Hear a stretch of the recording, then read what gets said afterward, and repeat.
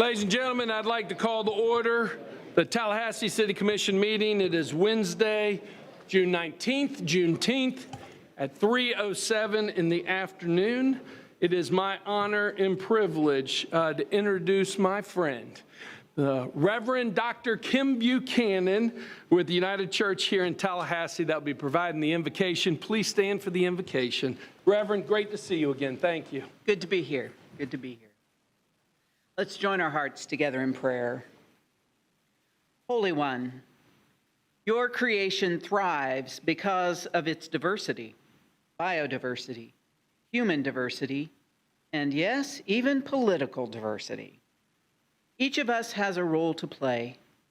Each of us has a unique gift to offer to the common good of our Tallahassee community. On this date in 1865, as people near Galveston, Texas, got the news that they were free, newly freed citizens here in Leon County had been celebrating their freedom for almost a month. The slow unveiling of emancipation reminds us that freedom does not come to all at the same time or by the same means. Our state's recent legislative attacks on our friends in the LGBTQIA+ community is another reminder that freedom comes slower to some than to others. On this Juneteenth of Pride Month, remind us, Holy One, that it is we ourselves who have the power to announce freedom to others through what we say, through what we do, and through the policies we enact. We pray for our commissioners today and for everyone who is here to participate in this meeting. May all of us, in every comment, in every presentation, in every vote, may all of us work together to keep our minds stayed on freedom for everyone, for everyone, for everyone. In the name of your beautifully diverse creation, we pray. Amen. Amen. Amen. Ladies and gentlemen, if you will join me in the Pledge of Allegiance. I pledge allegiance to the flag of the United States of America and to the republic for which it stands, one nation, under God, indivisible, with liberty and justice for all. All right, ladies and gentlemen, welcome to the City Commission meeting. We have a full meeting with a public hearing at 6 o'clock. We are going to move as expeditiously as we possibly can. We'll get everything done. We'll take a break before the 6 o'clock public hearing.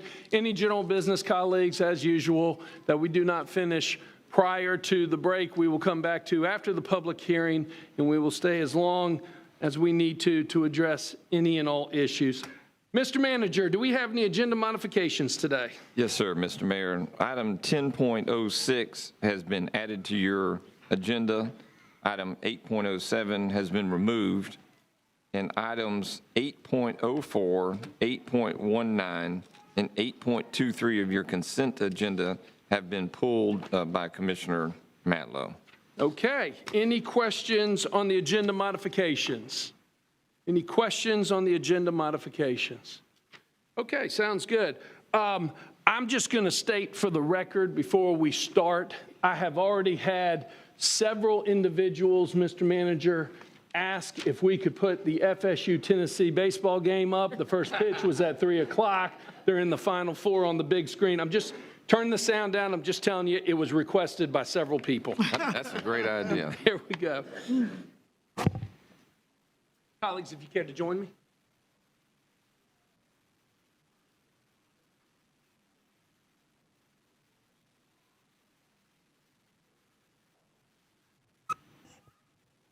All right, ladies and gentlemen, we have two incredible presentations today that I'm very proud to participate in. First and foremost, I would like to invite Mr. John Harris Maurer and his beautiful daughter, all current and former members of the Mayor's LGBTQ+ Advisory Council, Equality Florida, all of our friends that would like to come down for this celebration, please come join this City Commission.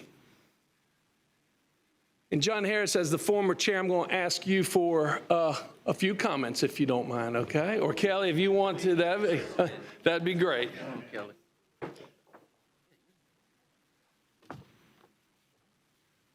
Ladies and gentlemen, from the governing body of the City of Tallahassee, a proclamation.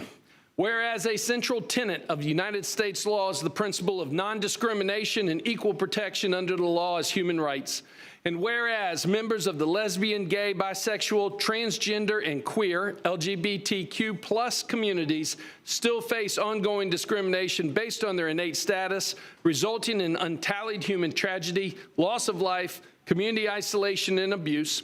And whereas the City of Tallahassee opposes any type of oppression, be it based on race, gender identity, gender expression, or sexual orientation, is committed to justice and equality for all individuals. And whereas the City of Tallahassee has long strived for equal rights for all citizens and maintains a strong stand for each individual deserves to be treated equally and with respect, no matter what their sexual orientation, gender identity, gender expression, race, size, documentation status, color, creed, ethnic origin, or religion may be. And whereas to celebrate the richness and diversity of the Tallahassee community, various community organizations, businesses, and individuals will conduct various cultural, educational, and entertainment activities during the month of June to focus attention on the importance of equality, acceptance, and respect for diversity among us.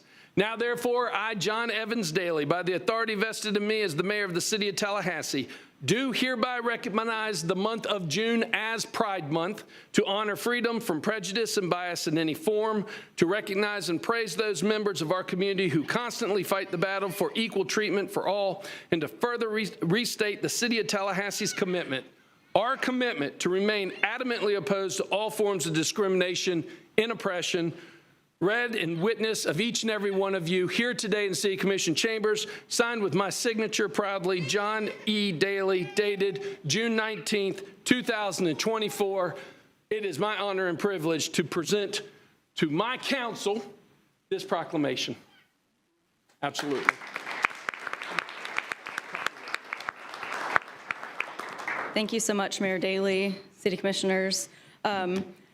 As you know, in other areas of our state, something as simple as a Pride Month proclamation has become very contentious and withdrawn. And I do want to point out that even the City of Tallahassee, as supportive and incredible as it has been, has lost family members, friends of ours in our community who have moved out of state because of the hostile legislation at the state level in Florida. So this is incredibly meaningful this year. Pride Month means not so much not only to members of the community, LGBTQ community, but people who support them, people who haven't come out yet, to young people whose families have 2 moms and 2 dads. I have a 10-month-old son at home myself. And we know that Pride extends well past the month of June. We're looking forward to continuing this work thanks to Mayor Daly and his LGBTQ Advisory Council, one of 3 in the state of Florida. That's right. So thank you so much. Happy Pride Month, everybody. Thank you. Can we give a picture?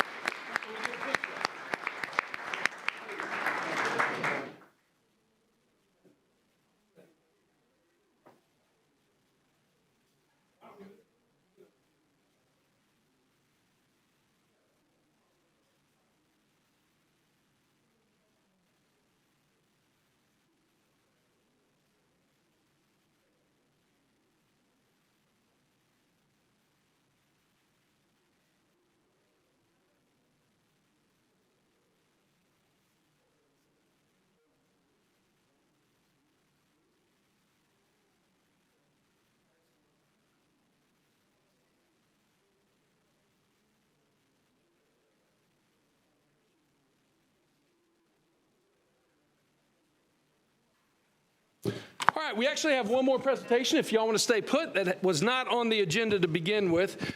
But at this time, I would like to invite my dear friends, Bob Knight, Sergeant Andy Satterley, Darcy Bookman Wright, Governor Seals, and Delegate Isa Allison, representing the Florida American Legion Boy State, to come join us today.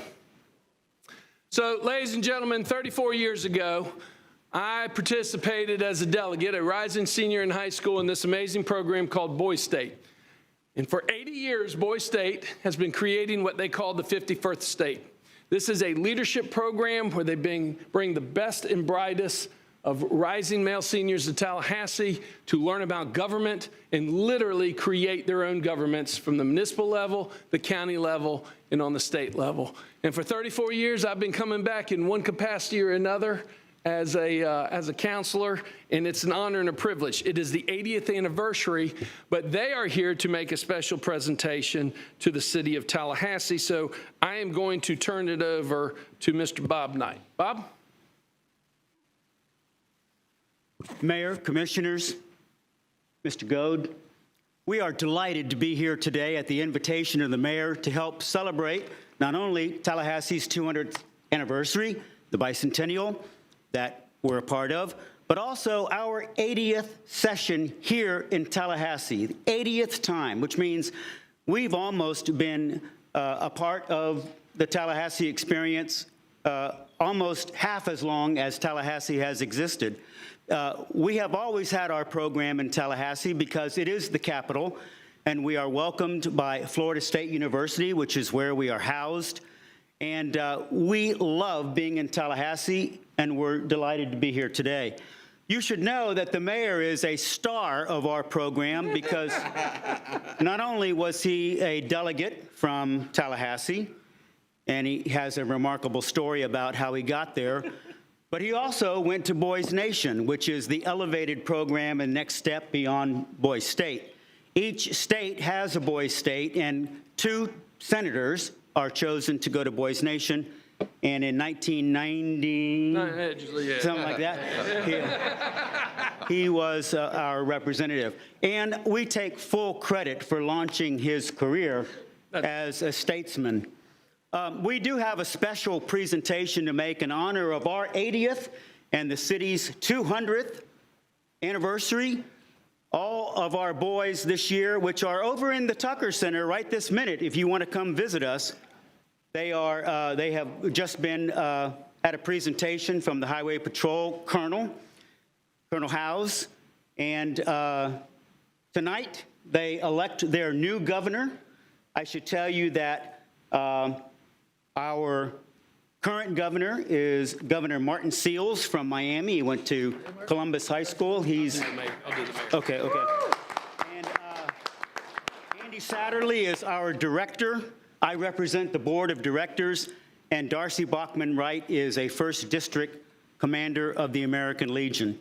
Together, on behalf of the Commander of the American Legion and all 370,000 members that the Legion has, they sponsor our program and pay for it entirely. You cannot buy your way into Boys State or Girls State. It is chosen. And so we have selected what we think, well, the Legion posts have sent us what we think are the best we have. And so, Mayor, Andy would like to present you with this banner that we hope will be a remembrance of the bicentennial celebration and also our 80th anniversary here. And we look forward to coming back for another 80 years to be welcomed in Tallahassee. Thank you so much.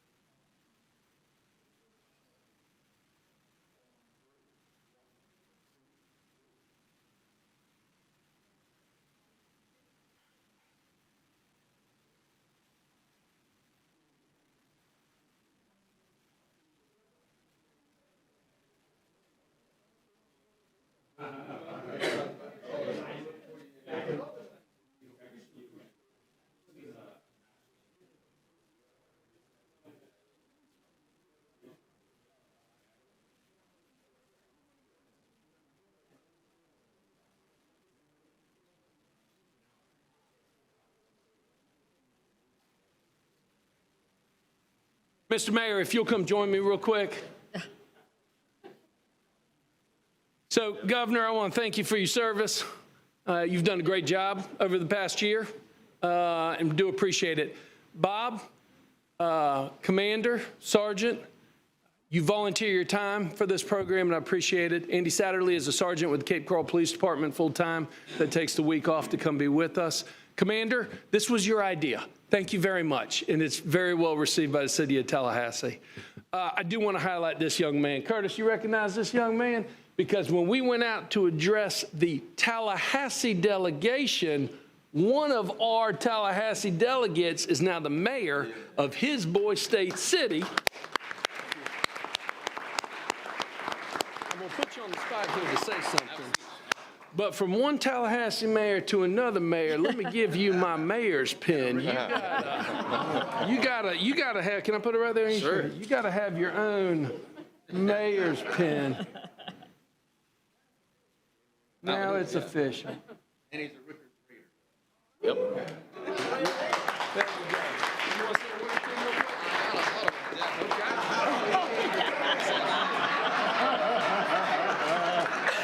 Okay. Good afternoon, Mayor John Daly and commissioners and Tallahassee. My name is Issa Allison, and I come from James S. Ricketts High School right here in Tallahassee, Florida. I was born and raised here. I have the proud privilege of being able to attend Florida American Legion Boys State this year, sponsored by Post 13 of Tallahassee. This program has taught me leadership, character, and the ability to make new friends and bolster not just my confidence, but my abilities as a whole. Without Tallahassee and Florida State University sponsoring this program, and of course the mayor's support, we wouldn't have this. So I thank them, and I'd love to just be able to continue this experience and further my leadership and my abilities. Thank you so much. Thank you.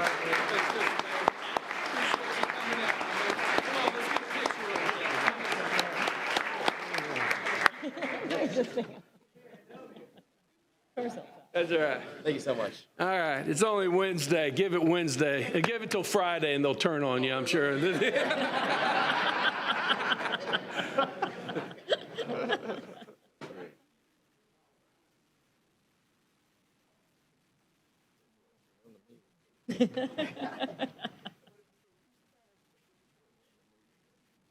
Colleagues, I appreciate you indulging me with that. I had the opportunity to go out and address Boys State on Monday, and they presented me with the banner, and I thought it would be more appropriate to invite the leadership in to present it to the city of Tallahassee.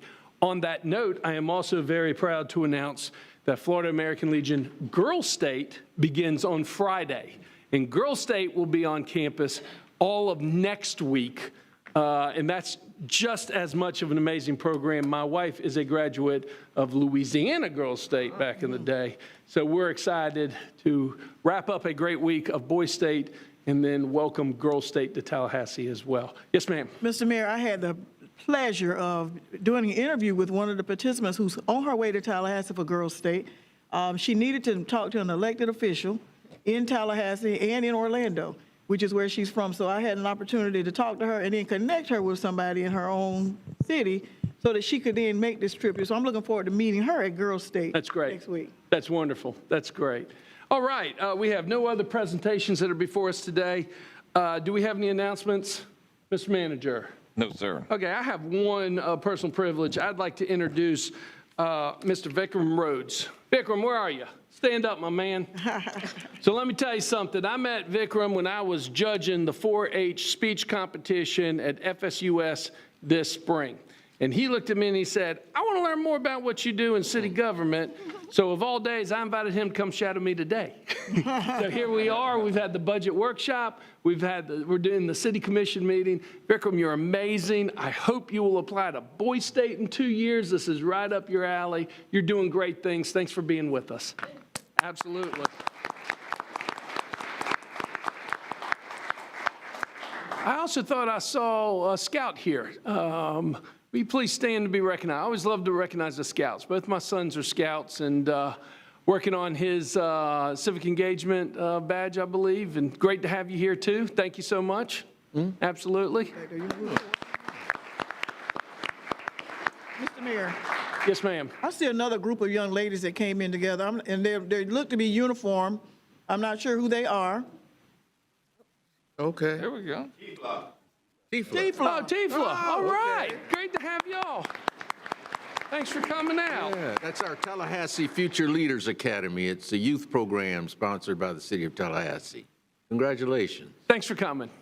Okay, we are on the consent agenda. Mr. Clerk, do we have any public comment on any of the consent agenda items? Mayor, I don't have anyone who has signed up to speak on consent. Okay, very good. Mr. Clerk, do we have any public comment on any of the consent agenda items? Mayor, I don't have anyone who has signed up to speak on consent. Okay, so right now we have number 8.04, remind me, 8.19 and 8.23 that has been pulled, correct? Yes, sir. Okay, is there a motion for the rest of the consent So agenda? move. Second. All right, any comment? Seeing none, all those in favor signify by saying aye. Aye. All those opposed, passes unanimously 5-0. Okay, we are on item number 8.20. Mr. Manager. I believe it would be Excuse me, renumbered as 8.04. 901, okay. Yeah, they've been renumbered. I see it, 901. Thank you, Mr. Mayor.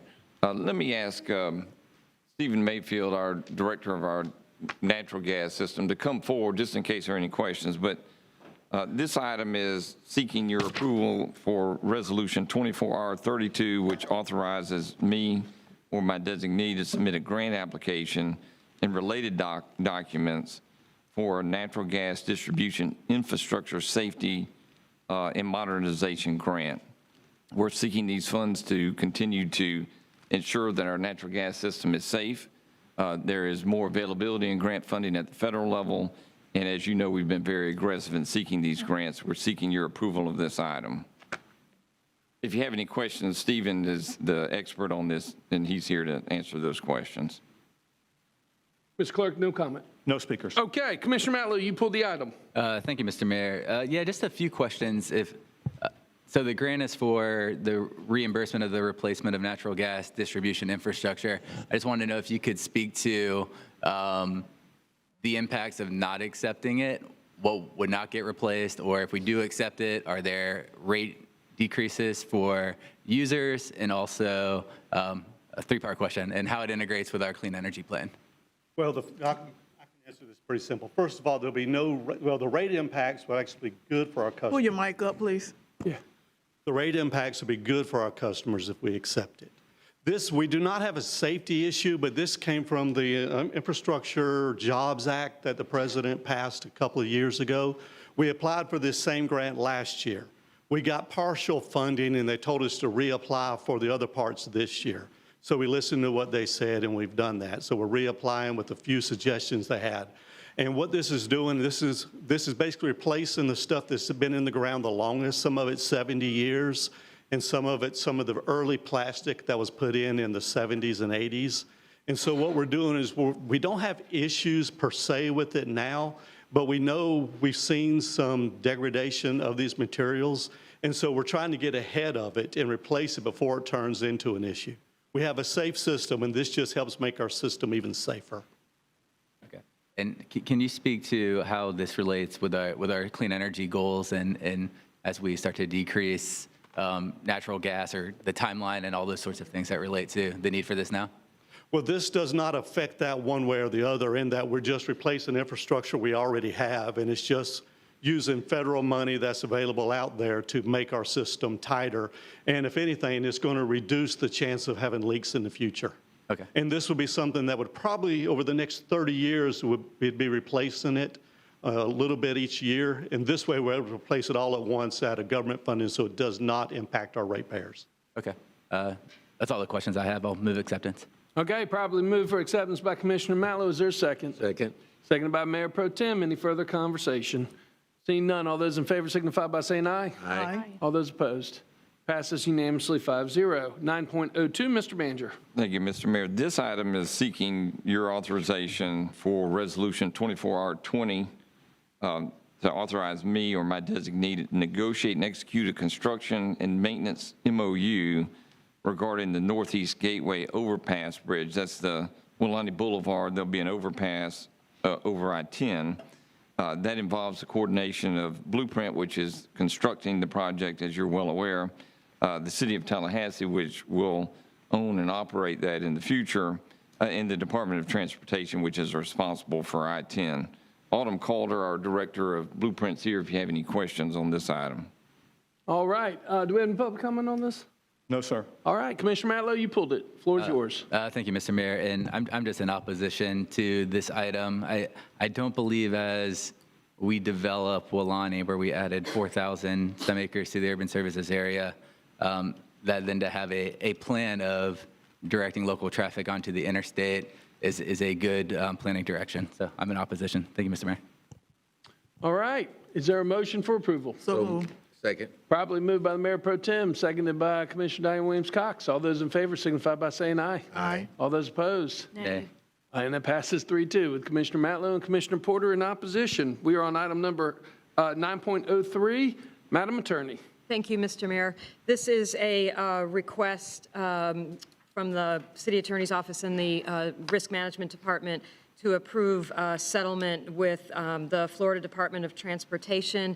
This incident involved an accident on January 3rd, 2022, in which a community beautification and waste management roll-off truck traveling westbound on Appalachia Parkway collided with a Florida Department of Transportation overpass bridge for railroads, sustaining significant property damage to the bridge and related infrastructure located on the bridge.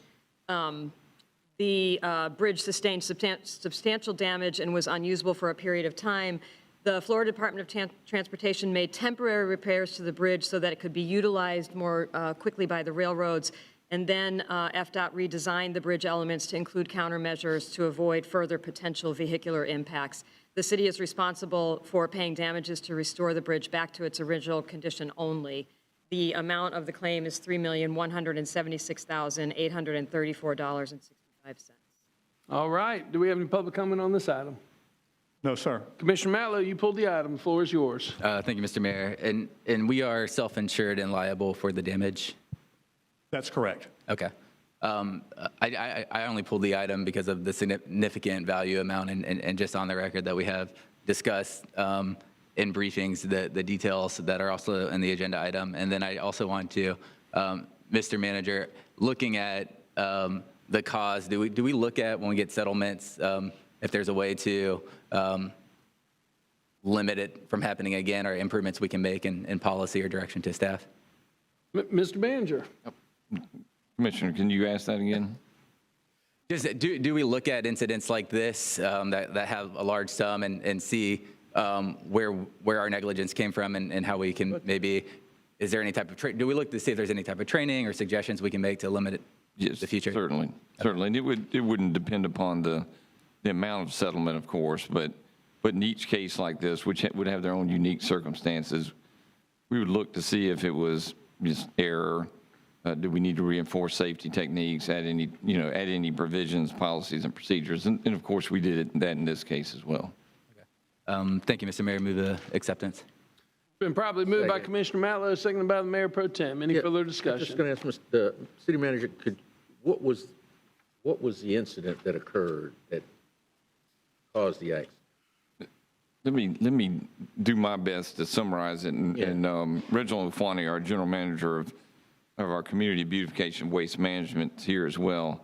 As the city attorney explained, it was one of our solid waste trucks that was traveling on Appalachia Parkway under the overpass. It's a low overpass. I think we all know that. If there is any benefit from this, that overpass has now been raised. It was an often struck, not by us necessarily, but in a portion of his truck ran into the bridge as he was going under it. The back end was elevated. That was the error. Right. The back end was elevated unbeknownst to the driver. Okay. Fortunately, no one was badly injured. He was injured in the accident. So part of the review would be, was there operator error? Were there protocols in place that should have been followed, or was there no protocols? And there were, and their safety mechanisms will enhance those safety mechanisms to prevent that. And so that's how you would review that particular one. Thank you, Mr. City Manager. Thank you, Mr. Mayor. Sure. Any other comment? Seeing none. All those in favor of the motion on the table signify by saying aye. Aye. All those opposed? Passes unanimously, 5-0. We're on item number 10.01. Mr. Manager. Mr. Mayor, I can take that one if Mr. you'd like. Clerk. In this section, we have several appointments on the next few agenda items. This first one is not an appointment of a citizen to one of your committees, but this concerns the fact that the City of Tallahassee is one of the 10 most populous cities in Florida, has a seat on the board of directors of the Florida League of Cities. This item seeks the City Commission's selection of one of your members to serve on that board of directors for another year. Currently, Commissioner Williams-Cox is serving in that role. Is she eligible to serve again? Yes, sir. Is there interest to serve again? Absolutely. I would move. Well, hold on, do we have any public comment on this item? No, sir. Okay. Okay. Mayor Pro Tem. I would move option 1 to select Commissioner Diane Williams-Cox as our appointee to this committee. I will second the motion. Any further discussion? Seeing none, all those in favor signify by saying aye. Aye. All those opposed? Passes unanimously, 5-0. We're on item number 10.02. Mr. Clerk.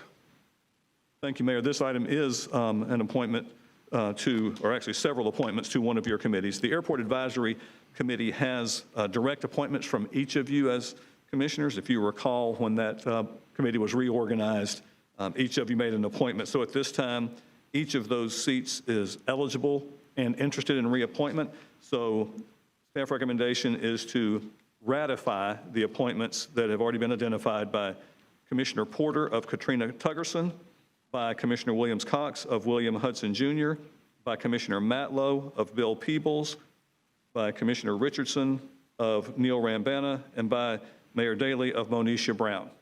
Excellent. Do we have any public comment on this item? No, sir. All right, colleagues. Move staff recommendation. Second. Mayor. Been properly moved by the Mayor Pro Tem, seconded by Commissioner Williams-Cox. Any further comment? Seeing none. All those in favor signify by saying aye. Aye. All those opposed? Passes unanimously, 5-0. We're on 10.03. Mr. Clerk.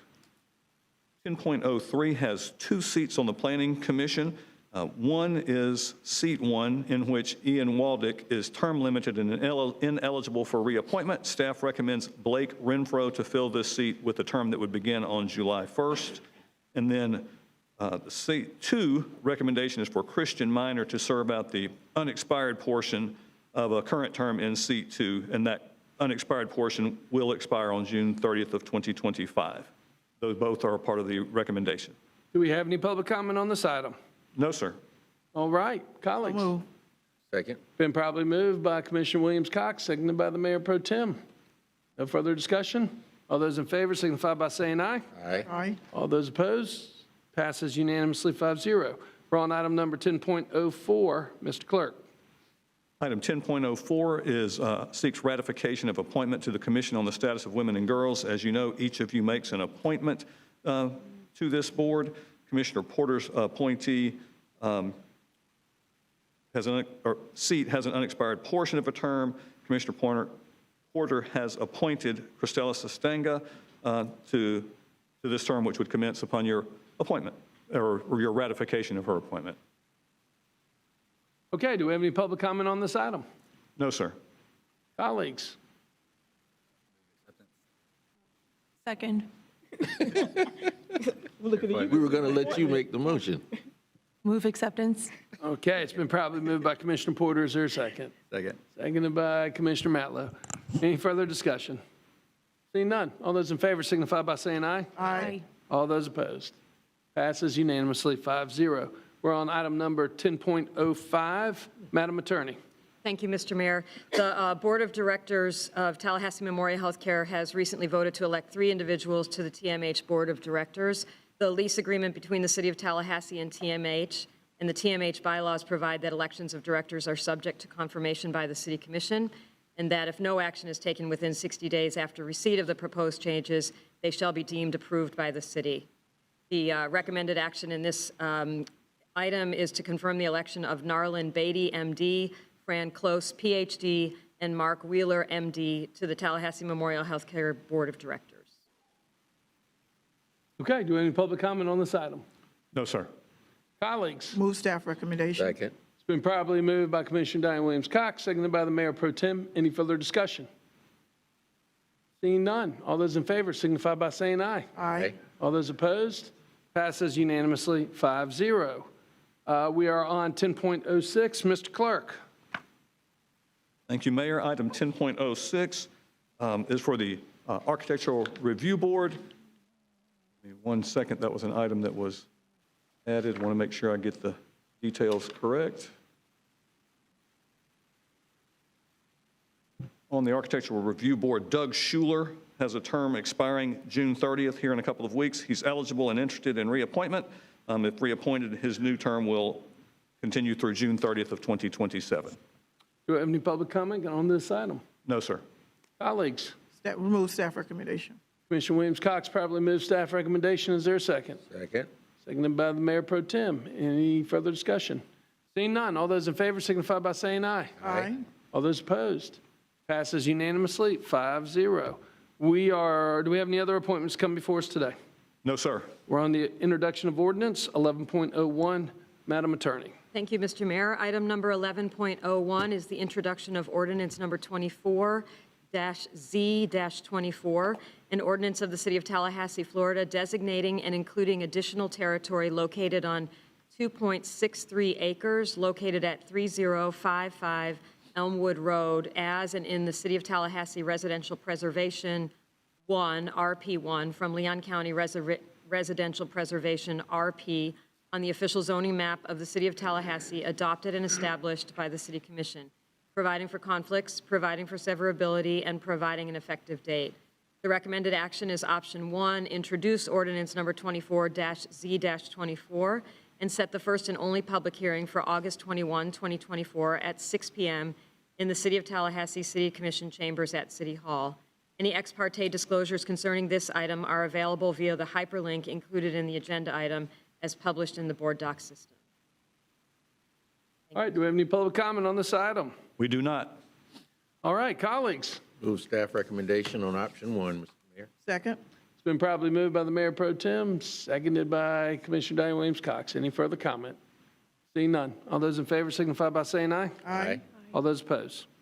Passes unanimously, 5-0. 11.02, Madam Attorney. Thank you, Mr. Mayor. Item number 11.02 is the introduction of ordinance number 24-Z-28, an ordinance of the City of Tallahassee, Florida, amending the official zoning map of the City of Tallahassee, located on 109.36 acres on the south side of Capitol Circle Southeast, CCSE, approximately 2,870 feet east of Woodville Highway on the official zoning map of the City of Tallahassee, changing the zoning classification of land from critical planning area, CPA, to Charlie Ward Champions Ranch Planned Unit Development, PUD, providing for conflicts, severability, and an effective date. The recommended action is option 1, introduce ordinance number 24-Z-28 and set the first and only public hearing for August 21, 2024 at 6 p.m. in the City of Tallahassee City Commission chambers at City Hall. Any ex parte disclosures concerning this item are available via the hyperlink included in the agenda item as published in the board doc system. All right, do we have any public comment on this item? We do not. Colleagues, Move for staff recommendation. Second. it's been properly moved by Commissioner Diane Williams-Cox, seconded by the Mayor Pro Tem. Any further conversation? Seeing none. All those in favor signify by saying aye. Aye. All those opposed? Passes unanimously, 5-0. Any other ordinances to be introduced at this time? No, sir.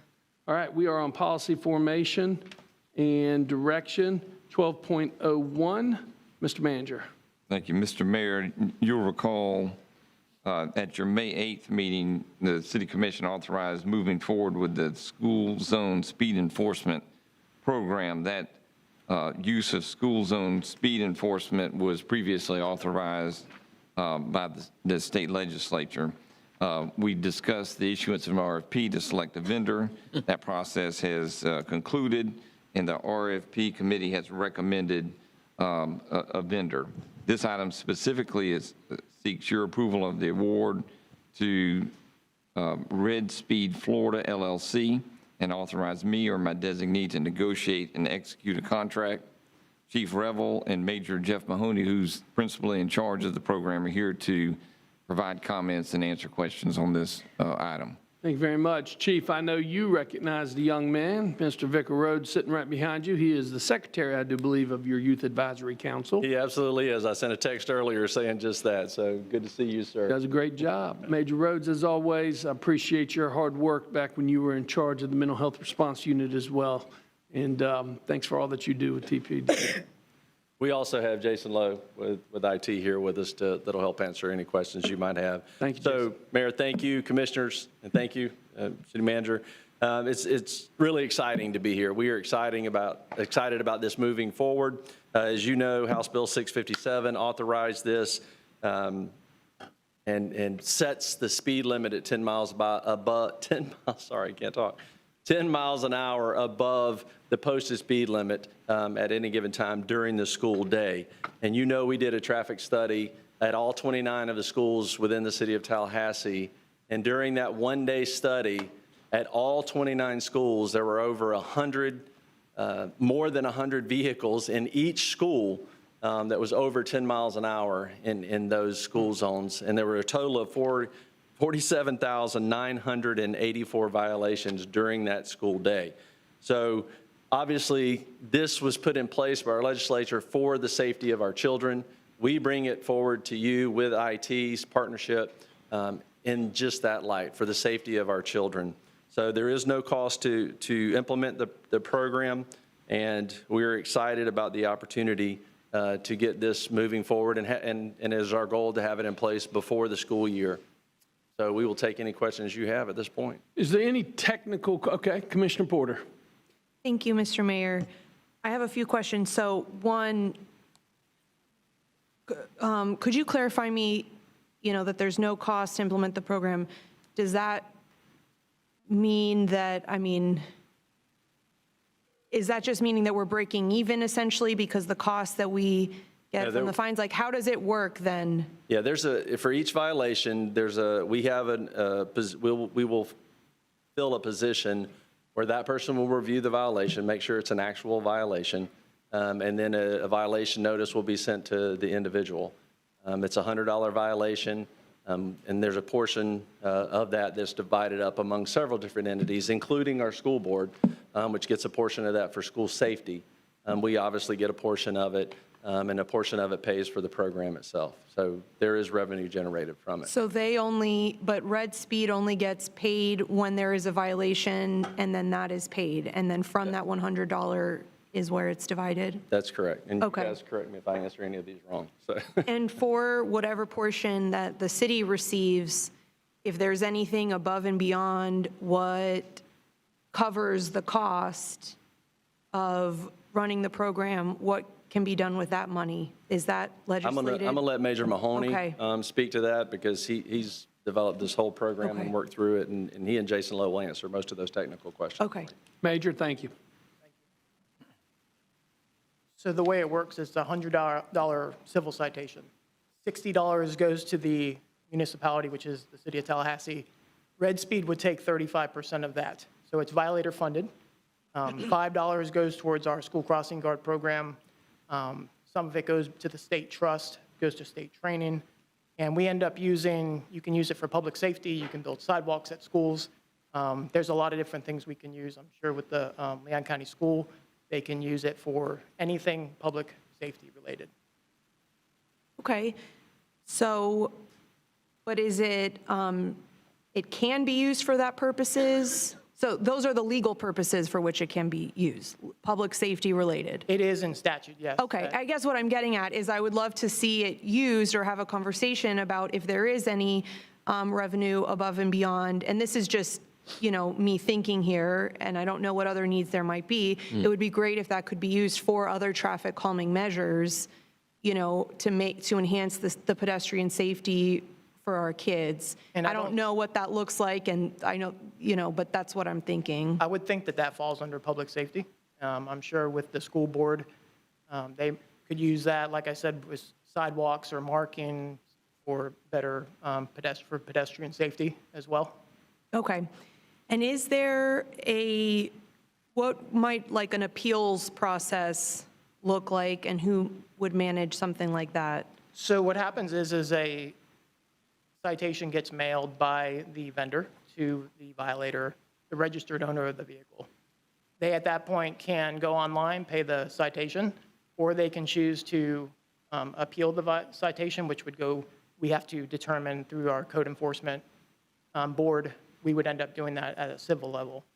If they don't pay the citation within 30 days, it can end up being a uniform traffic citation.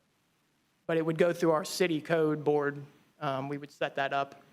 There would be certain dates where they would go before a magistrate The vendor sends us everything we need in order to present that to the magistrate as far as calibrations of the equipment, the pictures of the violation, and those would be presented to the code magistrate. Okay. So is that something that that's something that the city manages, or is that at the county? The city manages runs that? the civil citation. The civil yes. citation, okay. And if it doesn't, if they end up not paying that, then it would, a uniform traffic citation would be, Okay. Which is through the, Okay. Okay. And we've gotten some questions about, or I saw on social media, people asking, so for example, where a lot of schools are out right now, it's summer, and whether, is that, they'll account for that. I mean, they'll know when schools are out and it doesn't, the speeding limit does not apply, correct? so the way that works is it's our responsibility for the police department to provide the vendor with the schedule of the Leon County schools. And if there's early release, it's our responsibility to make sure they know that. Some of these, for instance, my neighborhood, there's a yellow flasher right now, driving in the morning. There's summer school there. So Right. therefore, that would work, that you would, you can still be cited during summer school. Sure. But it is our responsibility to make sure that the vendor knows when school is in, when school is out, and if there's holidays, we have to provide that to them way ahead of time so that they can make sure that that happens. If for some reason there's a mistake there, we can easily void those and not issue those. Okay, thank you. Excellent. Commissioner Matlow, I believe you were next in line, and then Mayor Pro Tem. Thank you, Mr. Mayor. I don't have any questions. Are we at comments now? No, Or just you- questions, because we got to take public comment, and then we'll come back to discussion. Just questions. Yeah, just a quick question. How will this be marketed? I mean, I don't want us to run into what they ran into with the red light cameras. Sure. So by statute, it says that we have to put out a PIO campaign.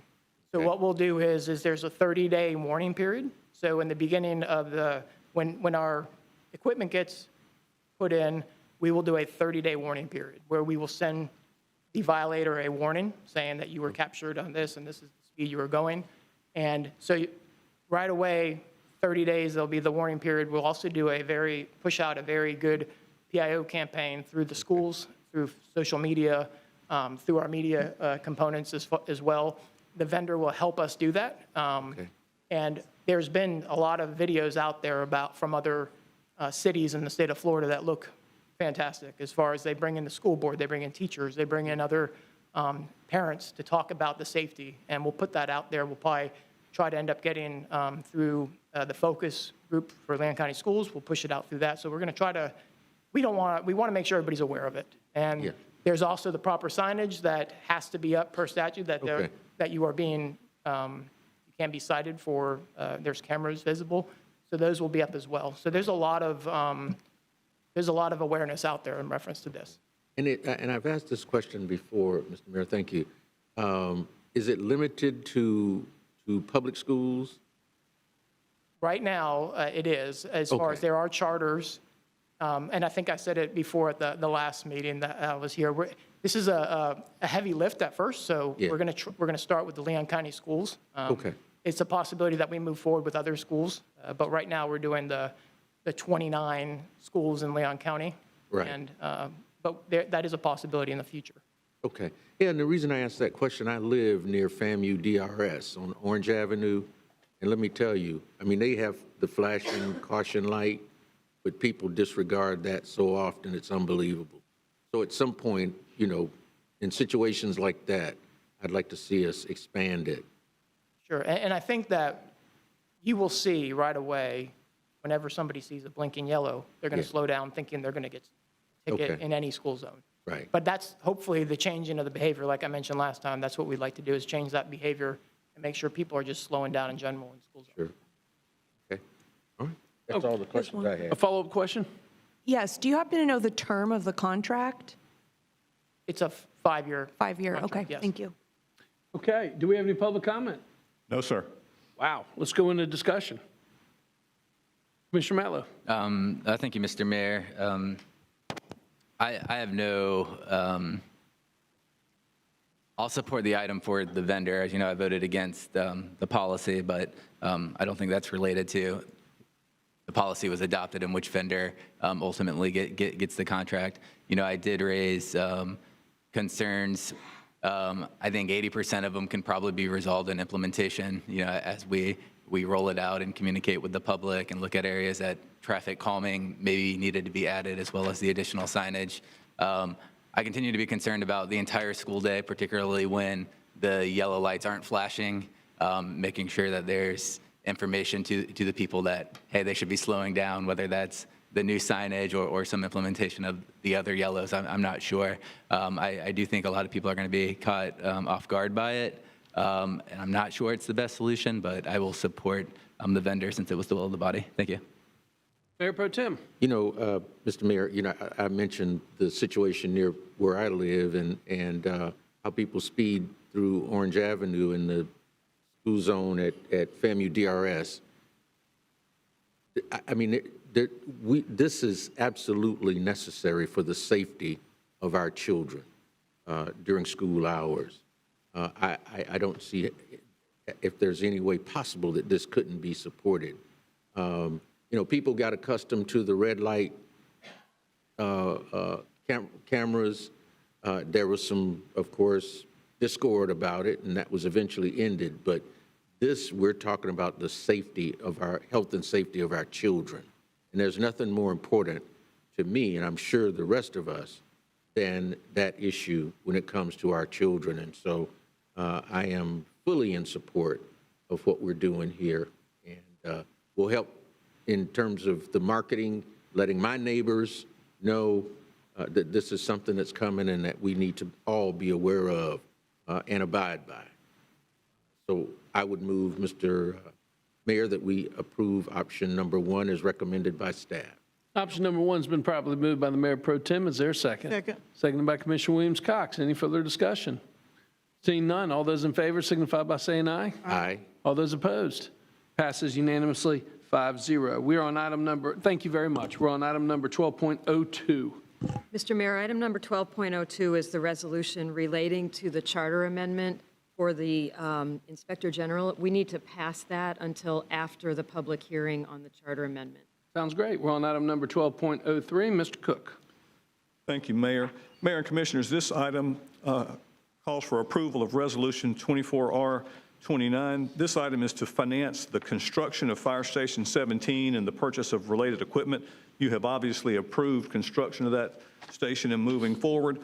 We recently issued an RFP for funding, received responses from multiple banks.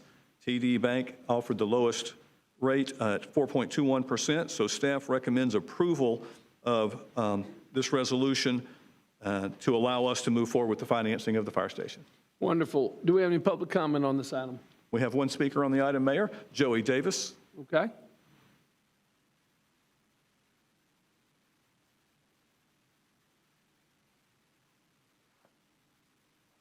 Good to see you, Lieutenant. Name and address for the record, please. Yes, sir. Joey Davis, reside in Leon County, and I'm exempt due to statute. Thank you for the time, and thank you for discussing this matter. Obviously, we've been talking about a lot of other issues over the last several months. This particular issue has been hanging out there since 2019, and we're glad to see it moving forward. So I'm going to speak both to the hope of that moving forward and some caution. The hope is, we've got the need in that area of town. That area of town sees a lot of fire. It sees a lot of medical calls. We've got the need in that area of town for a fire station. It will be the busiest station day one. It will be the first fire station that we will have put in place. It will be the second station in about 20 years. We've only added one engine and one battalion chief in 20 years. We've had a lot more calls per year now than we had 20 years ago. The caution is we we're behind in keeping up with the growth of our city. We talk all the time here in these chambers about how great our city is doing financially, and we have growth, et cetera. We have a lot of growth out on the northeast side of town. We've had growth in the last 20 years on the southeast side of town. We've had growth inside of town in a lot of other places. We're only growing the fire service by that amount. We're not keeping up with the call volume. So I would caution you, I'm glad to see that it was in the strategic plan. I think that's well needed, but we've got to do a better job of making sure we're keeping up with that. And moving forward, our people are looking intently at the 3-year contract process. We've got a concern with being able to fill those seats. Thank you for addressing this. We need to see more concern about how we get to where we're filling those seats. In the end, we support, obviously, the fire station and the need in that area. Mr. Davis, are you speaking on behalf of the union or on behalf of the department? I'm speaking on the behalf of the union. Okay, I'm not here as Lieutenant Davis. I'm here as President Davis of the Tallahassee Professional Firefighters. thank you. Yes. Then, Mr. Manager, I want you to speak to the hiring practices and making sure that we're going to be able to staff this fire station if we're moving forward, or if there's a representative of the Tallahassee Fire Department in official capacity that can come and address that. No, I can answer it, sir. Chief Sanders isn't here, but he and I have communicated about this many times. In the case of this new station, which the driver of the station is the geographical location and access to the other stations that respond to the area. Those are the primary drivers of locations of stations in our community. And the last station we added was Station 16. That's next to the CDA. We know where that is on Easterwood, I think, the address off of Weems in that area, and that serves the east side. This is a need because of the access to this south side of town, and so it has been part of the plan. Commissioner Richardson led the charge to get this going. Great step. We're, finishing design, so we're looking forward to it. Along with that, you have to add, the fire department business is a 24-hour-a-day business, and so when you staff for 24 hours a day, 7 days a week. You need 3 shifts. You need a certain requisite number of engines that require certain personnel, firefighters, engineers, lieutenants, so on and so forth. And that was included in our last rate study revision, the anticipation of the need for those positions. And that's why it's so important to make sure when we hire, we're hiring firefighters. When the fire department hires, and I say that, and I don't say that generally, I say that very specifically. In the fire department, you have ranks that begin with the firefighter. That's your no experience certified, dual certified firefighter. That's who we hire.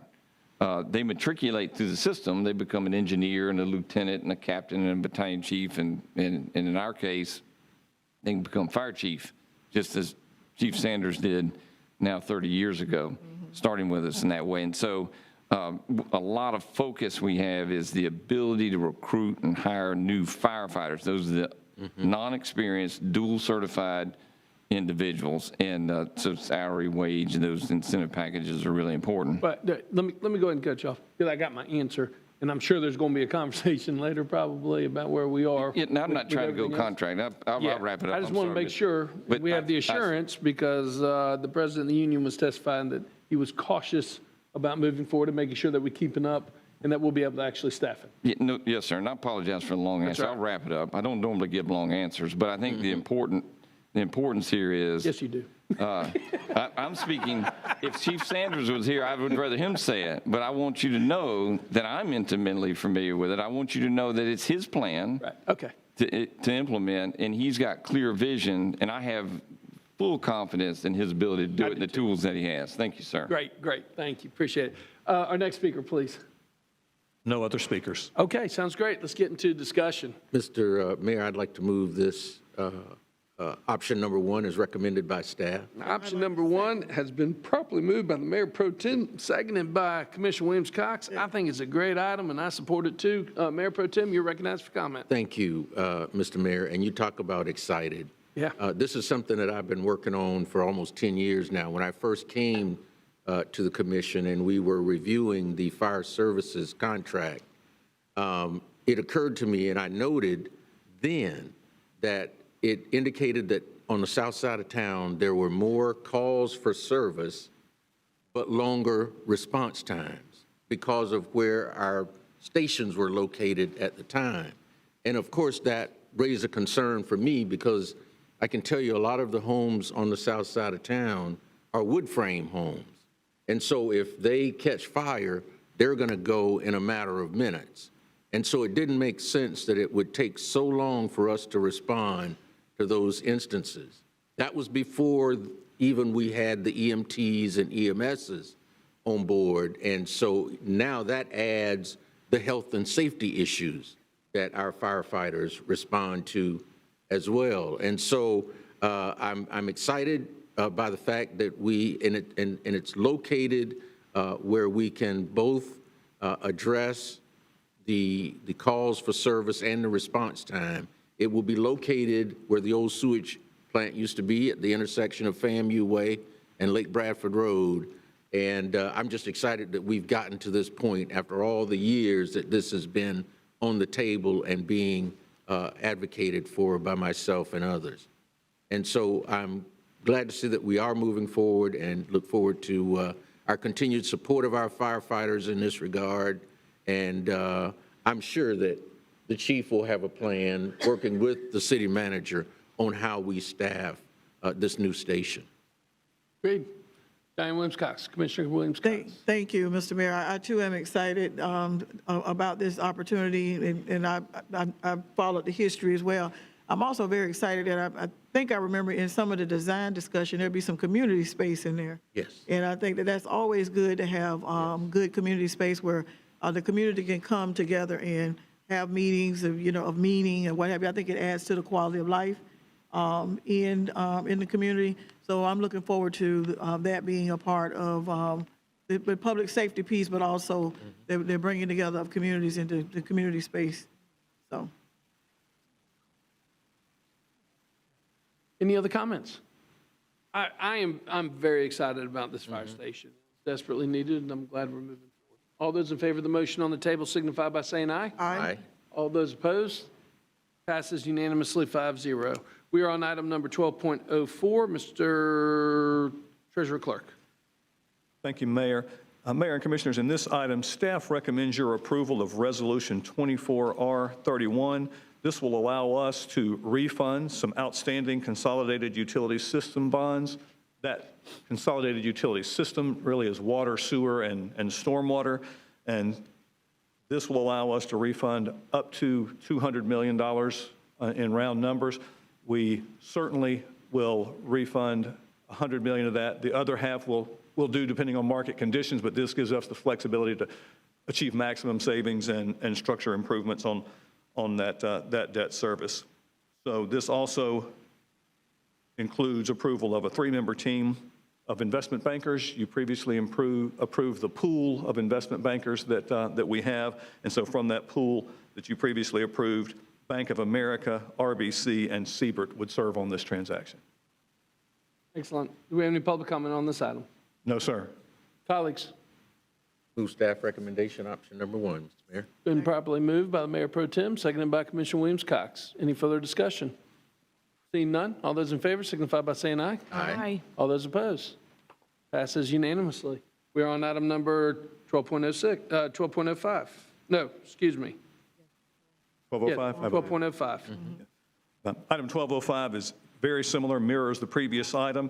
In this case, we're looking for approval of Resolution 24R30, which will allow us to move forward with refunding of energy system bonds. The energy system is our electric and gas utilities combined, similar amounts, similar transaction structure to what I just described for the water and sewer. Only difference here, the approval of the 3-member team coming from the previously established pool would be Raymond James, Ramirez, and RBC as the 3. Excellent. Any public comment on this item? No, sir. All right, colleagues. Move staff recommendation. Second. It's been properly moved by Commissioner Williams-Cox, seconded by the Mayor Pro Tem. Any further discussion? Seeing none, all those in favor signify by saying aye. Aye. All those opposed? Passes unanimously, 5-0. Do we have anything else that could be before us under policy formation and direction? No, sir. Do we have anything else that comes before us besides 12.02 under general business, which we will take up after the public hearing? No, sir. All right, it's 4:11. Mr. Clerk, let's go ahead. Do you got any public speakers on unagended items that are here? Mr. Mayor, I don't have them with me. I do know we have some speakers. Give me just a second, we'll get those and we'll call them. Sure. Why don't we go ahead and, instead of making people wait another 2.5 hours, Absolutely. we can go ahead and do that. And then I'm going to propose if we want to go ahead and do the sharing of ideas now, expedite our time, and we'll still have plenty of time for a break and then come back for the public hearing. Sounds good. While we're waiting, can I make a quick announcement? In just a second. Oh, While we're never waiting, mind, can we they're get a here. score update from the game? 3-0 Tennessee? What inning are we in?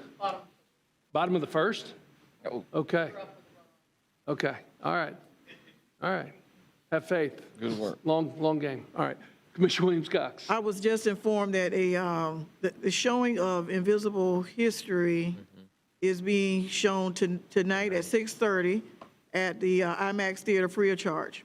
Excellent. Free bicentennial screening of Invisible History. And great. if you're not familiar, that's the film produced by Valerie Schoon, and Dr. Maxine Jones is also in it, and they will be there with the audience for questions. Excellent. Excellent.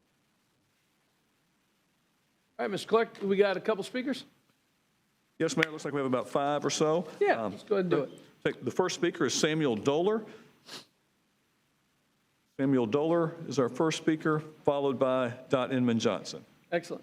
As the first speaker approaches, I'll remind speakers we have 3 minutes for comments. The light in front of the mayor will be green, but it'll turn yellow at 30 seconds, at which time I'll also give you a heads up, and then red when your 3 minutes have expired. Great. Your name and address for the record, please. My name is Sam Doler, 500 Chapel Drive. In May 2023, Calvin Riley was wrongly arrested on DUI charges. Active officer Kirsten Oliver, on camera, planted a bottle she opened, unsealing it and placing it inside his car. She is still on duty, and the City Commission is fully aware of that. The Civilians Police Review Board meeting was canceled with a sign on the day of the meeting. The City Commission knows this. Calvin Riley's case was not thrown out after clear evidence was released of his innocence and of tampering from Kirsten Oliver. And the City Commission knows this. We asked the City Commission to act. The city does not claim to be oblivious to these injustices. That would be incredibly negligent. Instead, it applies a justice-blind mentality, presenting it as a force of non-interference. But you cannot be neutral on a moving train. You can't diffuse responsibility when the Civilians Police Review Board, which you established to handle these duties, is consistently obstructed from carrying out its duties. The police have clearly demonstrated themselves incapable of handling internal investigation. And where there is no investigation into viral police misconduct, no investigation whatsoever, you can't just be silent. That is not acceptable. To use a familiar metaphor, when sewage spills, action must be taken. You cannot ignore the sewage. Injustice is spilling in the police department, and it is your duty to take steps to clean it. The police have not even bothered to formally investigate Kirsten Oliver. The mayor is, however, bothered by citizens targeting police officers. I ask you to be bothered when police, who are paid city employees, plant evidence and target a member of the community. But more than that, I ask you to display that discomfort with action. No more double standards. Kirsten Oliver should be removed. Calvin Riley's charges should be dropped. You're at 30 seconds. If you stand for nothing, you'll fall for anything. Stand with justice. Stand with human decency. Stand with the community. Stand with Calvin Riley and drop the charges now. Thank you. For the record, I believe, Ms. Toman, correct me if I'm wrong, has that case already proceeded through the judicial system? And it's no longer charges. Was there an outcome of that case? There was a verdict, and earlier this week, there was an order on the defendant's motion for a new trial, which was denied. The case has been noticed for appeal. Okay, so it's going through the judicial process. It is. What role does the city of Tallahassee have in the judicial process under the Constitution of the state of Florida? At this point, it's a criminal case involving the state of Florida and Okay, so I would encourage you also to go speak with the state attorney's office and the judiciary. That is not the role that we play through the city of Tallahassee as it goes through the appeals process. Our next speaker. Next speaker is Dot Inman Johnson, and then Sean Thomas. Name and address for the record, please. Said it enough. Everybody should know it. Dot Inman Johnson, 2121 Trescott Drive, 32308. I am here to ask that the city disclose information, specifically speaking to the city commission and the city attorney. I have witnessed things take place here at the city commission that I consider violations of people's civil rights. And I saw that again today. I was here when Mr. Stevens was speaking, and because he spoke to a different member of the commission than the mayor indicated, he called police officers up to stand on both sides of him. What? Yes. When was this? And it made it look as though he was trying to be silenced. And today, I learned while I was sitting in here that another member of the public, yes, he comes up here and speaks on almost every issue. And it may get tiresome, but all of you are public servants, and you're here to listen to the public. And I was told that he had a trespass warrant issued against him that says he can only be in the common area outside or in the city commission chambers, and he is not allowed to enter any other part of the building. Well, he is a taxpayer, and he's paying, like all of us, for this building. And if he has business in another part of the building, he should be able to access it. And I know my time is running out, so my request of the city commission, so that citizens are not targeted, that I would like the city to provide the specific criteria you use, put it on your website, that indicates who should receive a trespass warrant that prevents them from going to any other part of this building. Thank you. Thank you. I want to say for the records, I don't think we've had a Mr. Stevens testify today. I'm a little bit at loss at what was being referenced. On top of that, I think that the second incident that's being referenced is under legal action right now. And so I would encourage you to speak directly to the city attorney about it because of the legal action that's currently underway. So I know Ms. Tomans will make herself available to you if you are interested in speaking to her about it. So our next speaker, please. Next is Sean Thomas, then Thomas Beyonce. Thanks for joining us. Your name and address, please. Sean Thomas, 2113 Joyner Drive, Tallahassee, Florida. It's great to be here, second time. Last time I was here as shadowing Mayor Daley about 5 years ago. Since then, a lot has changed. I moved back to Tallahassee, Florida 2 days ago from Austin, Texas. Big difference, bigger city there. But while in Austin, Texas, I did keep track on my hometown because I do love Tallahassee. Some concerns I have with the city commission is the violent crime rate within the city of Tallahassee.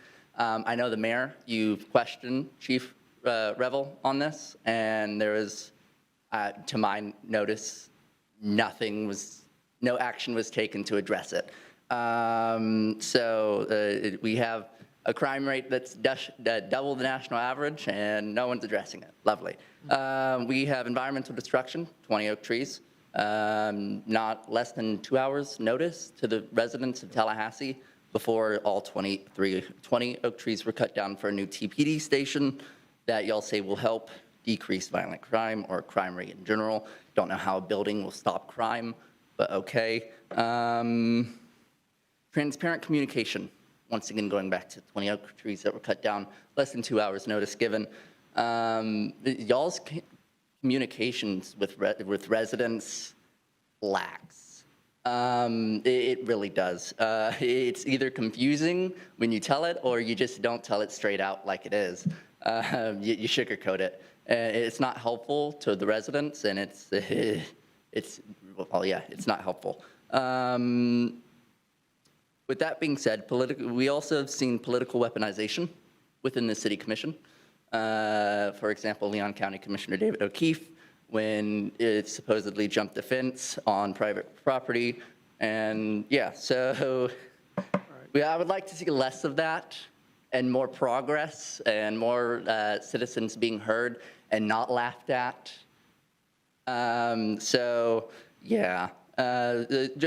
Y'all are public officials, y'all are elected officials. We do have, Leon County is Democratic more, we do have more independents and less Republicans. So y'all don't just serve Democrats, y'all serve everyone. So I understand that some things may be controversial, some things may be disliked by majority and minority might like it more. You have about 30 seconds left. Thank you. You serve everyone, and I would like to see everyone be heard, not laughed at, not mocked at, and not their speech impediments. I have a lisp. Their speech impediments being mocked at in group chats. So with that being said, I yield my time back to the chair. Thank you for having me up here, and it's great seeing you all again. All right, our next speaker. Next speaker is Thomas Beyonce, and then Harry Brown.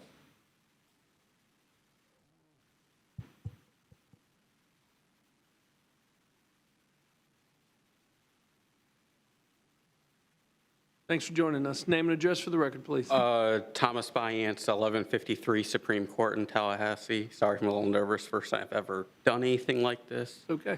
I just want to say that I am really thankful for the city of Tallahassee with the utilities, with everything they tried to do to keep our electricity up and running. But I'm kind of sick and tired of all these big storms that come through. We're in Hurricane Alley. We had the tornado last month. And I just don't understand why we just don't start burying the lines. I understand there is a huge cost involved, but why don't we have a 10-year budget plan to know, hey, this is what the total cost is, whether it's $10 million, and then we know we'll assess $1 million each year to at least fund it to get these lines buried. Even if I'm in year 3 or 4 and I did not get my lines buried, I still benefit because there's lower outages for the people that already had their lines buried, and it helps everyone. There's huge costs involved. I saw the budget agenda for this morning or this afternoon, and there was a lot. They were talking about federal reimbursement dollars, maybe not getting reimbursed. There's costs to get everybody in here. We need to do it, and it's not just for convenience and air conditioning. I mean, there is health and safety matters with people that have medications that need to be refrigerated. Are you able to go out, go get ice, go get gas for your generator? There are things that we need to go ahead and do that. And that's just basically what I want to say is please go ahead, figure out a way to do a 10-year plan to start burying these lines so everybody can be taken care of. And again, it's nothing against the city or the utilities. We just need to have a better vision into the future. Thank you. Appreciate it. Thank you. You'll be happy to know that we did have a discussion about that today specifically. Unfortunately, it is not $1 million or $100 million proposition. It's over $1 billion proposition. Having said that, it's on our radar. We're talking about it. And, but no, I appreciate your comments. Thank you. Yep. Our next speaker, please. Next speaker is Harry Brown, followed by Cheryl Collier Brown.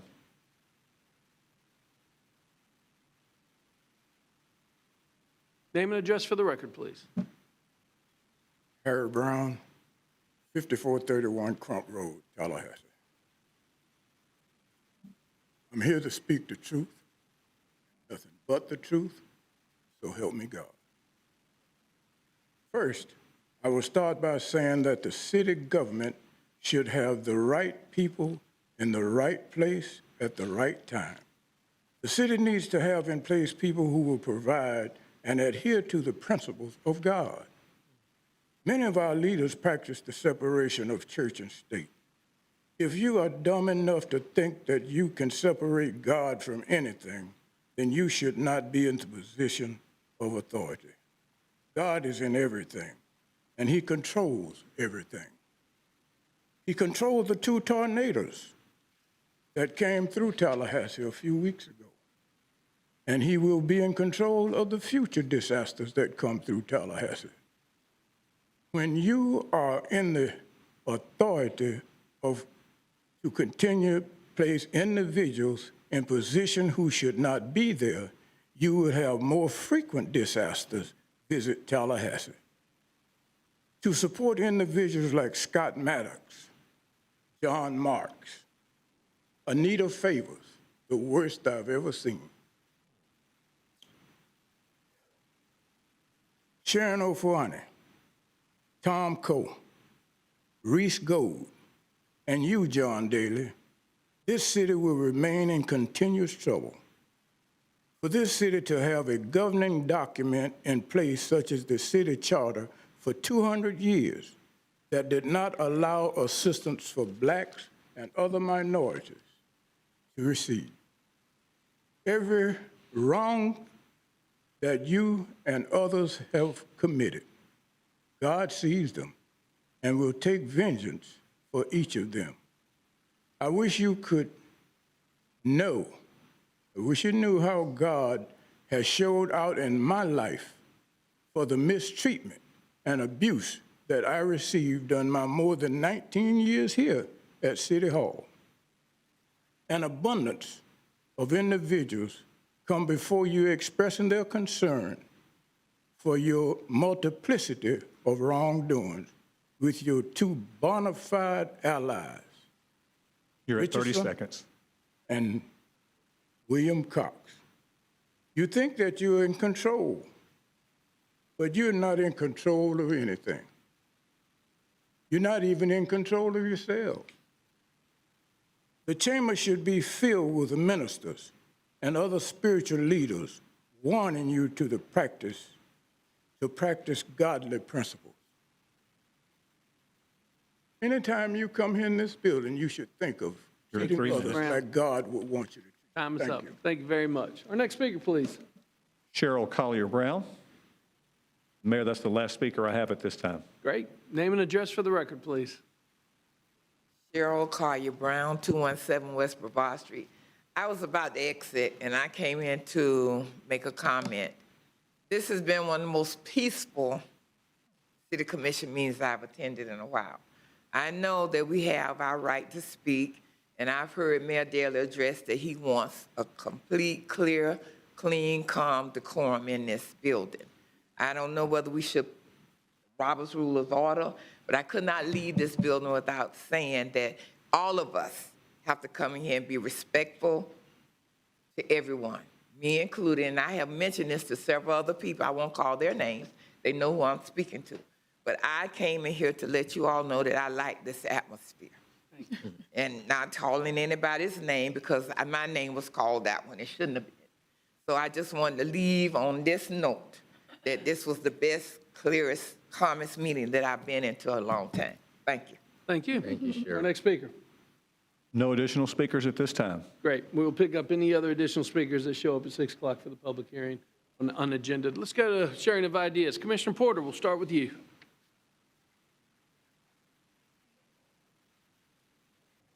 Thank you, Mr. Mayor. I want to start, as the mayor said earlier today during the budget workshop, just thank, and this is our first meeting since the tornadoes hit. It's been a while. I want to thank every single person, a staff member, utility worker, linemen and women, and neighbors who were helping each other out and making sure that we got people back and running, businesses back and running. And so I just sincerely want to thank everyone for their efforts. It's truly incredible. And I'm never more proud of our city than in times like that where you see everyone coming together. On that note, I'm wondering, we just received the FEMA declaration. I'm wondering, you spoke to it, we spoke to it a little bit during the budget workshop. If you, Mr. City Manager, could talk us through some of the next steps as it relates specifically to residents and business owners who will be applying for assistance. You can speak as well to the city side, but specifically to members of the public so that we know what to communicate to them, what that timeline looks like and next steps. Mr. Mayor, I'm going to ask Brian Bradshaw. He's got the fine details. Come on forward, Brian, if you don't mind. And what we're speaking about is the individual assistance, I believe. Yeah. That help of residents and businesses and kind of how that process might work, maybe timing as well. All right, so what we're working with now is with FEMA, working on the actual setting up of a DRC and a DSAT. Brian, you got to forget the acronyms, put it all down on third grade level for us. We're working with them to create a disaster recovery center, and that will be located at the Leroy Collins Library downtown. That will be where the central hub is, where folks can come in and seek the assistance that they're looking for, either through FEMA, SBA, which is the Small Business Administration, Department of Family, Children and Services, along with the state. So FEMA is in the process of working with us to set up that location. We also have the intent to put out what we call DSAT teams, which are disaster survival assistance teams. They actually go out into the field and actually do the work on the ground, taking the information, helping folks apply for those services and those benefits after the disaster to see if they qualified. So like I said, we're in the process of putting that together. What will happen is the next couple of days, we'll be building a schedule, and then we'll actually start pushing that publicly. Today would be a travel day for FEMA. We talked to them last night. Some of their folks are still trickling in. So we're probably looking toward the weekend before we start getting all the side of the individual assistance, the IA side of the house, up and going on that part as far as support. We've also been working with the Small Business Administration on developing what we consider a disaster recovery center for business, a brick and mortar location where business owners, small business owners can actually come in and actually file for assistance and work through any problems they have at that point. Commissioner, if I could jump in as well. Brian, they actually also, FEMA's already got the website up where you can go log on for individual assistance and go ahead and get registered. One of the news channels actually did a pretty good job. I was trying not to call anybody particular, but one of the news channels did a really good job of kind of walking through live. This is how you do it. What I think Brian's talking about, and I agree with 100%, and I talked to the manager about, is that there are still going to be individuals that are going to need assistance going through the process. And the Disaster Recovery Center is going to be phenomenal for our community to help out. But just wanted to make sure that was out there. Anybody that's watching, that the website is live to go on and to register. Commissioner Porter. I was going to say, if I could add. Sure. Commissioner Porter, there is also a contact phone number. I got a text message that had the website, a link to the website, and a contact telephone. So that is available. And it is live. It went live this morning. There were some issues yesterday getting it changed over because of where the clearinghouse is for that out in, I believe, Denton.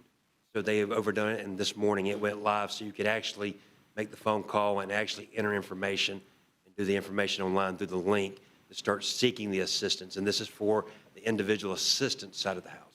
Okay, thank you so much. Yeah, go ahead. You still have the floor, Commissioner Porter. Those were all my, as far as that's concerned, yeah, I have another item, but thank you so much. Thank you. I also wanted to ask for an update on the public safety campus. I believe at our April meeting, that item said that we were expecting 90% completion of the design documents. Those were anticipated to be completed in May.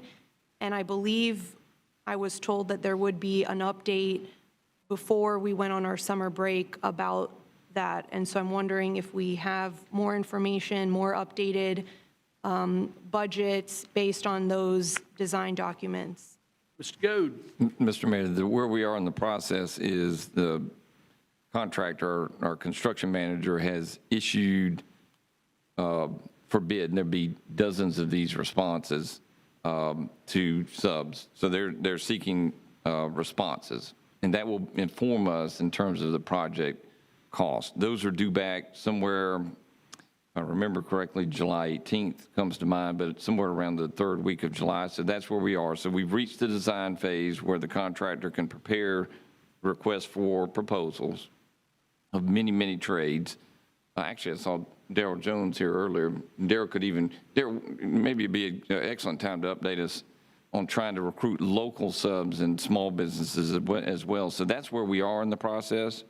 The clarity of price and detail will come in July as we gather and put all this together. But Mr. Mayor, if you don't mind, if I could take the opportunity, because this is an excellent opportunity to broadcast to the public what we're trying to do in recruiting small businesses and minority vendors. Daryl and I were just talking about it the other day. Daryl, would you mind giving us an update on that? Certainly, sir. Mayor, Commissioners, City Manager, on June 25th and June 26th at the site, we'll be having our mandatory pre-bid meetings. And one of the things that we're able to do, based upon the policy direction that has been given to us by the City Commission and the IA Board, is that we're also inviting our subcontractors to also be present. That is intended to make certain that our larger primes are made aware of the MWBEs that are available for subcontracting opportunities to drive down the necessity of good faith. So that way we can meet our goal and at a price tag of $135 million, potentially $31 million can then be made available to our minority women-owned firms on this project. And so these mandatory pre-bid meetings are very, very important to us.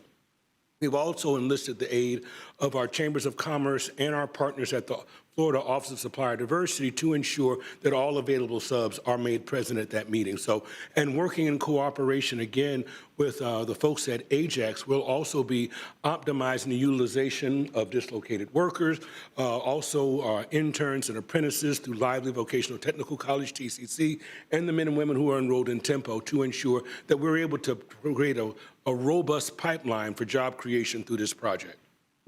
One more time on the dates. June 25th and June 26th, both at 10 and 2 o'clock for the different primes that are being made, the different subcategories that are being made available, and it's a part of the advertising that we're also sharing with both jurisdictions. Thank you. Thanks, Joe. Thank you. So just to clarify, did we receive the 90% design documents that were anticipated in May? Well, it's not that we receive it. So the contractor is developing that. They have the 90% design threshold so they can organize the request for the bids. That's where it is. So it is. Okay. I think the question is, are we at that point? The answer is yes. Okay. Okay, thank you. I was also wondering, you sent an email update on some of the pedestrian safety measures that the city has been working on with FSU. I was wondering if you could speak to that, because we've gotten a lot of emails about that. The public has taken an interest in that, obviously, and it sounds like there's a lot that's coming pretty soon to the campus, and I wasn't sure if you could just share that for the public's knowledge. Absolutely. Commissioner Porter, before we jump in and get the manager, I want you to know that I share your same concerns. I've taken the lead. I had an incredible several-hour meeting with the president of Florida State and his leadership team. There's incredible collaboration between the city, Florida State.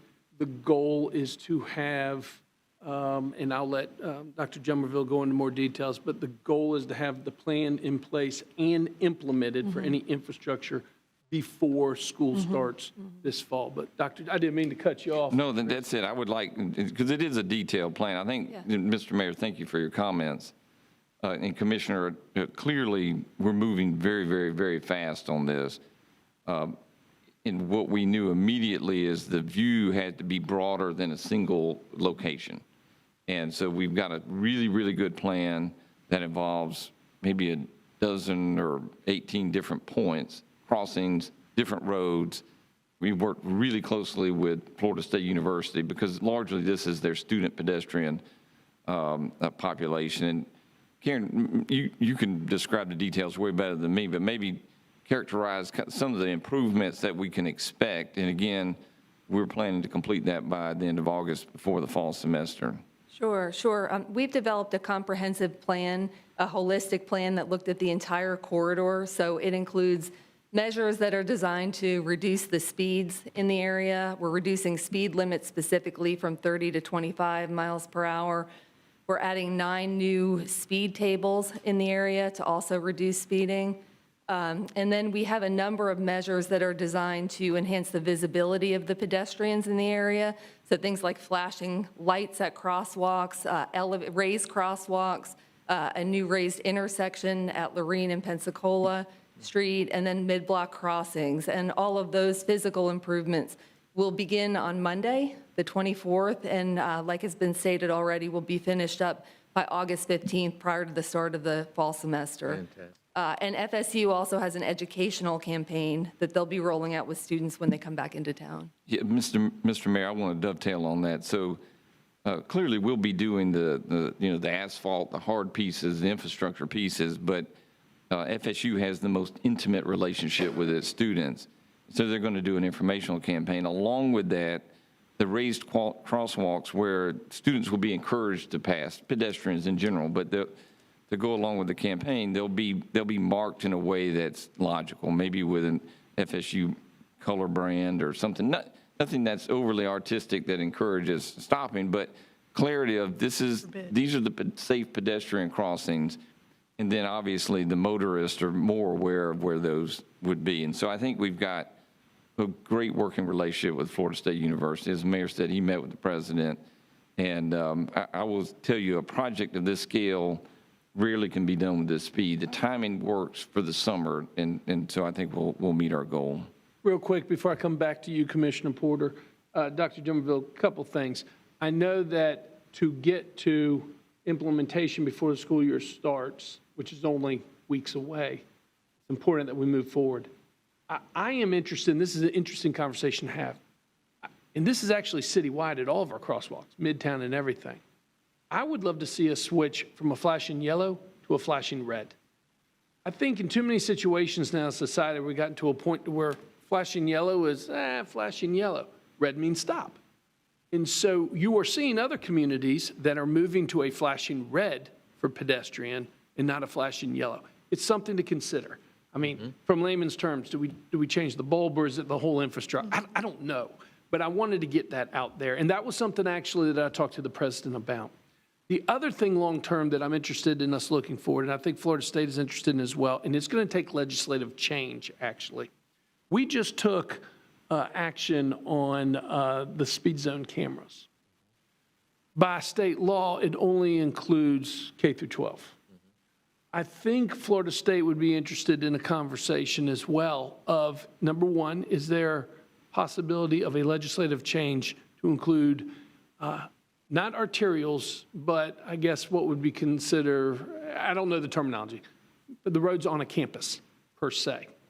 Because what would also be interesting is if you could tie a program in to get the students' attention, not just a traffic fine, a citation, but if you get 5 tickets, you have to go before the Student Conduct Board. There's other interesting ideas as well through the higher education route to get the attention and awareness of the students. And this was part of the conversation that we had, and I wanted to get that on the radar as well.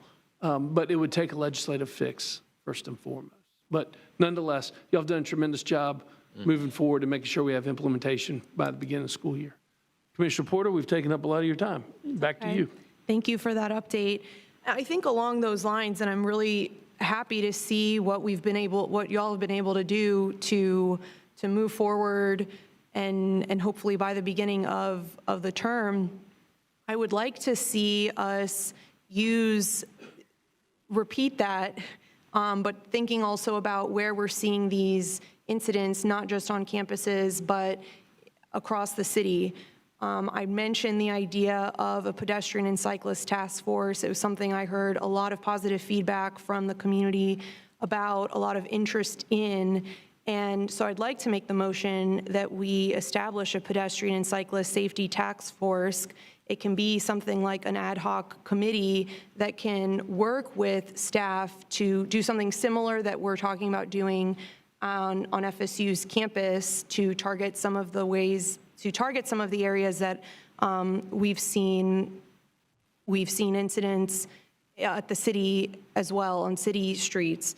So that is my motion. Real quick, before we entertain the motion, Commissioner Porter, how would that be different from the city's bike ped committee that we currently have? And how would it be different from the Florida State University bike ped committee that they have on campus through the student union? Well, it would just be doing what is, it wouldn't be isolated to FSU's campus. It would be citywide. And as far as I understand it, the bike ped group doesn't solely focus just on safety measures. This would be a more proactive, hyper-focused group to talk about the short-term and long-term solutions that we need to implement right away, including some of the things that were recommended by the CRTPA and other boards. And people who serve on that have reached out and are supportive and could serve on this. But it would be something that would be sort of an ad hoc committee to take a deep dive into these issues with more support from staff like we've given to FSU, which was needed, but which I think we need across the city as well. FSU is a priority, but every street is a priority where people are literally dying. Commissioner Porter, I see where you're going and I support it, but before we create another separate, do you want to increase the mission or re-emphasize the mission to the already existing Bicycle Citizens Advisory Group of the City of Tallahassee that handles these issues? I don't know I can if... amend the motion that this come back to our next meeting in August, and that discussion we can get an update on what options, what it could look like, and whether it can, if that committee wants to take that on, then that's fine with me. But I didn't want to put that on that committee since the mission is slightly different and had a different, would have a different, timeline. But if I'm open to that, if we want to have a discussion about that at our next meeting. That's great. With some I'll options. second your motion. Any further discussion? Mr. Mayor, I would like to see also TCC included in this. They have a lot of students that cross Appleyard, and that's a busy thoroughfare as well. And I don't know if they've had any incidents where there have been pedestrian and auto accidents or maybe possible mishaps. But I do know that is I used to work at Lively before I retired, and I know that's a very busy thoroughfare, and students are consistently walking across Appleyard to get to the TCC campus. So we might want to include them in the conversation as well. And FAMU too, yeah. FAMU, include them all.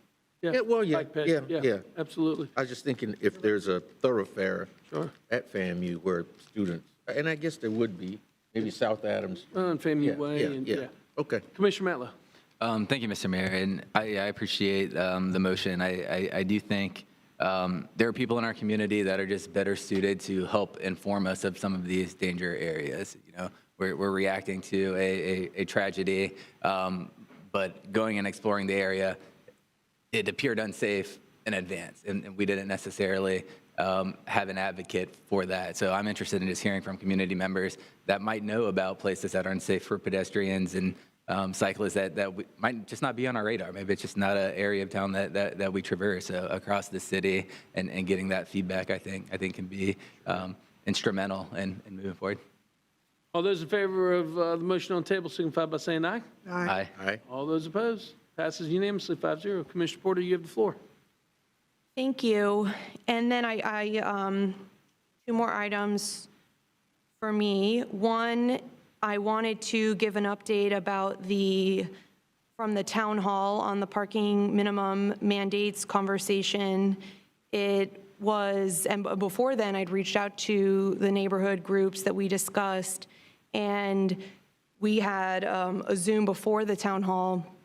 And I'll say that for the most part, I mean, there was maybe one person who I spoke to who had concerns really less about the parking minimum mandates, but just the broader conversation we've had about parking in Midtown, which I saw in the news that unfortunately with Waterworks not being in business anymore, I guess the good news is that Midtown Readers acquired that property and is going to be expanding, and also there will be more parking made available there. But everyone who came to the town hall was supportive. There were, I believe, no emails or conversations I had leading up to the town hall or since of folks who were strongly opposed. I think at the same time, we know that there are things that, as we move forward, regardless of the parking minimum mandate question, we are investing in pedestrian safety, we are investing in our public transit, all the things that need to accompany the kind of urban density and public health that we want to accomplish. So I wanted to give that update. And what was cool about the town hall was we had a professor from FSU in the Urban and Regional Planning Department who studies this issue. We had members from the business community and people who do this work, assisting developers and everyone was on the same page and supportive of moving forward. So I wanted to provide that update. I still feel comfortable moving forward. I think this is the right thing for our neighborhoods, for our community, and for the future of Tallahassee. We're seeing it in other cities with a lot of success.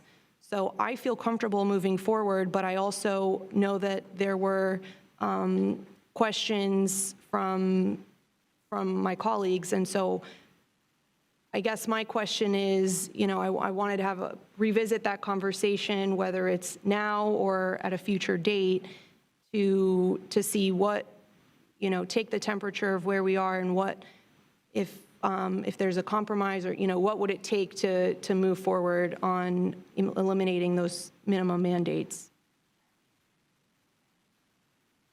So that's just sort of an open question, because I could make the motion today, that we move forward, but I know that there were questions and people weren't ready just yet. So I'm wondering, what we're thinking.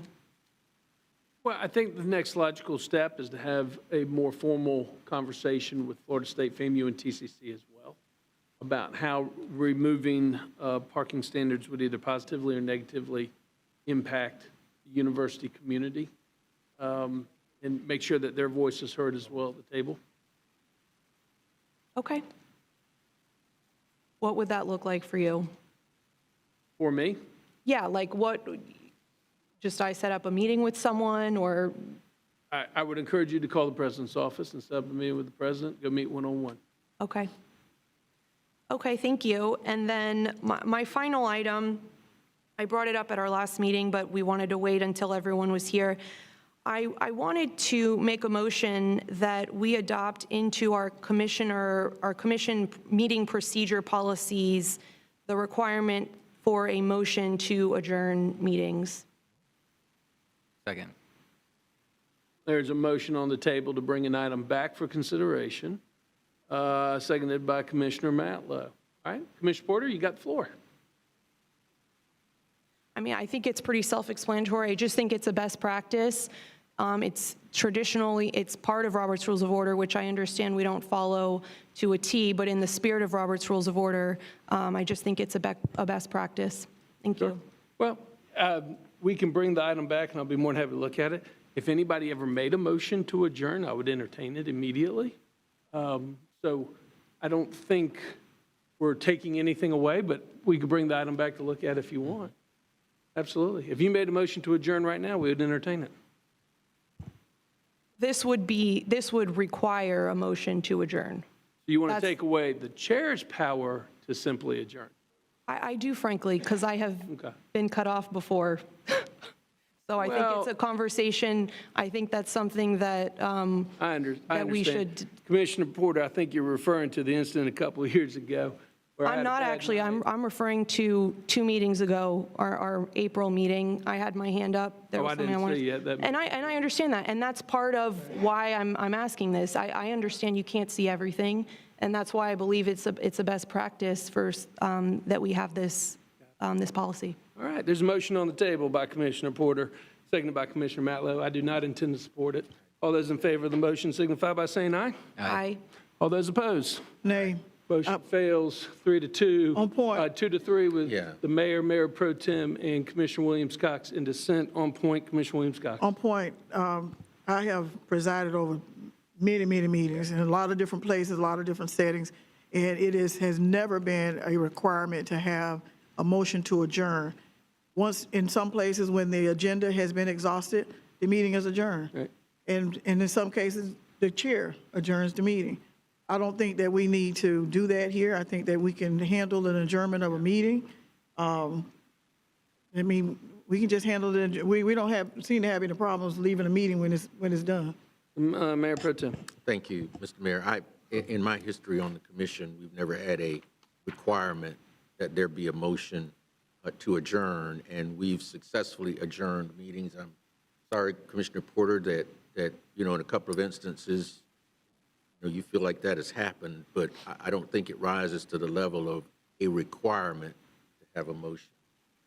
That's just been my experience in 10 years on this body, and serving on others. We never had a motion required motion to adjourn. Commissioner Porter. Sure. I'll just say that it is a requirement for Blueprint. That is what we do at Blueprint, that observes Robert's Rules of Order. So this is not an extraordinary request. Again, in the spirit of Robert's Rules of Order, which our policies are based on, that is what is standard for Robert's Rules of Order. I'm not really sure what the big deal is. And that's what's frustrating here. And to hear my colleagues say, we don't have a problem, when one of us is saying, I believe we do, you don't have to agree with me, but I'd appreciate the respect of not dismissing what has been my experience. And once again, I'm just not sure who it would hurt. I'm not sure who this would hurt, other than to give people who feel that their voice is in the minority and members of the public who have seen this, the reassurance that we are all working together. We talk a lot about civility up here, and this to me is just a standard way to ensure that we are on the same page about that. So it's disappointing that in every effort that I've made, whether it's that we have a queue system, whether it is Robert's Rules of Order, or whether it's this, is just summarily dismissed. It's disappointing, and I think it's not in the spirit of civility. Thank you for your comments. Commissioner Matlow, it is your time for sharing of ideas. Thank you, Mr. Mayor. And just a few comments on that, because I've had a different experience than my commissioners. But while I haven't been cut off when I wanted to talk, I have been at frequent meetings that end with the chair angrily expressing a position and then quickly adjourning so there can be no rebuttal or debate. And I think that would be the intent of, if we're going to have honest debates, let's make sure everybody's ready to end the conversation and not just one individual.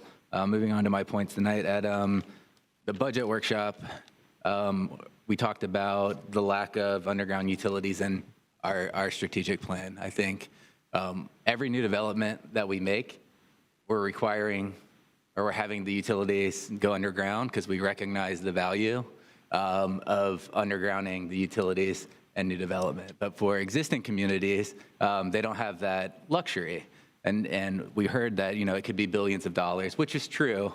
But long-term, take Blueprint, for instance, we spend $1 billion in 20 years. We spend billions of dollars in the city budget. So the conversation isn't, let's go borrow billions of dollars and underground every utility tomorrow. But we have to ask ourselves, 50 years from now, will we still require utilities? And if that answer is yes, 50 years from now, are we still going to have hurricanes? That answer is yes. What are we doing to prepare for the future? So I'm going to make a motion that we bring back an updated item of what a future-facing plan to underground our utilities, whether it's 10 years, 50 years, whatever is feasible. I'm not looking for a $1 billion proposal for next year, but how can we start the momentum year by year to get where we need to be in the future? Second. It's been properly moved and seconded. Commissioner Williams-Cox. Discussion. I think that the discussion has already begun. We heard that anything coming on board has, underground, it has been undergrounded. Underground utilities does not guarantee that you will not lose power because that has happened.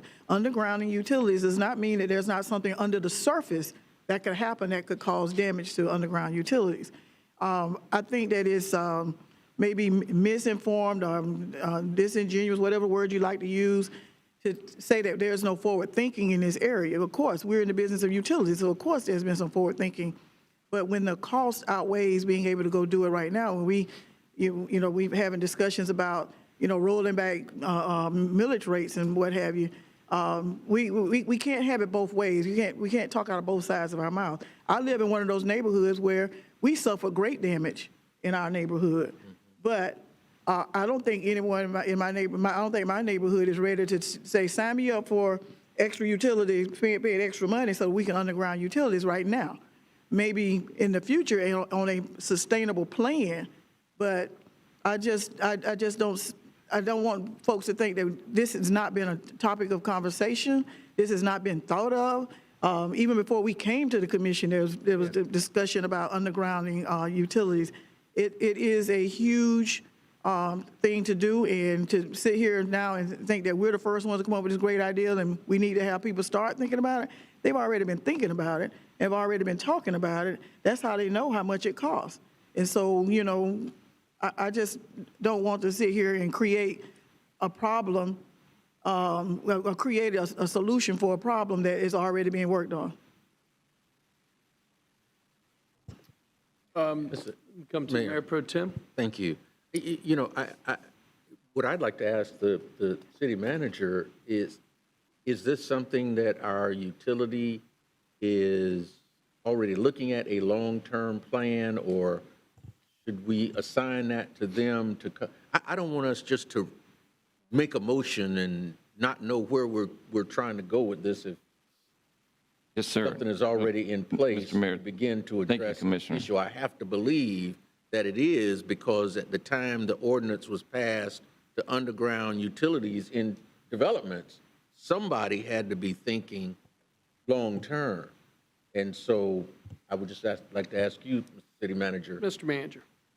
Thank you, sir. And we have an extremely good handle on this topic. Okay. In the electric utility. And your background is in electric utility? Yes, sir. Now, I'm not an engineer, but I've got a good handle on this, but we have people with better handles than me. Okay. It's a tough topic, of course, because the electric utilities existed for 100 years. Electric utilities generally have been around for 100 years, and the original construction was overhead. We moved as a community very quickly into underground utilities, so that's a good thing.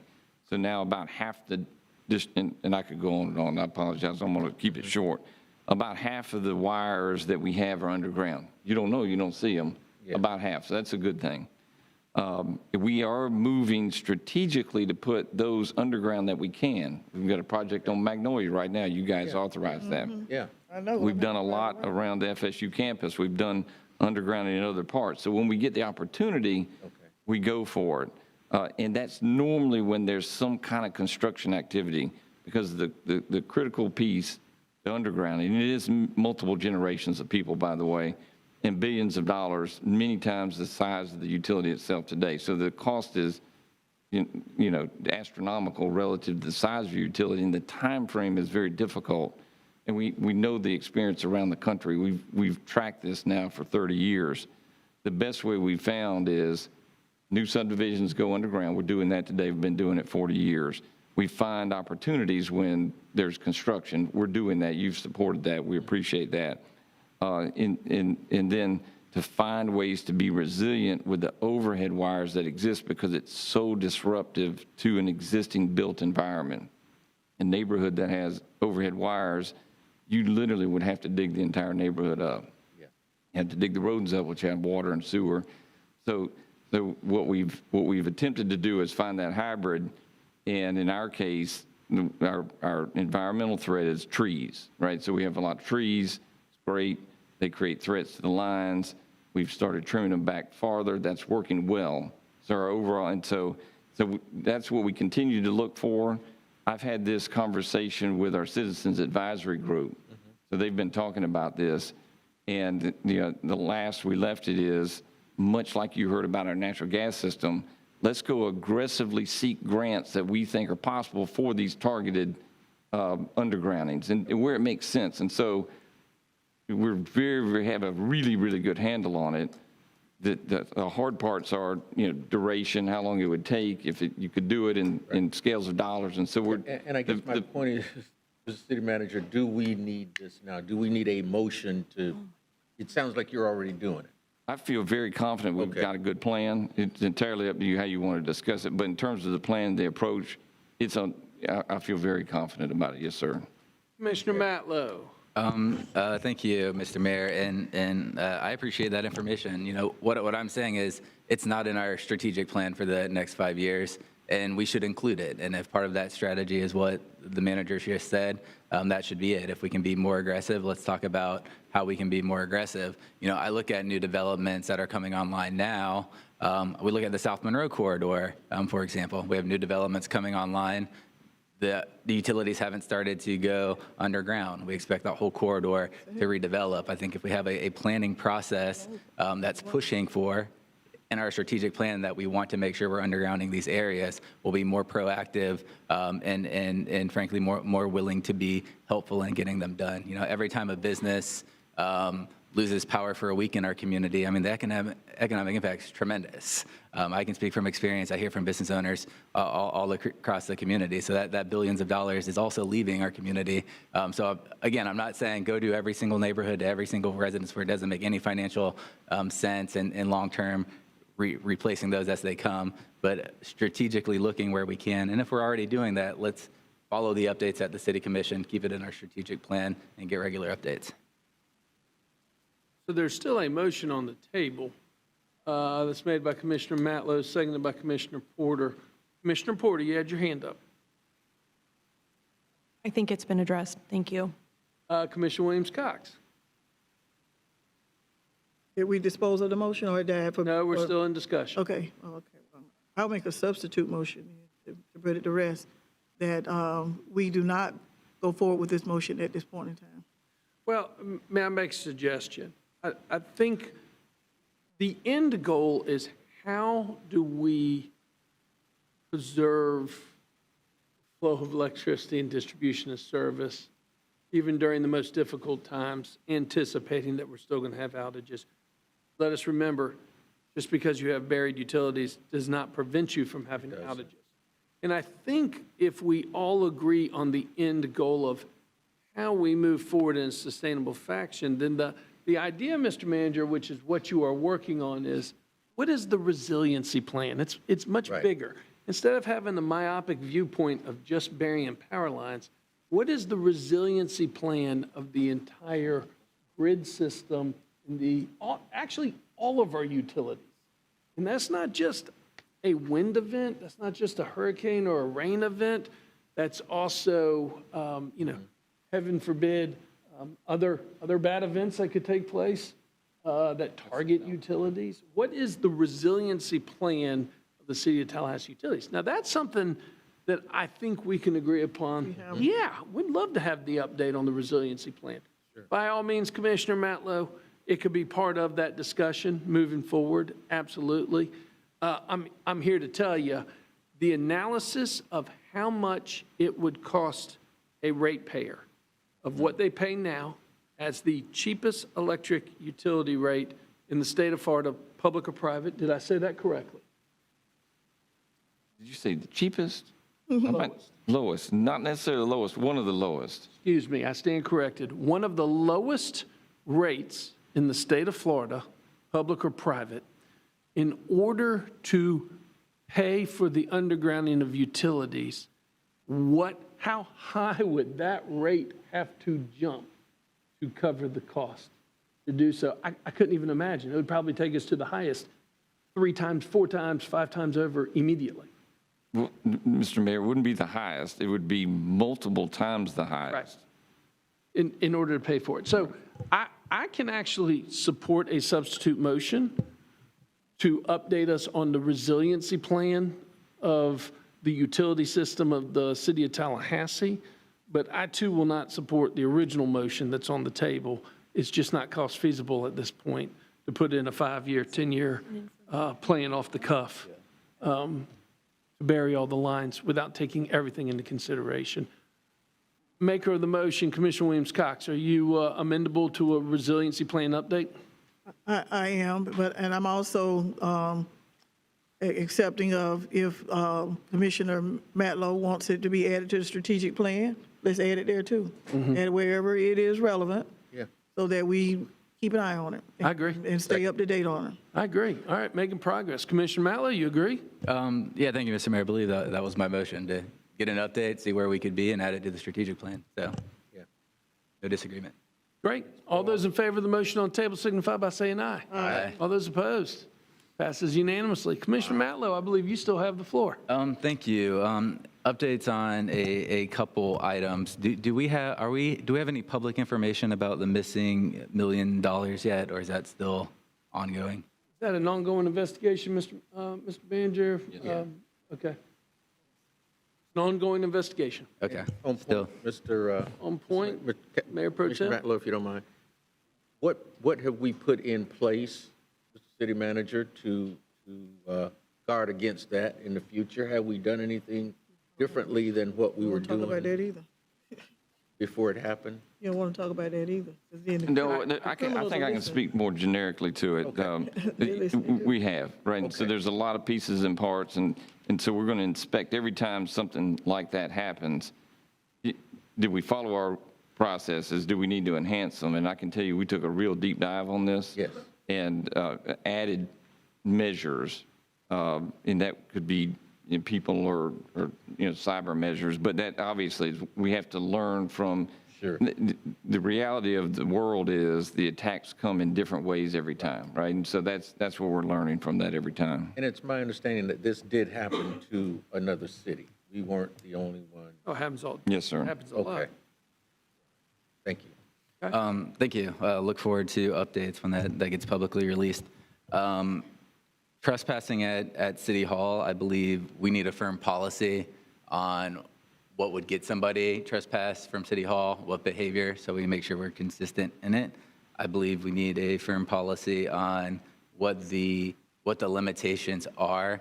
I don't believe a particularly access to public meetings, being able to talk to people, make a phone call, talk to city staff, et cetera, that any member of the public has. I think it's very unclear.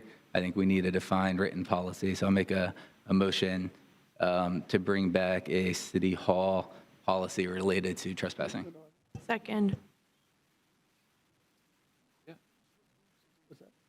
Amy, Sure. Let me first recognize the city manager for comment, the city attorney. Mr. Mayor? and then the city attorney as well. Yep. Sir, I certainly welcome the opportunity to bring a policy back. I think that would come from me. First of all, we already have policy. We do have. You have policies in place, and then it's clear in terms of the authority and the oversight. And obviously, a trespass is a legal matter. And so that's not of the dominion simply of whether we want to trespass somebody. And so the policies are in place. Be happy to bring back an update on how they work, who's responsible, how they're executed, those kind of things. I think that's not, and it doesn't happen often, but of course it is an instrument when needed that you exercise. And it's not because somebody doesn't like somebody, it has to rise to a pretty high bar to meet that standard. Sure. Madam Attorney. I was just going to comment that we do have a policy, so, yeah. So the motion on the table is to bring the policy back for review? Yes, both the trespassing policy, but also the public meeting access policy. We've had issues with trespass individuals being told they couldn't be, in the restrooms. We've been told by, trespass individuals on camera that they couldn't communicate with a certain staff member. They had to go outside to make a phone call. I'm just trying to find consistency in rules. If somebody's trespassing comes to a public meeting, what we expect them to follow. And then we can have the manager direct staff to also implement those rules. We bring that policy back for review. Thank you. Motion on the table. All those in favor signify by saying aye. Aye. All those opposed, passes unanimously, 5-0. Commissioner Matlow, you have the floor. It was brought up earlier about a criminal investigation that revealed an officer opening a liquor bottle, dumping out its contents and placing it back into the car and it coming into an arrest report. There was never any charges brought against that officer. There wasn't a crime committed by that officer that's going through any type of legal process. What there was for the city to review is TBD policy. So I'd like to have an update to the city commission just on the policy of sealed liquor or entering and liquids into evidence and an after actions incident report on that situation. So moved.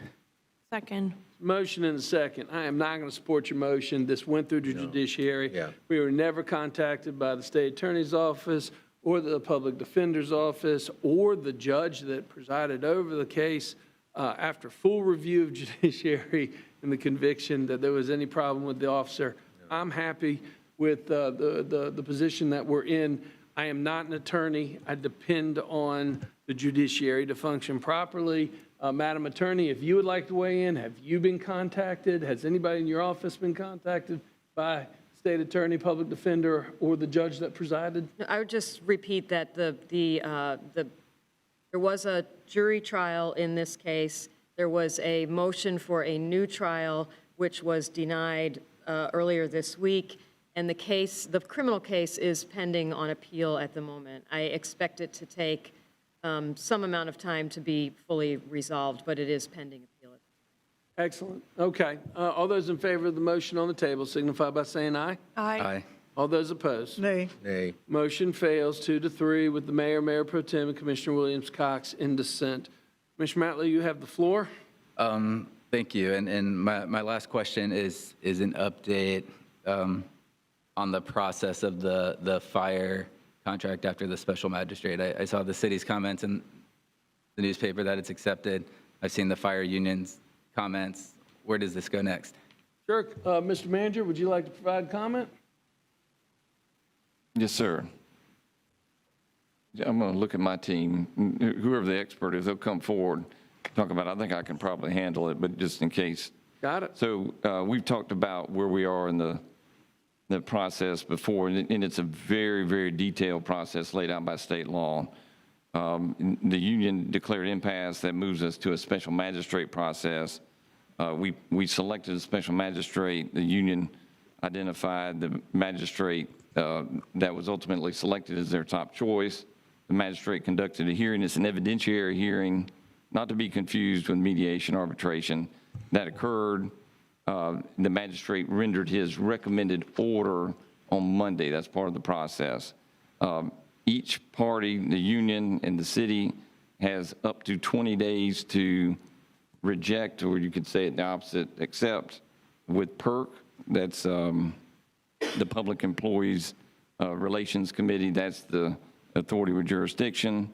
If both parties accept, don't reject, then the order becomes final. Those become the terms for the impasse. That's possible. From our point of view, is very acceptable. The terms are, there was an evidentiary hearing, it made sense. And so that's where we're waiting that 20-day period. The union has that full 20-day period to act. Commissioner Matlow. Thank you. So the question of retroactivity, would that be part of your negotiation with the union, or is that, where would that fall into the timeline? In the case of the magistrate's recommended order, again, the process laid out by state law is extremely detailed and clear. The parties are obligated to take the entire recommended order or not.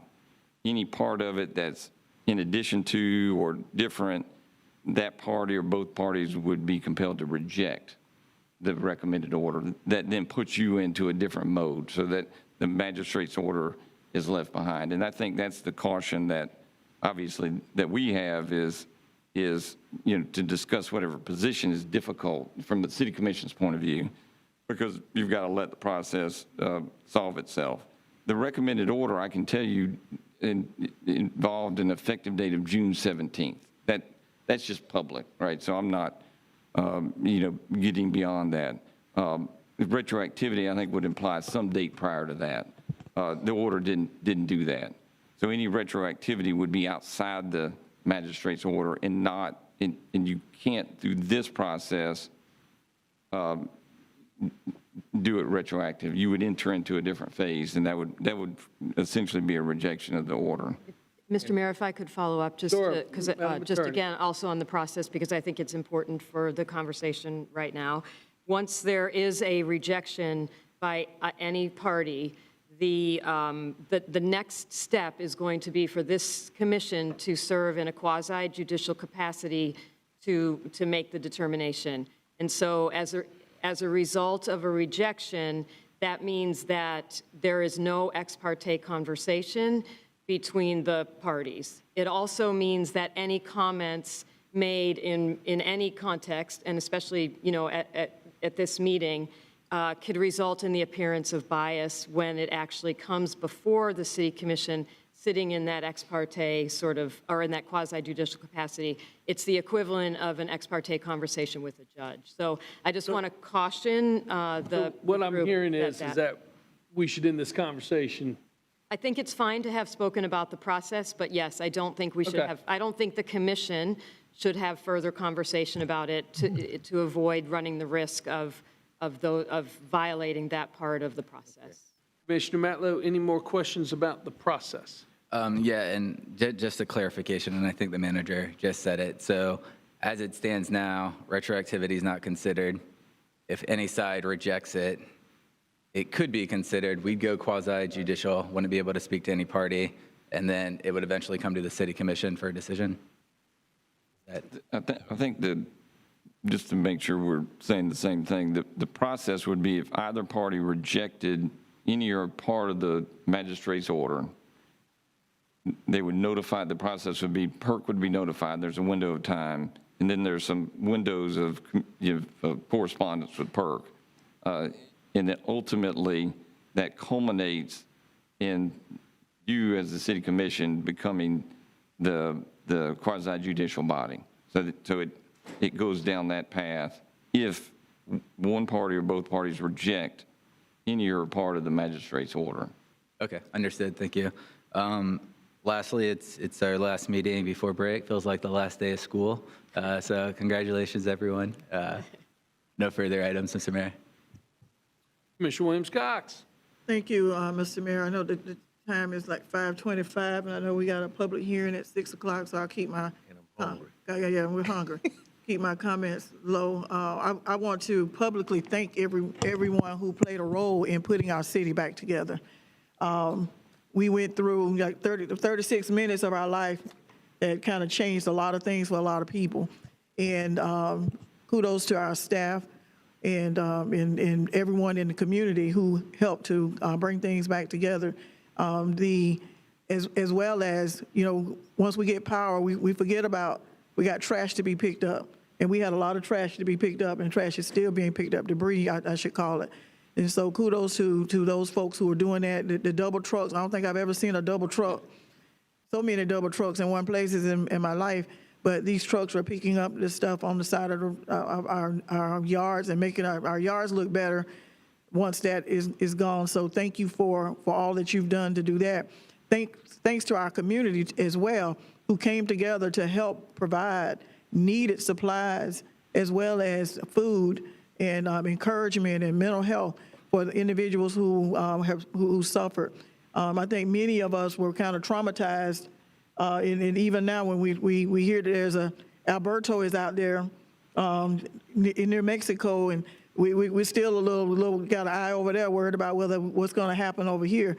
So I think we're all suffering a little bit of trauma from that, and I learned the difference between hurricanes and tornadoes. That tornadoes are quick, hurricanes are a little bit longer, and so I don't know which one I like better. I don't think I like either of them. And so hopefully, although it's been said that we're going to have a very active storm season, I'm hoping that they're wrong and it won't happen here. We've had our share. We had flooding and we've had tornadoes, so we don't need a hurricane. So again, thank you to everyone who did what you did, to our leadership for leading this effort and showing the state and the world who we are and what we can get done.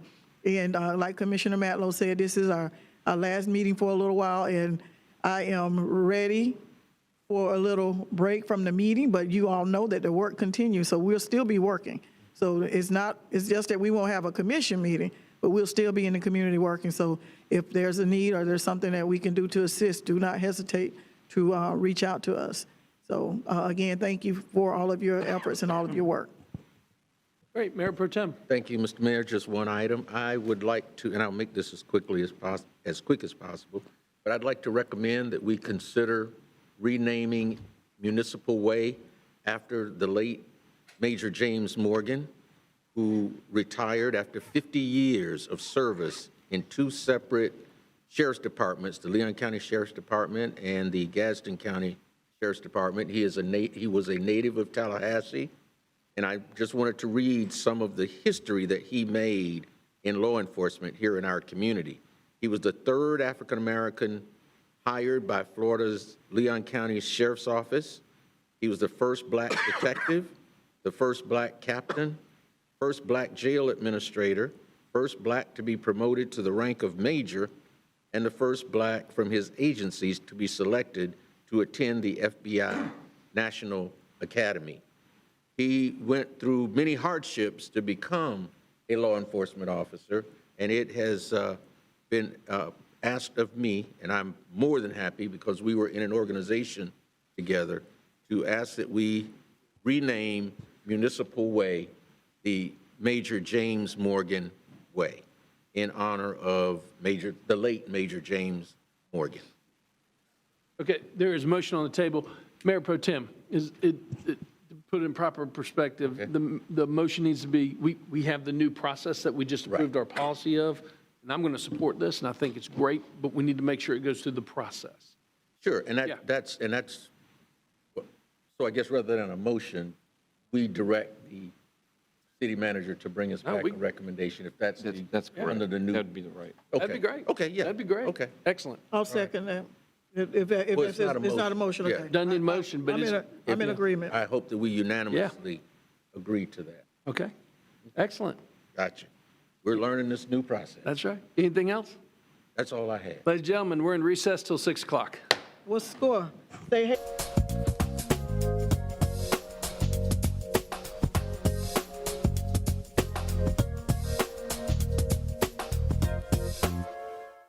Ladies and gentlemen, I'd like to call the public hearing to order. It is 6:06 in the evening. We do have a quorum. We have several items on the public hearing, and then, of course, we will have opportunity for unagended speakers who have not had an opportunity to speak yet after the public hearing. Don't forget, we've got an item. Yep, that's right. Yes, sir. So we are on item number 14.01.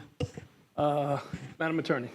Thank you, Mr. Mayor. Item number 14.01 is the first and only public hearing on ordinance number 24-0-05, an ordinance of the City of Tallahassee adopting a text amendment to the 2030 Tallahassee-Leon County Comprehensive Plan, amending the utilities sanitary sewer element, providing for severability and conflicts, and providing an effective date.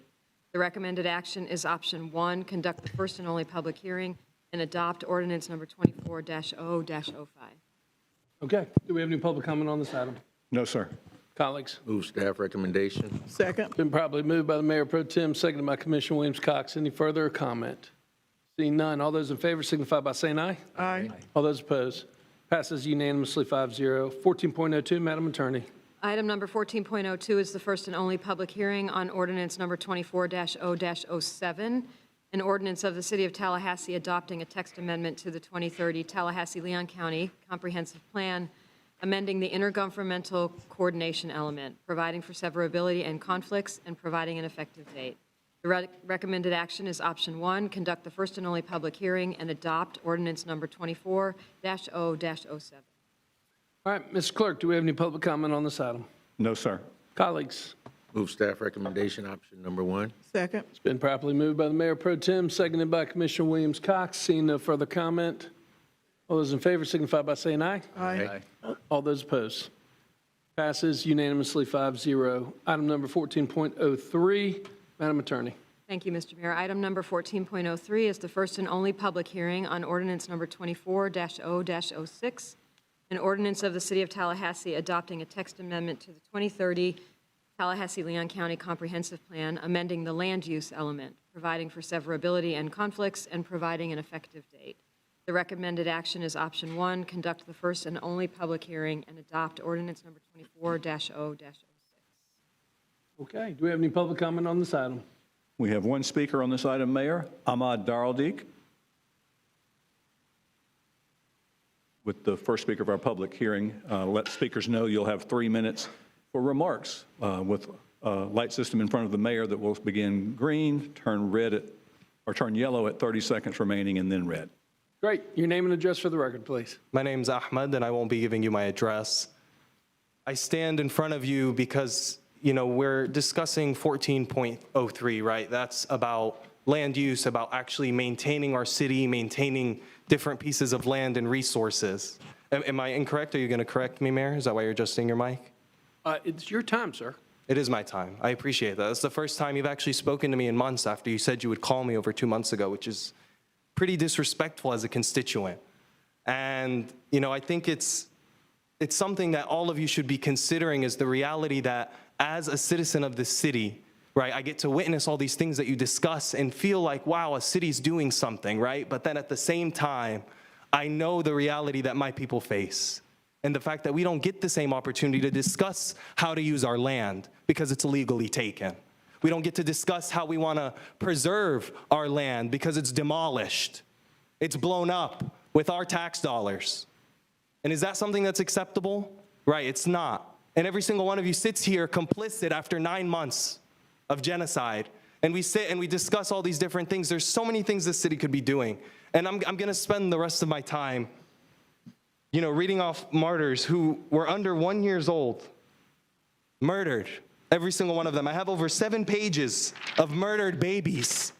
And I'm going to continue to read them because Muhammad Mahmoud and Muhammad Abu Jazzab didn't get an opportunity to live past 0 years old. Mahmoud Mustafa Khalil didn't get, we're talking about the agenda. These are people who had no right to speak upon how their land was going to be. I'm going to call you out of order and your time is up. Thank you very much. Well, I hope you do better, Mayor. Do better. Every single one of you. Mayor, we have no other speakers on the item. I'm sorry? No other speakers on the item. Okay, great. Move staff recommendation, option number 1. Second. Been properly moved by the Mayor Pro Tem, seconded by Commissioner Williams-Cox. Any further comment? Commissioner Matlow? Thank you, Mr. Mayor. I had some questions on this item. Sure. Mr. Manager, depending on who would be best case to answer them. So looking at the state law on the floating solar facilities that we're addressing, but also the strike-through language to the text amendment strikes out completely utility-scale solar systems shall be prohibited in areas designated agriculture, silviculture, and conservation. Artie, thank you. It sounds like we're going above and beyond just the floating utility-scale things and allowing solar facilities on conservation land, utility-scale solar facilities on conservation land. I understand where that confusion could come from. We're actually addressing 2 different statutes. One that says that solar has to be allowed in all of the land use categories that allow agricultural uses. And then there's the second statute that talks about the floating. What we are allowed to do above and beyond kind of the comp plan is have land development code regulations that address that. And so you can't do solar or the utility scale solar per our land development regulations. So we're not allowing it. It's just we're complying with statute and the comp plan, but then our land development code addresses the utility scale. I understand that. So it's allowed based on the state law on agricultural land, but you're saying on conservation land? On conservation land, because if it has a conservation easement, that might be a little bit more restrictive. But from a land use category, like broadly, we have conservation and agriculture together. So we have to allow it, but the statute does allow our land development code to have more strict regulations than the comp plan can. And so we have setbacks and size limitations that prohibit the utility. So it's kind of a workaround in a way that allows us to comply with state statute while also protecting conservation lands. Okay. Is there a reason that we combine agricultural and conservation land uses? It's been that way for decades. Okay. So we could make a text amendment to separate the two and then comply on agricultural land with the state law for solar farms and agricultural land? And it's something that we're actually looking at right now because we have a rural land use category. And so we're trying to look at simplifying it so that we have conservation such as like the national forest and things like that, and then rural and agriculture kind of putting those together. So it's a little confusing right now, I understand, but that is something that we're trying to simplify and address. Okay, thank you. And thank you, Mr. Mayor. I'm going to oppose this item today. I think we need to look at making that distinction. I don't think changing the comp plan to allow, even though we do have backstops to make sure it doesn't happen immediately, I don't think allowing the comp plan to allow utility scale solar on conservation land sounds a little counterintuitive to me. We need utility scale solar and we need lots of conservation land. They work hand in hand. So I think looking at changes to those language and those designations and separating them so we can be more clear makes more sense. Thank you, Mr. Mayor. Okay. Any other comment? Direction? Move staff recommendation. Second. All right, it's been probably moved by Commissioner Williams-Cox, seconded by the Mayor Pro Tem. Any further discussion? Seeing none, all those in favor signify by saying aye. Aye. All those opposed? Nay. Passes 3-2 with Commissioner Matlow and Commissioner Porter in dissent. We're on item number 14.04. Madam Attorney. Thank you, Mr. Mayor. Item number 14.04 is the first and only public hearing on the 10th Amendment to the Integrated Development Order for the Southwood Development of Regional Impact, DRI. The recommended action is option 1, conduct the first and only public hearing and approve the 10th Amendment to the Integrated Development Order for the Southwood Development of Regional Impact, DRI. Do we have any public comment? Ray Greer is here only if you have questions. Otherwise, no speakers. Excellent. Move staff recommendation. Second. It's been properly moved by Commissioner Williams-Cox, seconded by the Mayor Pro Tem. Any further discussion? Seeing none. All those in favor signify by saying aye. Aye. All those opposed? Passes unanimously 5-0.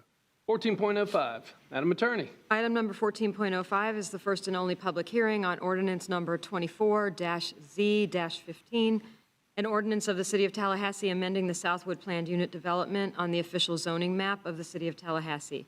Project site located on approximately 3,322 acres and is generally bounded by Appalachie Parkway on the north, Southwood Plantation Road and Biltmore Avenue on the east, Tram Road on the south, and Capitol Circle Southeast on the west, providing for conflicts, providing for severability, and providing an effective date. The recommended action is option 1, conduct the first and only public hearing and adopt ordinance number 24-Z-15. Any ex parte disclosures concerning this item are available via the hyperlink included in the agenda item as published in the board doc system. All right, do we have any public comment on this item? 2 speakers, Mayor. The first is Ray Greer, again, available to speak only if you have questions. And then the second speaker is Ahmad Daraldik. So the first speaker being called is Ahmad Daraldik. Okay. Name and address for the record, please.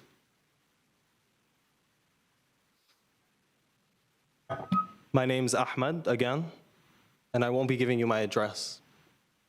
And I stand before you because 14.05, it matters, right? It's, something that we should be proud of as a city. I wish I could stand in front of you and be excited to hear about renovations, be excited to hear that we're building different types of, capabilities for our citizens to survive and grow and thrive. But every day I wake up and see an opposite reality at home. I wake up to family members massacred, dismembered, bulldozed with our tax dollars, literally turning into white matter, right? And that's graphic. Next time I should bring you pictures, because the reality is that we sit here and we talk about all this amazing development as a city, and yet we forget about the constituents right here who need support, have been in crisis for over 9 months. I'm really ashamed, I am, because every single one of you could have done so much more to support our citizens. There's so many ways to help us. We're on item 14. I understand that, and I'm talking about the growth of our city. Planned unit development. Right, it's in Southwood, right on Appalachia Parkway. I understand where it is. Amazing, 300,000 pieces of square meters of land.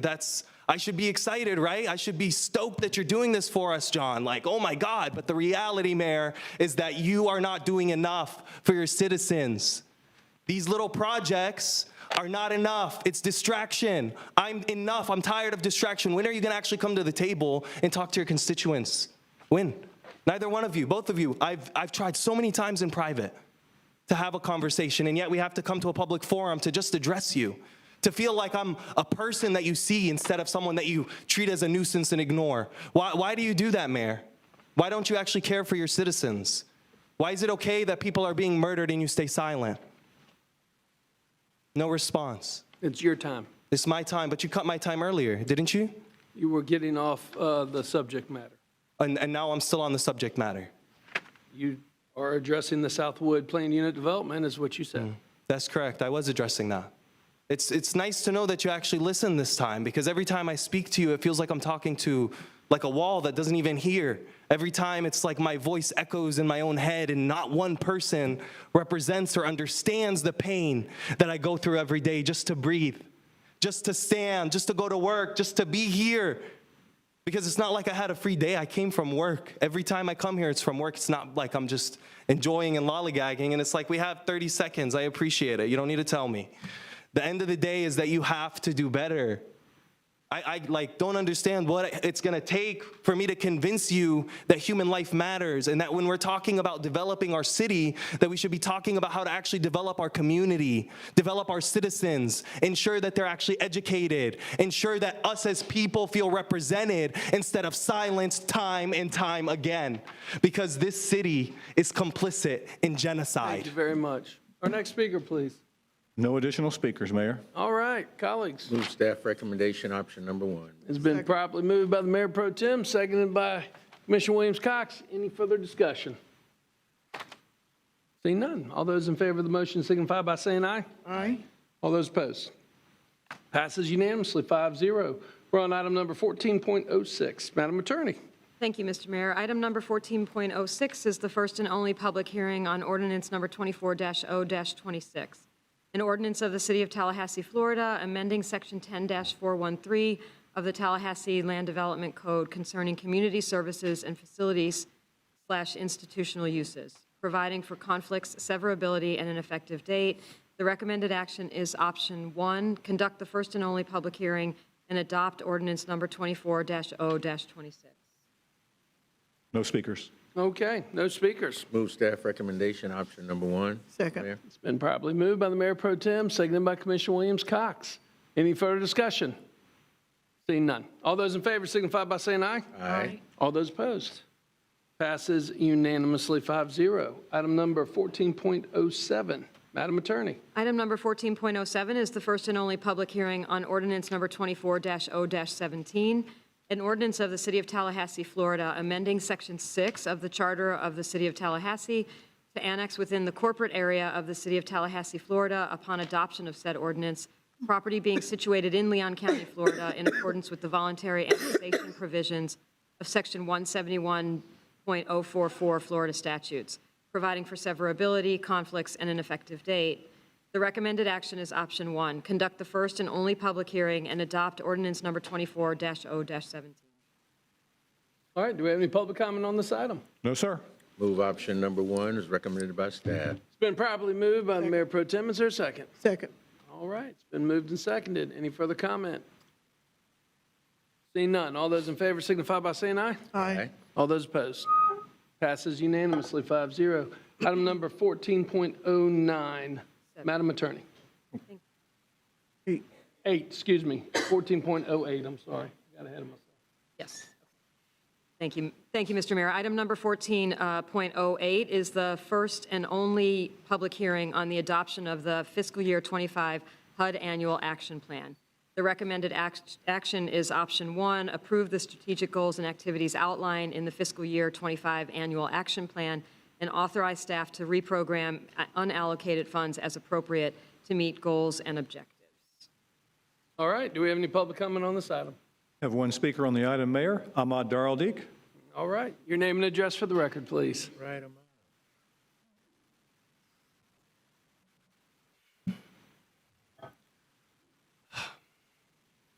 My name's Ahmad, again, and I'm going to come up as many times as I can as a reminder that I exist as a Palestinian in your city. Beyond that, we're talking about 14.08, which is the actual implementation of how to build structures and how to really move forward with all these different ideas that we have as a city, right? Yet we don't acknowledge the reality that while this happens, over 75% of infrastructure in Gaza is gone. Not one mosque, not one hospital, not one university is left operational. And yet we discuss how to build and build and build as a city and keep developing further, which is amazing. We're the capital city. We should be at the forefront. We should be better than Miami. We should be better than Tampa, Orlando. We should be the best city in the state. And yet, instead of doing what's right, we sit here and waste citizens' time. And so I will end with the fact that as a Palestinian, I really believe, I truly did believe that there was more hope in each one of you. And until you actually prove what I believed prior, my belief has gone, because my hope in you is quite diminished. And truly, as a city, that's not something you want to hear from your citizens, is that we don't believe in you anymore. Assume you do not support the 5-year consolidated. Is there another speaker? No, sir. All right. Move staff recommendation, option number 1. Second. It's been probably moved by the Mayor Pro Tem, and it's been seconded by Commissioner Williams-Cox. Any further comment? Seeing none. All those in favor signify by saying aye. Aye. All those opposed?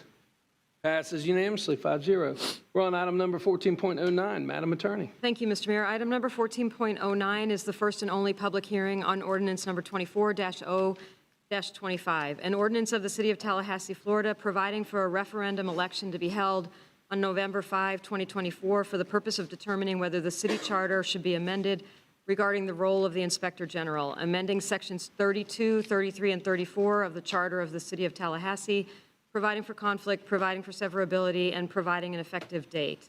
The recommended action is option 1, conduct the first and only public hearing and adopt ordinance 24-0-25, adopting a proposed charter amendment defining the role of the Inspector General. All right, do we have any public comment on this item? Mayor, I thought I had one speaker form on this item, but I do not see it, so I'm going to pause just a second and make sure I don't see a hand go up. Nope, no speakers. All right, colleagues. Commissioner Matlow. Thank you, Mr. Mayor. I just had a question because I know it's going to be relevant to a unagended speaker on the timeline to get the ballot or make changes. Do we have a date certain from the supervisors of election of when to submit the final ballot language for November? I'm going to pause a moment and Sure. ask Mr. I think he's had, the Treasurer Clerk's office has had conversation, so I'm going to ask him. Did you get that? Do we have a date? The only date that I have had discussions with the supervisor of elections was much earlier, when we indicated that all of our work would be done by this time and we would provide ballot language upon completion of this meeting. So I'm not aware of any conversations that would allow an extended date. We can follow up, but I do think they have a fairly short timeline to get everything in, but I don't have any new information for you. The last I had was this meeting, but that's what we were targeting. We weren't considering anything beyond. Okay, yeah, I think that would be useful information to have for, I know the November ballots don't get printed for after we come back, just for consideration of other items. Thank you, Mr. Mayor. I'll move acceptance. Second. Okay, so do we have any public comment on this item? Did I ask that already? You did not, well, yes, you did add, and we do not have a speaker. We do not. Okay, I apologize. Commissioner Matlow has probably moved the item, seconded by the Mayor Pro Tem, Commissioner Williams-Cox. I just have one question. I know that in reading this, and this position is an appointed official as well, but to remove this position, the person in this position is requiring a supermajority, which is not what is required of the other appointed officials. So my question is, why is this one requiring that? I think we will get into that on 12.02, which we will take up immediately after this public. Okay. Okay. I do not intend to support the public hearing. All those in favor of the motion on the table signify by saying aye. Aye. All those opposed, aye. Passes 4-1 with the mayor in dissent. Do we have any other items come before us in the public hearing? No, sir. Nothing else. Okay, we are back on item 12.02 of policy formation and direction. Mr. Clerk, or excuse me, Madam Attorney. Thank you, Mr. Mayor. Item number 12.02, at this meeting just a minute ago, the City Commission adopted by ordinance a proposed charter amendment to be submitted to the electors of the City of Tallahassee for consideration at the next general election. Pursuant to state law, the Commission must adopt proposed charter amendments by ordinance and instruct the Supervisor of Elections of Leon County by resolution to include the related questions on the ballot for the general election on November 5th, 2024. Resolution number 24-R-19 provides a ballot title and summary for the proposed charter amendment, and upon adoption by the City Commission will be transmitted to the Leon County Supervisor of Elections with instructions to place the question on the November 5, 2024 general election ballot. The recommended action is to approve resolution number 24-R-19, instructing the Supervisor of Elections of Leon County to include a question on the ballot for the general election on November 5, 2024. Thank you, Mr. Mayor. All right, do we have any public comment on this item? No, sir. Okay. Mr. Sutton, do you want to present a presentation?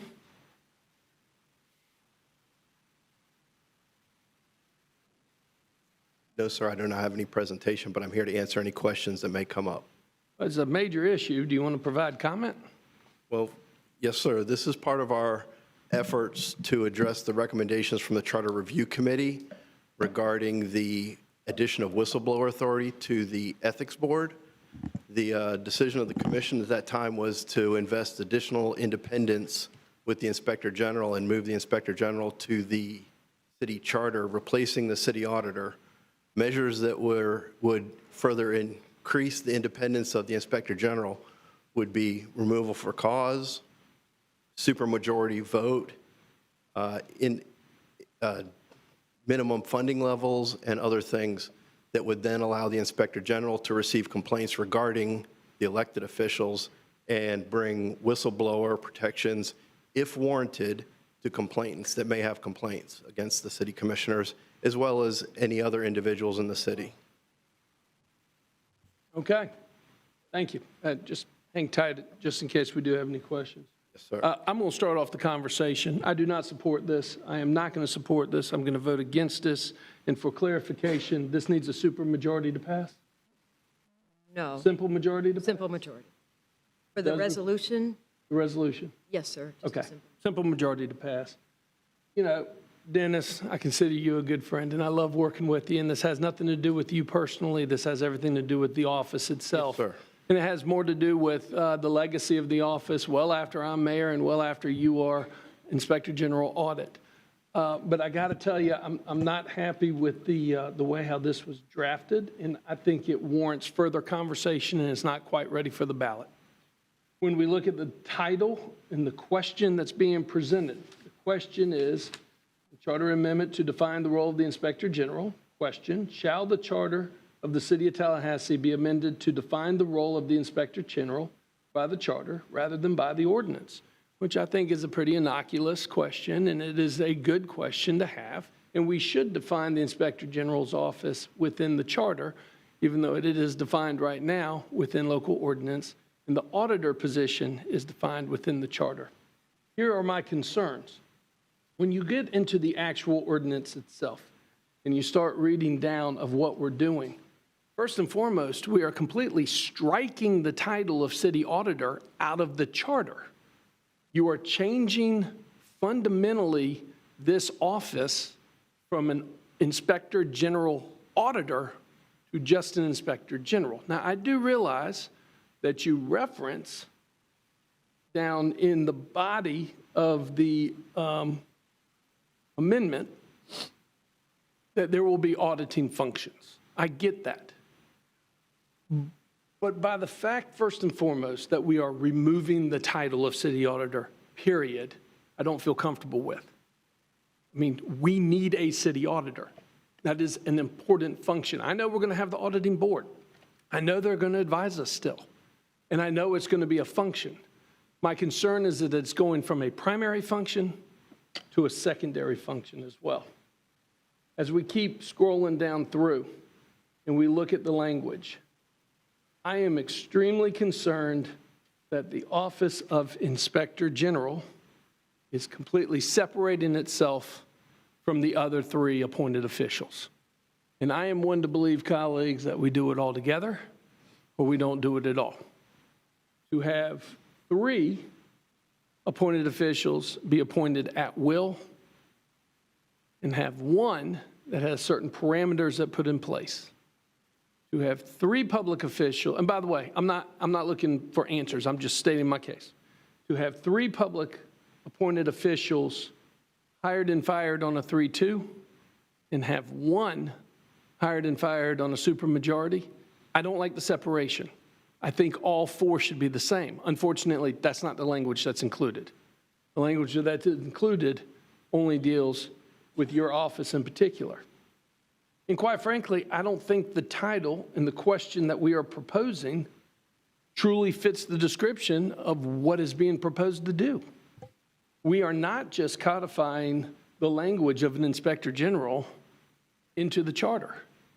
You are changing the foundation of your office from a city auditor / inspector general to an inspector general with very specific changes to HR policy in how you are treated as opposed to the three others, along with making the auditing function a secondary function and no longer a primary function.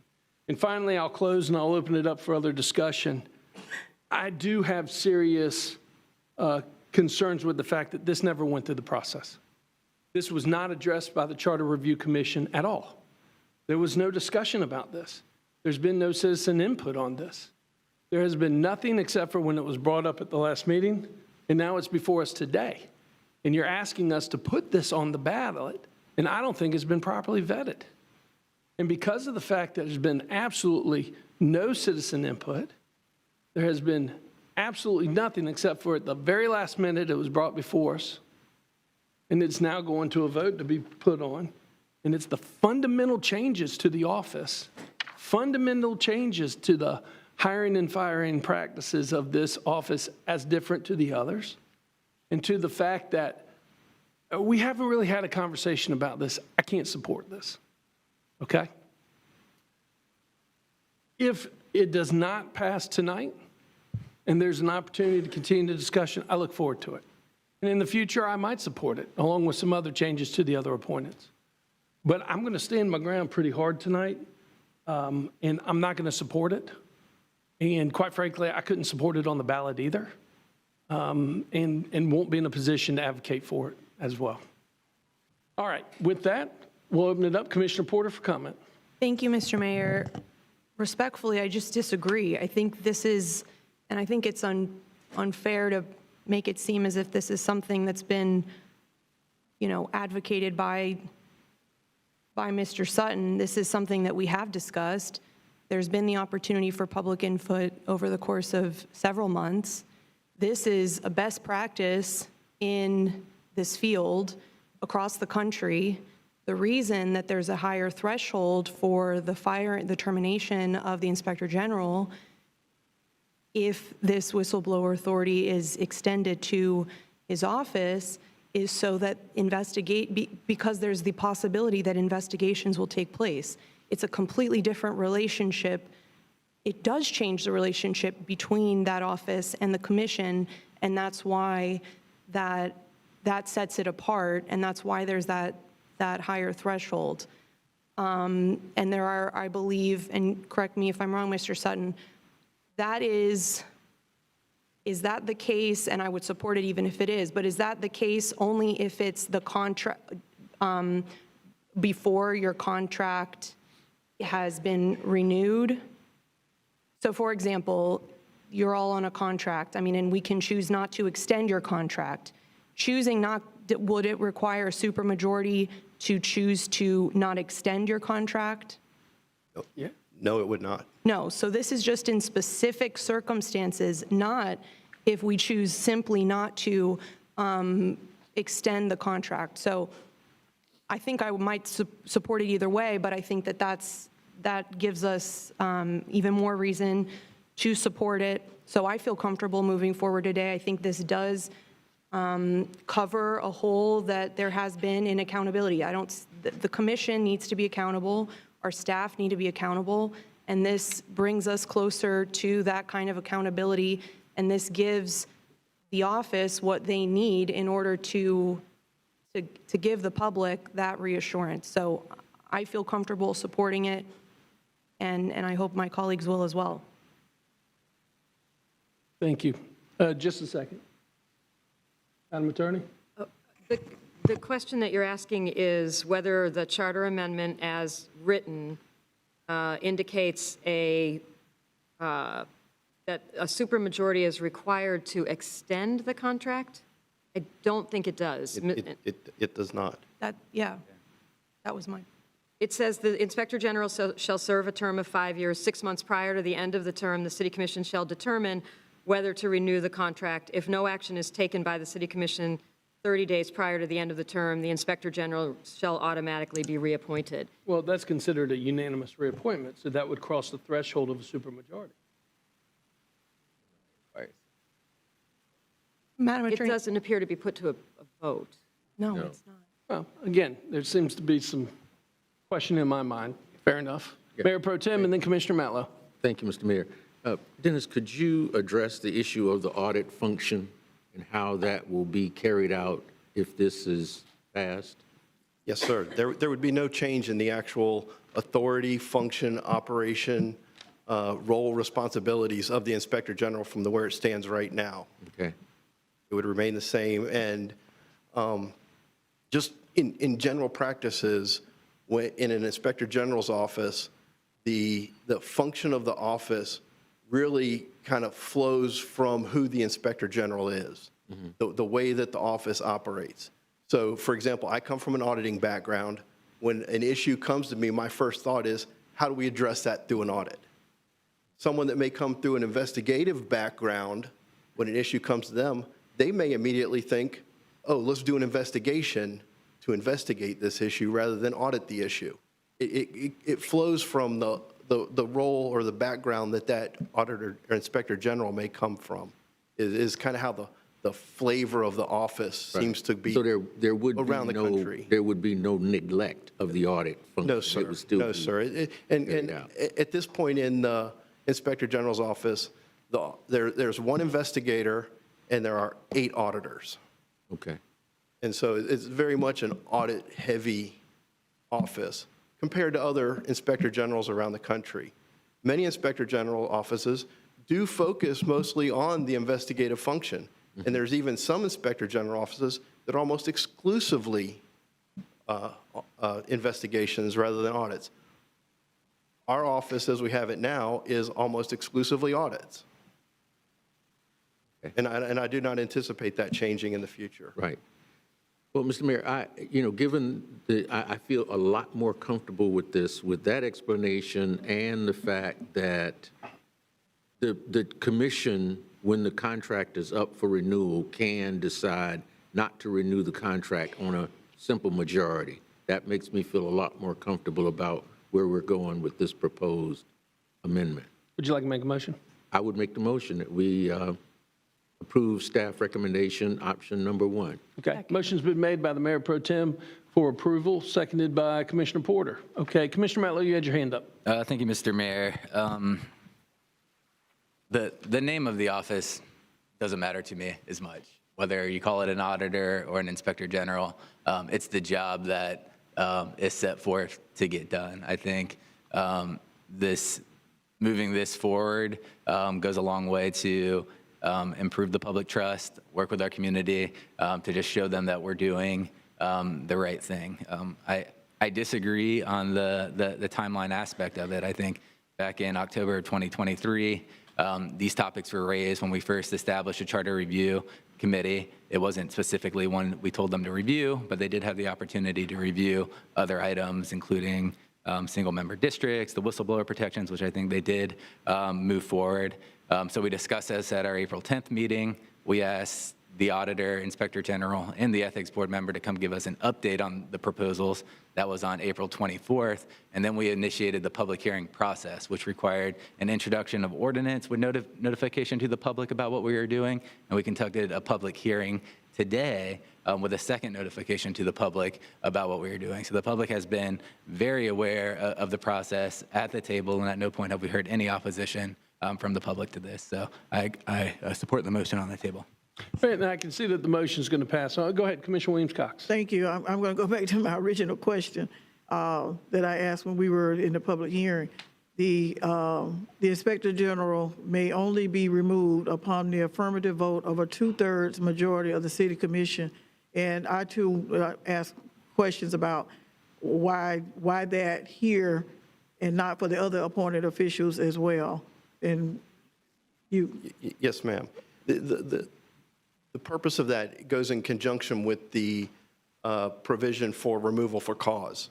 So in the middle of a contract, to remove the inspector general, it would have to be for cause, which is enumerated in the language, and a 2/3 majority, which would then strengthen the independence of the inspector general to allow for investigations of areas that the inspector general would not otherwise be independent of. And if the inspector general was to conduct an investigation in an area that he or she was not independent of, it would call into question the validity of any findings from such an investigation. So this purpose is to increase the independence, to increase the public trust of the results of investigations by the inspector general. And this is best practices? This is best practices as put out by the National Association of Inspectors General. Okay.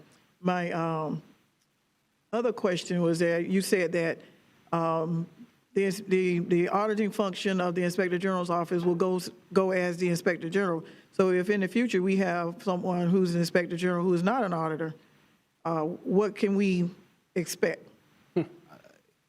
Without major changes in staffing, I would expect very little change.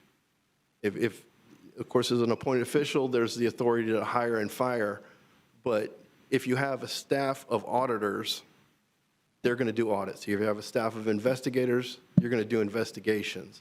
And so it's not something that could just change overnight without wholesale changes of the staffing of the office. And that goes to the standards that the office works underneath, whether it's the Association of Inspectors General Investigation Standards or the government auditing standards or the internal audit standards. So the auditors work under one set of standards, investigators work under a different set of standards. And it takes a professional development to be able to work in accordance with those standards, whether you're on the investigation or the audit side. So I'm going to support this, but I would ask that because what happened was we got an office of auditors that are now becoming the Inspector General's office. As years go on, that could change as it may not all be ours. Could be something, It is possible, yes, ma'am. But Yeah, it would take so- a vacancy in the Inspector It is General. possible. So It is possible, but it's possible under the structure we have now.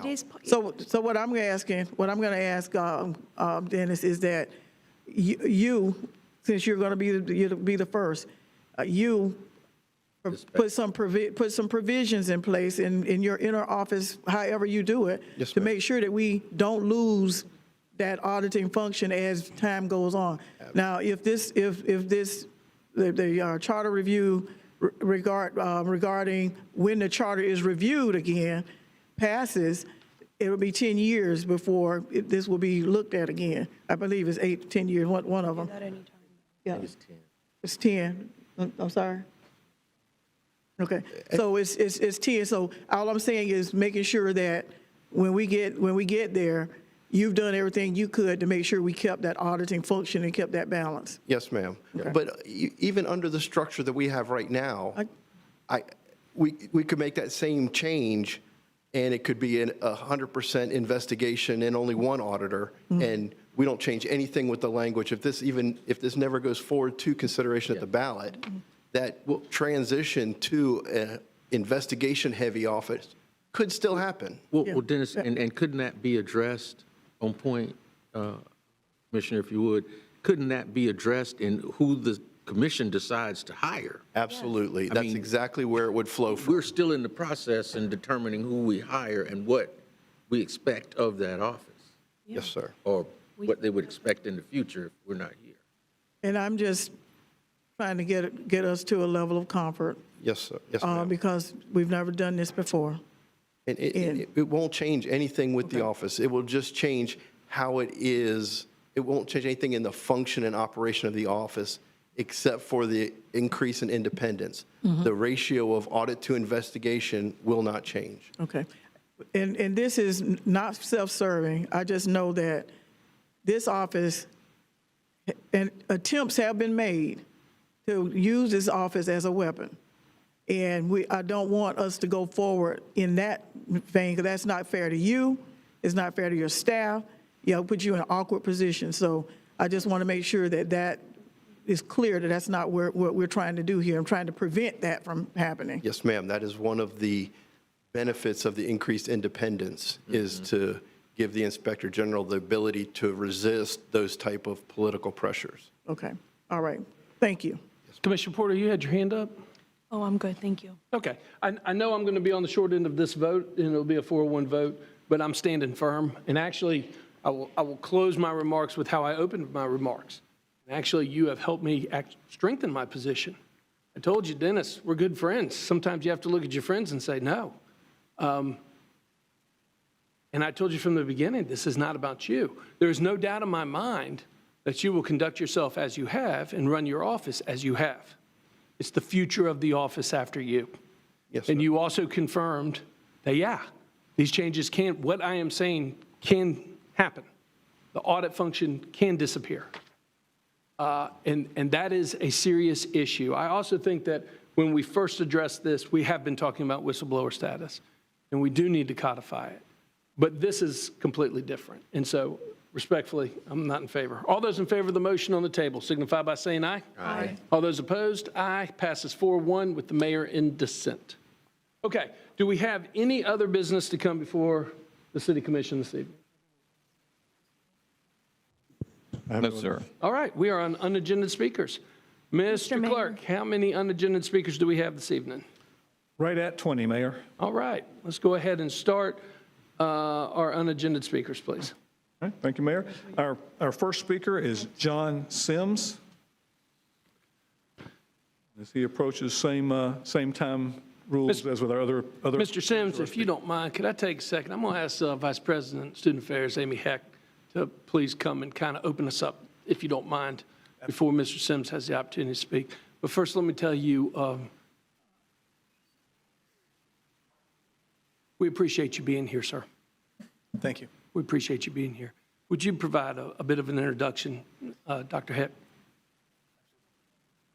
Well, good evening. I wasn't expecting to speak tonight, Mayor Daley, but we have a group of students, parents here to talk about pedestrian safety. I know we've had many discussions and we've partnered, and I'm very grateful for you, Reese, and your team, everybody who's really addressed concerns I was hearing from students at the end of the spring semester.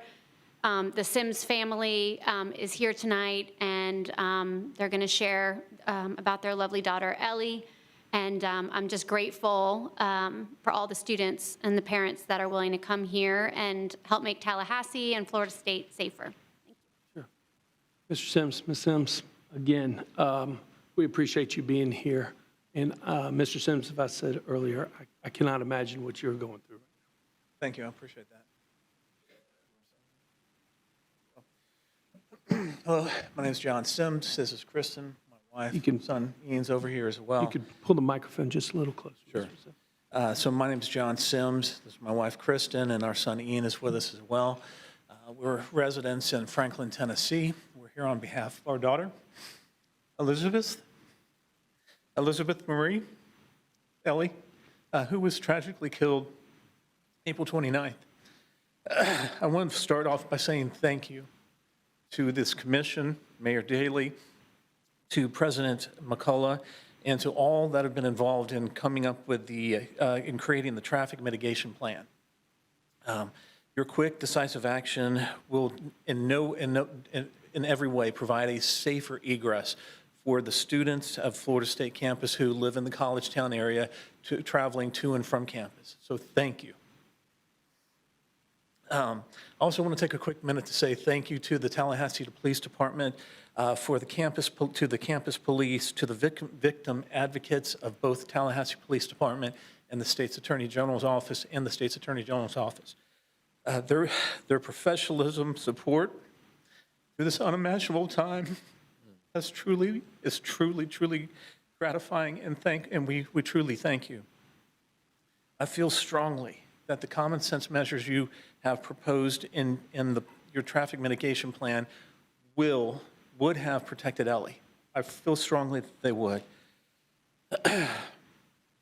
As a grieving parent, I question why these traffic and pedestrian safety measures were not included in the development of the development plan and the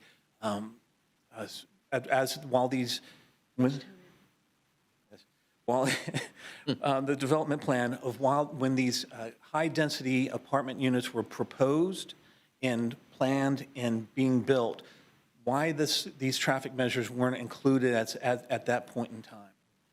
We heard a discussion earlier today about the requirements on developers who have to take into consideration infrastructure, right? So you have to have plans for electrical, sewage, water, schools.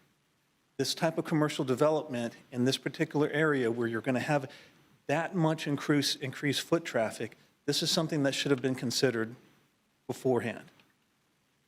Yeah, don't you love that? So, again, I want to thank you very much for this opportunity. We truly believe that this plan it's going to be successful, and that this is going to prevent other families from experiencing the same type of loss that we've suffered. I do ask that you consider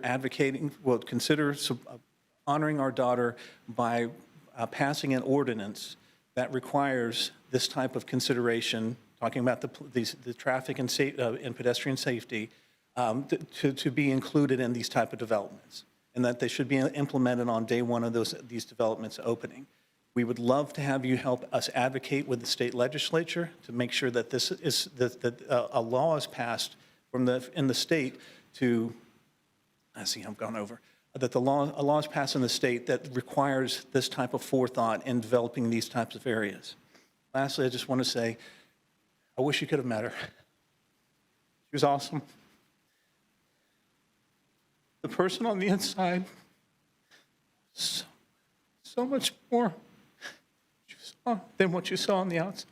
She was a beautiful woman, but she had so much promise, and she was just such a bright light. Again, thank you for your time, and I apologize for going over. Thank you. And I can tell you that everything that you have mentioned is under consideration, and thanks for being here. Thank you. Our next speaker, please. Next speaker is Kate Butler. to be followed by Barbara Franzak. Your name and address for the record, please. Now, I hope let me apologize. I gave the family a little bit extra time, but we've got a 3-minute time limit. And so we will let you know when you have 30 seconds left. My name is Kate Butler. I live at 10108 Twisting Vine Court, Tallahassee, Florida. Hi, my name is Kate Butler. I am 19 years old, a sophomore at Florida State University, and a Tallahassee native. I'm also a member of FSU sorority Alpha Chi Omega, which you may have heard a little bit about recently. On April 29th, around 6:45 p.m., another member of Alpha Chi Omega, Ellie Sims, was hit by a car as she was crossing Pensacola Street using the crosswalk at Lorraine Street. Ellie was 20 years old and just finishing up her sophomore year at FSU. She was in my member class at Alpha Chi, and we were initiated together this past fall. She was so excited to go home to Franklin, Tennessee to spend time with her family over the summer. Sadly, Ellie was not able to return home, as she was killed by a hit-and-run driver who was aggressively speeding when he hit her. Ellie died on her walk home from campus to her apartment in College Town, and she was less than a block away when she was hit. This is a highly trafficked area, as it is one of the main intersections that connects campus with College Town, where many students live and socialize. Ellie was very involved around FSU, giving her all into everything she was a part of. She was a member of FSU Honors College, the Center for Health Advocacy and Wellness, a dedicated runner, the most stylish person anyone knew, and an incredible friend, sister, and daughter. Ellie always lit up the room with her smile, her welcoming presence, and her incredible dance moves. Ellie touched the heart of every single person she met and never let anybody go unnoticed. Her legacy will live on at FSU and at Alpha Chi forever. The intersection of Pensacola and Lorraine, where we lost Ellie, is extremely dangerous for many reasons. The high speed limit on Pensacola, the blind spot to turning drivers, and the hill drivers come over are only some of the reasons this area poses a risk to pedestrians and drivers. Currently, a flashing crosswalk is the only safety measure at the intersection that hundreds of students cross daily. Sadly, not all students press the button that signals the lights, and even then, they aren't always visible in the daytime. The same is true for St. Augustine. Drivers take Pensacola as a faster cut-through over parallel streets due to its 45-mile-per-hour speed limit and limited traffic lights. The traffic infrastructure has not been updated in accordance to the tremendous student growth of College Town, and sadly, it has become fatal. While we all appreciate the efforts that are being made to implement safety measures in the area, such as traffic calming features and raised intersections, more needs to be done. My end goal is to install a traffic light at this intersection to prevent a tragedy like this from ever happening again. Ellie's death was an eye-opening moment for the community on the unsafe pedestrian conditions around campus.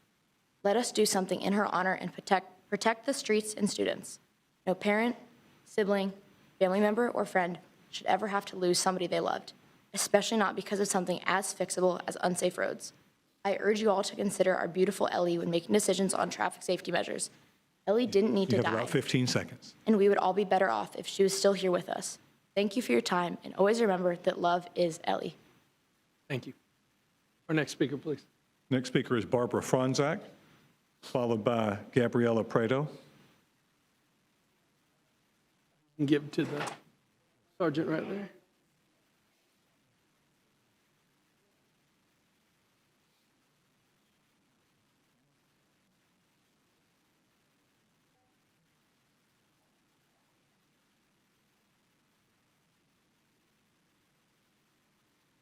There should be enough copies for everyone. Your name and address for the record. Yes. My name is Barbara Franzak. I reside at 850 South Gadsden Street, which is right off of Gaines and about a mile away from College Town.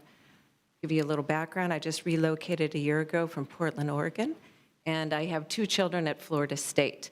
I am finding myself in College Town a lot because I have my daughter, who is also a member of the Alpha Chi chapter, and she was a pledge with Ellie. So that really hits home for us.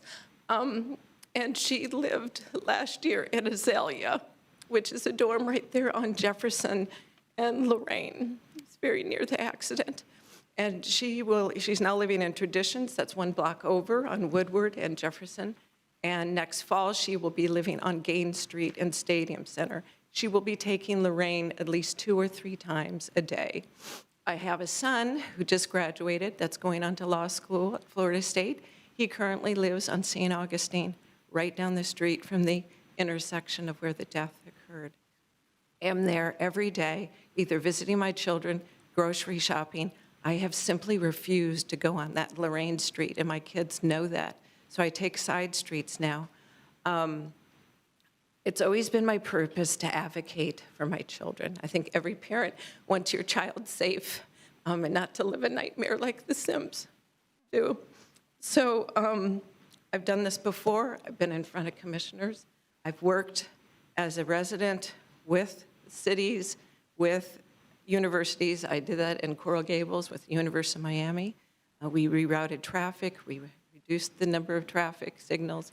We increased traffic signals wherever it needed to be done. What I did, I went and drove through the city. That's why you have this diagram. And to make everyone aware of what's going on, first I will say I'm very impressed, and I will applaud you and the university, the mayor, the city commissioner, your engineers on expediting this so quickly. I realize it takes time, things like this take many months, and I really take my hat off that you've implemented this plan, you've taken it very seriously, and it's going into action next week. I think it was very prudent and very respectful that you did this traffic study a few weeks after Ellie passed away. But I think in all honesty, we know that that really wasn't the true picture because it's summer, and I noticed the difference. It's like a ghost town there. The traffic is much less than it is during the fall. So You have about 30 seconds. I understand that you are doing this. And I wanted to just show you the pink areas are where the new developments are coming in. It's already crowded. It's already bottled up on Gaines. There's 5 huge developments that are coming in. I don't know how that small area is going to handle the traffic and the foot traffic. I'm asking you, or I've marked the blue spots, to please look at those. I think there needs to be a traffic light at Pensacola and at St. Augustine and at Jefferson as well. Thank you very much for your time. Thank you. Appreciate it. Our next speaker, please. Next speaker is Gabriela Prado, and then Lauren Schuler. Your name and address for the record, please. Hi, my name is Gabriela Prado, and I reside at 3320 Southwest 16th Lane in Miami, Florida. Hi, everyone. My name is Gabriela Prado, and I'm one of Ellie's sorority sisters, and I'm a rising sophomore at Florida State University. I wanted to start off by thanking you all for being here today. It means so much to me and my friends and the Sims family that work is being done to improve pedestrian safety and prevent another senseless tragedy like this one. My friends and I should be missing Ellie because she went back home to Tennessee for the summer, not because she was killed in a hit and run while crossing the street with the right-of-way. No one should have to go through a loss like this of a young, beautiful, and radiant life like Ellie's. In an attempt to make sense of our grief, my friend Kate Butler, who just spoke, and I spent hours at the intersection where Ellie was hit. It was a punch in the gut every time I saw a car speed right past us or see a driver ignore the flashing lights or students trying to cross. And I'm truly shocked at the fact that there haven't been more accidents given what I saw that week. Thousands of FSU students walk to class and home every day, and we should feel safe doing so. Thankfully, with the help of all of you, measures are being taken to implement raised crosswalks and lit pedestrian crossing signs, decrease speed limits in our growing community. And although this is a step in the right direction, I ask that the goal be to put traffic lights at these busy intersections. Kate and I saw firsthand how many drivers plow through these signs because they feel it's not really mandatory to stop or simply don't have the visibility to drive safely due to the hills. My hope is that one day soon, every Florida State student will be safe living and commuting here and that Ellie's memory will never die. Thank you. Thank you. Our next speaker, please. Next speaker is Lauren Schuler. Lauren Schuler, followed by Freddie Miller. Thank you for joining us. Your name and address for the record, please. Lauren Schuler, 2428 Sweet Valley Heights in Tallahassee. I am here to speak on behalf of my family regarding the proposed construction of a Circle K at the corner of Wilani Boulevard and Dempsey Mayo Road in the Canopy subdivision, which is directly across the street from my family's backyard within the community. While the construction of this gas station was conditionally approved in December 2023, the residents of our community did not receive notice of this planned construction until we received a letter from the city regarding a requested sign variance in the past few weeks. Sorry. As such, we have had no ability or opportunity to speak out against it until now. I'm here to state my family's strong opposition to the construction of this Circle K under any circumstances in the proposed location of 2791 Wilani Boulevard, and to ask you as our elected representatives to please help us fight against this construction within this lot. First, the proximity of the gas station, if built in the proposed lot to my family's home, is so close that it would be impossible to prevent the gas station from negatively and significantly impacting my family's health and quality of life. Every window in the back of my home, including my master bedroom window, would be facing a gas station that would be open 24 hours a day, meaning that the extremely bright lighting, noise, and traffic that comes along with a gas station would be directly behind my home. My family, which includes very young children, would not be able to escape the light and noise that are an inevitable part of a gas station's operations, both during the day and throughout the night when we are trying to sleep. In addition, we will not be able to enter our backyard without being exposed to gas fumes and other environmental consequences of living that close to a gas station. Between the noise and fumes, my children will not be able to be in the backyard of their family's home. In addition to the exposure to these fumes and any runoff from the gas station, which is uphill from us, could pose a significant health risk to my entire family and our neighbors. During the recent flooding and heavy rains last month, pine straw, plants, and mud traveled from across the street, under my fence, into my backyard, and even up onto my back patio and against the backside of my home. This is not an unusual occurrence here in Florida, where we experience heavy rains and flash flooding regularly. With a gas station across the street from us, it is inevitable that some runoff would occur during heavy rains, meaning I and my neighbors could experience gasoline, trash, and other health hazards being transported down into our yards and possibly even into our homes. That is not just a nuisance, it is a significant health hazard. This is not just a risk, but in Florida, this is an inevitability with our weather. You have 30 seconds. Thank you. This will not just be an unsightly addition to our residential neighborhood, it will be a significant source of noise, traffic, pollution, and potentially criminal activity. When purchasing my home in fall of 2022, Premier Homes, our developer, made many promises of a walkable town center, one that would add to the charm and family-friendly atmosphere of the community. I chose to purchase this home and raise a family here based on these promises, and I feel deceived by the developers. Now that I have purchased this home, though, I feel I have no option other than to just fight this proposed construction at every cost, not just for my own safety and quality of life, but for that of my children, my neighbors, and my neighbors' children. And I am urging you, on behalf of our entire community, to please aid us in the fight against the construction of this gas station. Thank you very much. Thank you. Our next speaker, please. Freddie Miller. And then next will be Emily Fritz. Your name and address for the record, please. My name is Freddie Miller. I'm going to refuse to give my address. We know where you live. Y'all already probably know where I live. I'm here, I'm speaking on a subject that is kind of dear to my heart. Youth football in Tallahassee, I think, need to be updated.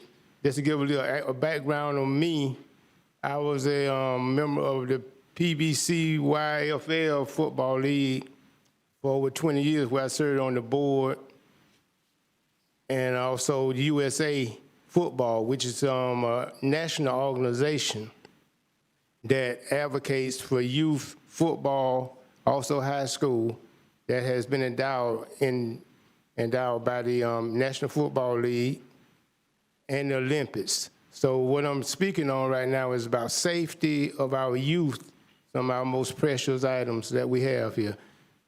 Now, what they recommend is that we only have practice 2 days a week for 4 hours, 2 hours a day. That's all they need because of the fact that they are very susceptible to concussions and other injuries that could stunt their growth, also inhibit their learning. So what we want to do is try to reconstruct the youth football league here in Tallahassee, because playing football, practicing every night of the week while you're in school is not a good idea for someone who's 9, 10, 11, 12 years old. So I think we need to take another look at this program, the way that it's being run, and update it, because it's been run like this for years, but everything needs to be changed for the betterment of our city and our youth. So when then also we playing football games on school nights, which I don't know whether y'all play football or not, or whatever sport you play, especially football, where you have a lot of impact. Getting up in the morning is not easy. So, and then going to practice the next day. Also, we got a lot of single moms that's bringing these kids to practice and to the games, which don't get off until 5 o'clock, and games start at 6 o'clock. I think it would be better if we do something to reconstruct this so they could they could have these games on Saturdays. You have about 30 seconds. Which we did for over 30 years, and the program is still being run down in South Florida. And you're gonna have a good quality of football. So I think we need to take another look at this program, these programs, how the city is running their leagues, and just for the safety and the betterment of these kids that's still youth football players, they only kids. You're at They don't 3 need to be minutes. practicing. Even the pros don't practice that much. Thank you. Thank you very much. Our next speaker, please. Next speaker is Emily Fritz. Emily Fritz, followed by Ahmad Daraldik. Your name and address for the record, please. Thank you. Can you hear me? It's okay. My name is Emily Fritz. My address is 1433 Vucare Drive. One of the things about being human beings is that we make mistakes. I know I've made plenty of them, and all my friends and family make them as well. But one of the good things about some mistakes is that some of them can be corrected if the party who makes the mistake has the wisdom to do it. Well, on May 8th, you made a mistake. And that's okay, because you're human. You approved ballot language for the salary amendment that says Leon County Commission salaries are set by state law. That is incorrect. Leon is a charter county, and charter counties are not required to follow the state law. In fact, Florida statutes 145.031, Section 2, specifically says that no member of a governing body of a chartered county or a county with a consolidated form of government shall be deemed to be the equivalent of a county commissioner for the purposes of determining the compensation of such member under his or her respective charter. Your May 8th memo from the city attorney specifically says that county commission salaries are set by ordinance.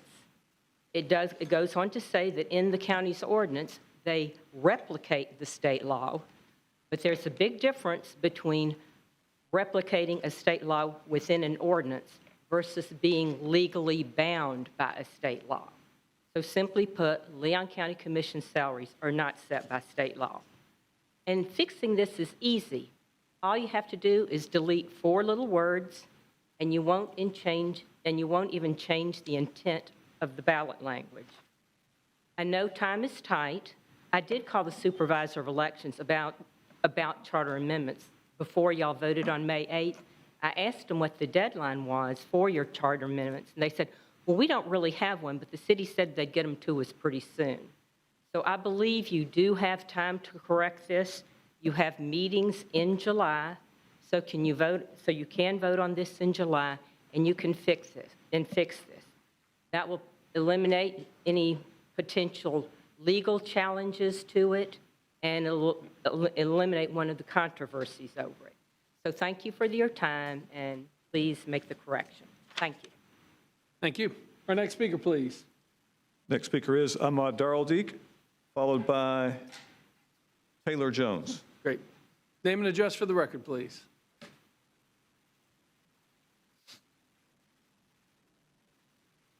My name is Ahmad. It's Ahmad Daraldik. I'm a Palestinian, and I won't be giving you my address. Shame, embarrassment, and disgust. All things that I feel on your behalf. Because each of you should understand how critical our situation is. Gaza, Palestine, we, your constituents, need you to grow a backbone. Because how many more months of massacre and slaughter of children can you bear witness to? How many, please, because your citizens In this city that's celebrating 200 years, this city is complicit and silent while your citizens are frustrated at the fact that over 15,000 children under the age of 18. Poor Ellie was 20. She did not deserve to die. And yet over 16,000 children in Palestine are dead with no chance of anything. Children have been slain and over 45,000 Palestinians murdered in the name of what? White supremacy? That's acceptable. And I want to highlight that this commission is not doing what we, the citizens who hired you, who elected you, who you work for, are asking you to do. You are fighting with the firefighters of Tallahassee over a 4% or 6% raise. 6% is nothing. They deserve more than even 6. That's not even enough. There's migrants in our city, over hundreds of migrants that need your support, and not once have you done anything. Actually, they emailed you and they heard crickets from you, Mayor. Even further, there is continued attempts to gentrify our city and wrongfully charge and incarcerate people like Calvin Riley. And even further, the fact that since October, we, the Palestinians of the city, made you aware of how we feel and what we need, and yet no acknowledgement. We helped to make you aware through the petition that was delivered over 5 months ago, and the draft resolution that I also submitted to every single one of you over 4 months ago. And that resolution needs to be adopted by unanimous consent. And the reality is that we're not even demanding anything but a scratch on the surface, an ultimate and immediate and permanent ceasefire. Mayor Daley, it's taken you over 2 months, and you said you would call me to discuss yet stagnation. Commissioner Richardson, are you still unable to swallow your pride to speak and hear the concerns of your citizens? In Gaza, over 2.3 million people who are civilians, all internally displaced. Half of them are children, over 1.3 million facing imminent man-made starvation, and more than 75,000, You're at 3 minutes. 75% of their infrastructure is gone, 10,000 people still murdered and stuck under the rubble. Thank you very much. There Your was time a is up. military base Thank that you. murdered over 200 people. I'm going to ask you to please step back. That was a U.S. military base. Please step back. The It's end of the time for day, next speaker. Thank you. Our next ask speaker, you to do please. better. speaker is Taylor Palestinians Jones. ask you to do better. You're out of order. And that's fine. Please sit down. I need you to do better. You are, please sit down. You're out of order. Our next You wanna speaker, come- please. you wanna escort Next me? speaker is Taylor Jones, and then Delilah Pierre.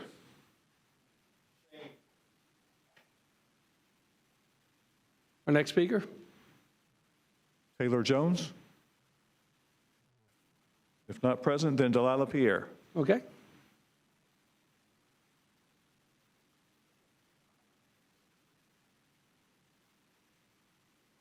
Delilah Pierre will be followed by Daphne Riley. Your name and address for the record, please.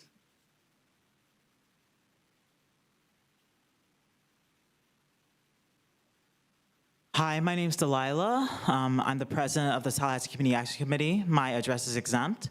And we're here to continue fighting to drop the charges on Calvin Riley. We demand that the false charges on Calvin Riley be dropped, and we demand also that his trial be reopened and that our city investigate officers Kirsten Oliver and Margaret Muth and fire them from their positions for the misinformation for the misinformation they've given and for their misconduct. I know that currently you do not have the power to do that immediately, but what you do have the power to do is not spread misinformation to the public about Calvin Riley's family. I was told by Malik Reddy, who was in here earlier, that City Attorney Amy Tillman had said that the Calvin Riley trial had already been reopened, while after speaking to Daphne Riley and the Riley family, I was told that Calvin Riley doesn't even know when his appeal is going to be heard. So I think that is a clear failure on the part of the city and their communication with the court here. And I think there are clear failures on the part of the city to hold police officers accountable for the misconduct and mistreatment of people in the city of Tallahassee. I feel that the Calvin Riley and his family's integrity has been attacked. They've been misconstrued, We had our mayor, John Daly, publicly say that he's tired of people attacking the police in the city of Tallahassee. He hears that people are tired of people attacking the police in the city of Tallahassee. And I had Calvin Riley say to me explicitly that he wanted me to ask you about that. Because if you're saying that Calvin Riley is attacking the police, I think it's unfair to condemn a man who simply wants a fair trial, who simply doesn't want the Tallahassee Police Department, the Police Benevolent Association, Mayor John Daly, and Commissioners Diane Williams-Cox and Curtis Richardson to misconstrue evidence and information about his case, to do whatever they can to make these claims, these true valid claims about the repression that people are facing, into nothing. Again, we're here because we want these officers to be held accountable, and we see by the disillusion of the Citizens Police Review Board, by our city's unwillingness to do anything regarding police repression, by how our city commissioners and our mayor shows up and talks to the public, speaks about a black man who was unfairly tried in this way. We see a lack of care and concern for the Riley family, and the Riley family is here to talk to you further about that. So again, we need to drop these false charges on Calvin Riley. We need to investigate and fire officers Kirsten Oliver and Margaret Muth. I know you've already had the sharing of ideas, but I think it's the bare minimum of respect that the family hear from y'all on what you think about this issue. Thank you. Thank you. Our next speaker, please. Next speaker is Daphne Riley, and then Tito Leedon. Your name and address for the record, please. Good evening. I'm Daphne Riley. I live here in Tallahassee. And I wasn't coming in today. I was meeting Ms. Delilah outside, and we were rallying for my husband. But I decided to come in and just let my face be shown and just let you all know there's a lot of miscommunication between the courthouse and my husband. I believe that he is a citizen here. He's asked to pay his taxes just like everybody else. And I believe that he should be heard and communicated with appropriately. As of today, my husband had not heard from the court system. He had asked for an appeal, and the appeal was not granted. But once again, they did not reach out to him. I had to call and ask where we were in the case, and just accidentally was informed that, oh, the judge said he wasn't giving you another case, and that was that. I believe that if I had not have called, no telling when we would have known that. But once again, I believe that that was unfair. I think that was unjust. Just more just needs to be done all the way around. He was found guilty, but under the circumstances, those circumstances were not fair in our eyes. And I believe that another trial is deserved for Mr. Riley. But I came here just to show my face and let you, because Calvin could not be here today, and not that he didn't want to, but just because he could not. But anyways, but I just want to let you know that he does have a family, and here we are. Thank you. Thank you. Our next speaker, please. Next speaker is Tito Leedon, followed by Kayvon Burt Riley.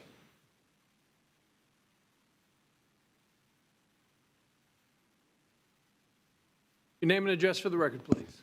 Tito Leedon, and my address is exempt. And I think the Calvin Riley case and how the city's dealing with it is very dehumanizing. You know, a man had evidence planted on him, and the mayor of the city, you know, when y'all were arguing with each other, when you were arguing with one of your commissioners, you said, I'm tired of y'all coming after the police after, you know, cases go before a jury of our peers. You said our peers specifically, right? But it's an all-white jury. It's an all-white jury for a case of a black man that has to do with the police. Well, it's Juneteenth right now, you know. You know the history of this country? You right? It doesn't look like it. He's smiling right now. He's like smirking with me right now because you do know the history of this country, and you still defend the police every single time there's injustice happening, right? The officer that did that, Kirsten Oliver, still out on the street. You know, the officer that was with him, that was with her, still out on the street. The Lawrence Revel, the police chief that defended this case. Still a police chief, still overseeing, countless other misconduct cases that could be happening, right? How do we keep the police accountable, right? We need civilian oversight. We need that officer fired, It's dehumanizing. How does the family not know what's happening with the case? How do y'all not keep in contact with the family? You don't think that's important, that a man should know what's happening with his freedom? Y'all don't think that's important? Hey, come on. Come on. Our next speaker, please. Next speaker is Kayvon Burt Riley, followed by Thomas Spears. Your name and address for the record, please. Good evening. Kayvon Burt Riley, address exempt. It was very tough for me to come out today on my father's behalf. He's walking a thin line, taking the extra step to go to get cleared for a DUI, falsely charged on him. He's paying out of pocket as well, which I think that is very unfairly to me. As a barber, watching him grow, he's been through a lot of things with police departments, a lot of brutality as well. The history in his family speaks for itself. And I, as his youngest son, I've seen a lot that he's have overcome. I'm still confused about the alter video that was shown in court, and I'm not pleased with it at all. I noticed that a lot of people that represented him as well have been MIA during his hearing as well. It's a lot of wild emotions going through my mind. So I just ask for justice and reassurance and understanding that this is a man who serves this city for local people. He has helped give back to communities. He's helped elder people in homes, and I've also assisted that with him. And it's a lot against one man, and I just want to see people do better. And I know he's not the last, and he will not be the first. I have a child that's 5. And she's getting older, and I don't want to go through the certain things that my father, who's over 50 years old, going through. Please have it some type in your heart to understand that this man, he's innocent and, falsely accused for things that he didn't commit. Thank you. Thank you. Our next speaker, please. Thomas Spears, and then Tavish Bryan.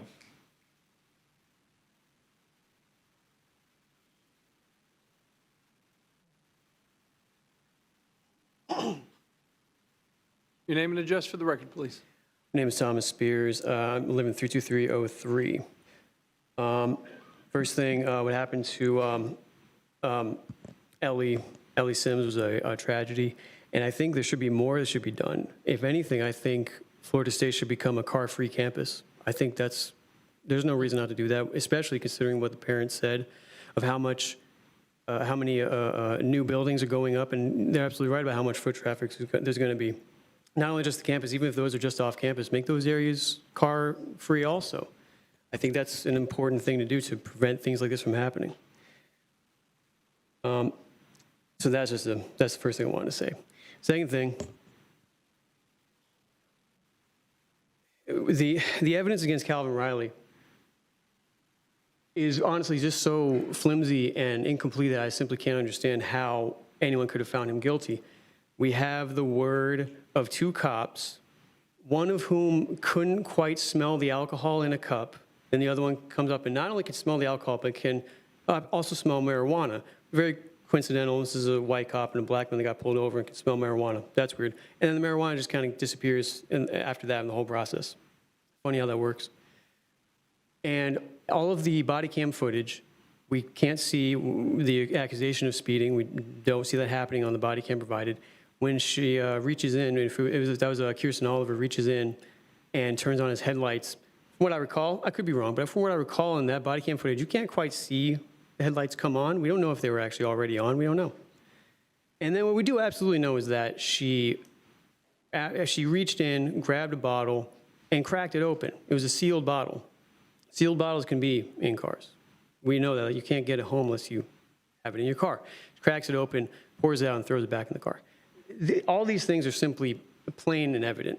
And I simply cannot see how a jury can find that guilty. No one did. And also, again, the most important thing is this is an all-white jury. And also, there were 2 replacements, and just so happened to get rid of two black members of the jury. Okay, then it ends up being an all-white jury. Fact of the matter is, it ends up being an all-white jury. Something has to change there. And Calvin Riley absolutely deserves a new trial. If his appeal was denied, we need that information. I don't know if we can find out that, get some kind of request on that, find exactly what it is. But that's a miscarriage of justice in every regard. How can we have an all-white jury in 2024 and let that trial go through? Tallahassee is, not only is that just a ridiculous thing in 2023, Tallahassee is like, I don't remember exactly, 40% black? If this is supposed to be a jury of our peers, how is it not at least reflecting that? We need these charges to be dropped. Mr. Mayor, you say there's nothing the commission can do. Is standing up for Calvin Riley is critically important. That's exactly what we're here asking you to do. Thank you. Our next speaker, please. Tavish Bryan, followed by Aiden Bennett.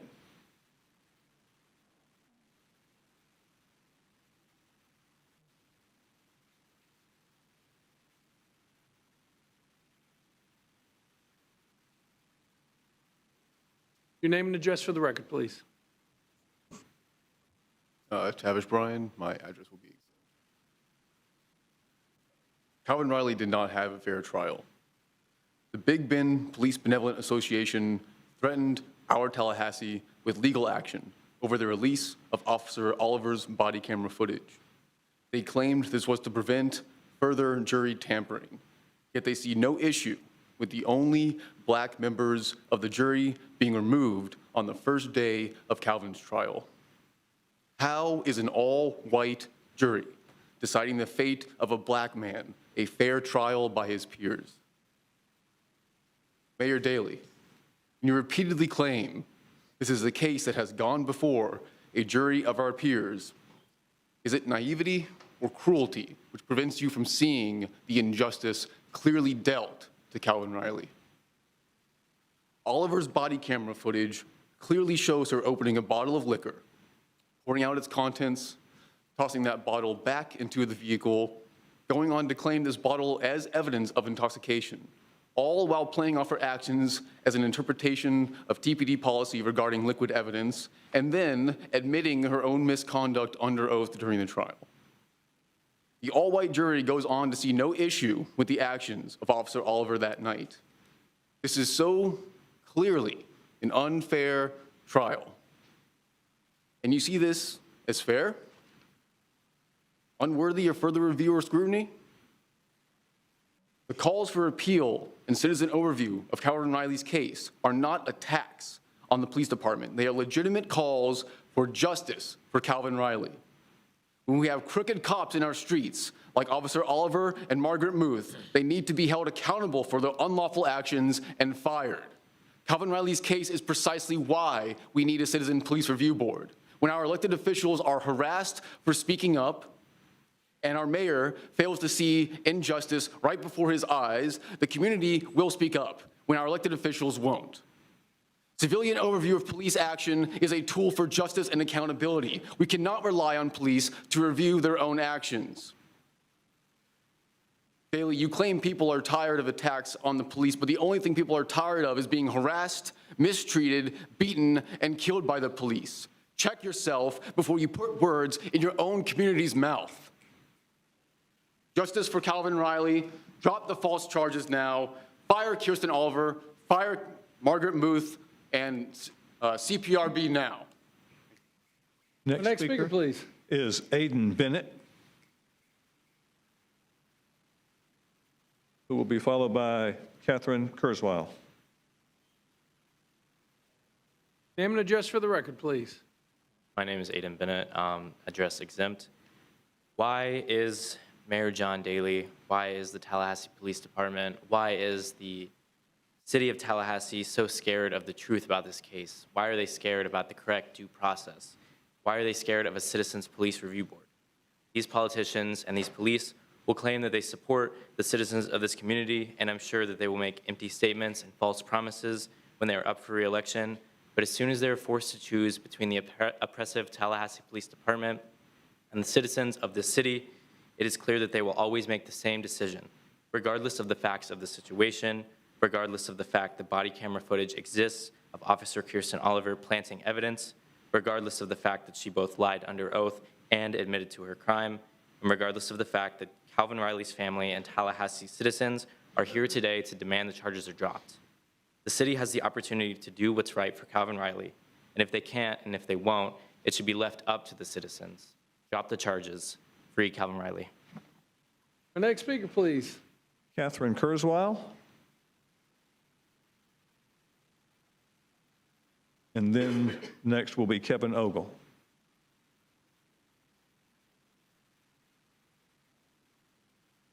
Name and address for the record, please. I'm Gati. I live in Tallahassee, and I'm a member of the Freedom Road Socialist Organization, and we condemn the charges placed on Calvin Riley and the Tallahassee Police Department's handling of the case. Body camera footage clearly shows that Officer Kirsten Oliver planted evidence in Riley's vehicle. Instead of admitting to their gross misconduct and punishing the officer responsible, Chief Lawrence Revel instead claimed no misconduct occurred. And this is a bold-faced lie. Riley is serving a sentence based on planted evidence and lies told by the police under oath. Shame on TPD. For too long, the police in Tallahassee have evaded accountability and caused terror in the South Side.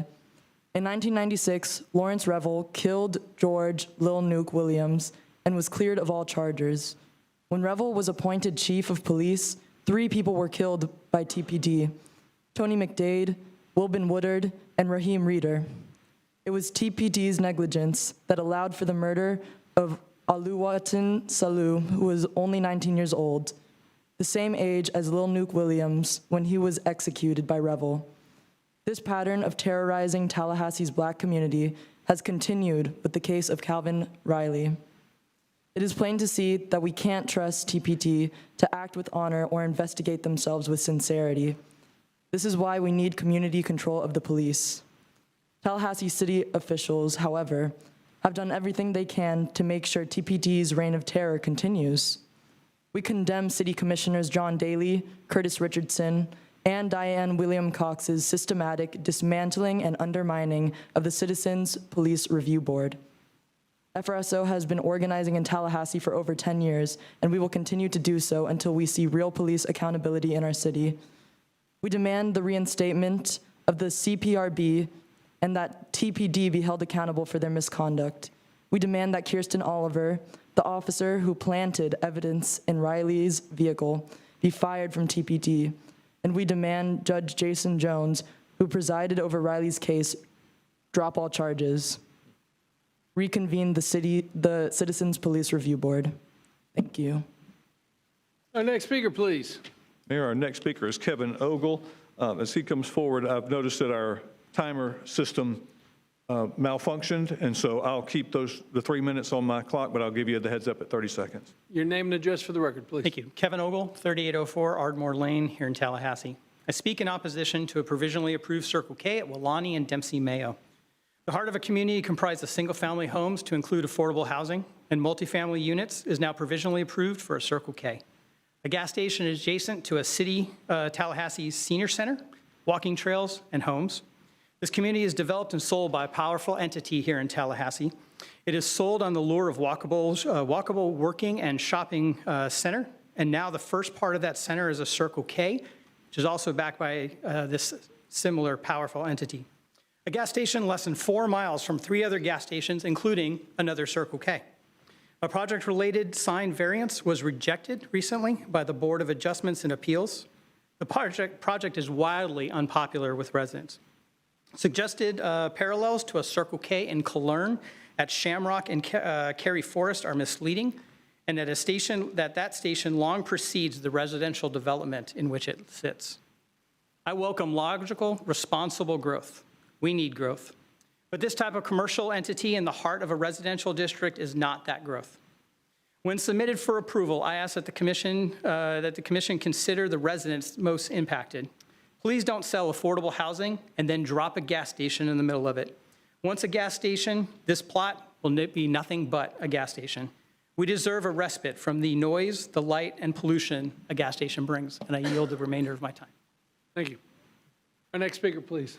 Next speaker is Casey Weiner, and then Kim O'Connor.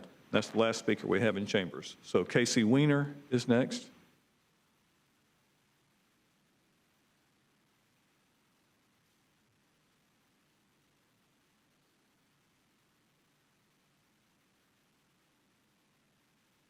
Your name and address for the record, please. My name is Casey Weiner, and my address is exempt. On May 7th, 2023, between the hours of 2 and 3 a.m., the Tallahassee Police Department epitomized its abysmal reputation by planting evidence in Mr. Calvin Riley Sr.'s car in an act of systemic racism, despicable misconduct, and fraud. TPD's Kirsten Oliver improperly Mirandized Mr. Riley, framed him by opening and emptying a sealed alcohol bottle and throwing it back in Mr. Riley's car, worked with Margaret Muth to deceitfully avoid attaching her name to a police report she knew would contain false information, and later demonstrated substantial ignorance of TPD's own policies, including TPD policy number 42 regarding the confiscation of liquids as evidence. Since then, nothing has been done to rectify this act of bigotry. The Tallahassee Community Action Committee demands that, at minimum, any ethical commission must investigate and fire Kirsten Oliver and Margaret Muth. On Monday, April 8th, 2024, in a trial with a white judge and an all-white jury that witnessed Oliver's unethical body camera footage, Mr. Riley was found guilty of driving under the influence after only 2 days of trial. During the case, information and evidence were left out intentionally to sway the jury's opinion, all while TPD intimidated those who released the body cam evidence. Mr. Riley was sentenced to 10 days in jail and 6 months probation. This blatant misconduct must be met with overturned charges and a condemnation of TPD. We demand you overturn the charges on Calvin Riley. The Citizens Police Review Board is legally bound to continue reviewing cases of police misconduct like Mr. Riley's and to fulfill its obligations to the citizens of Tallahassee right up until HB 601 takes effect. We demand civilian oversight now. Practically every component of this city's government upholds systemic racism and bears contempt for the rights and lives of Black and POC citizens of Tallahassee.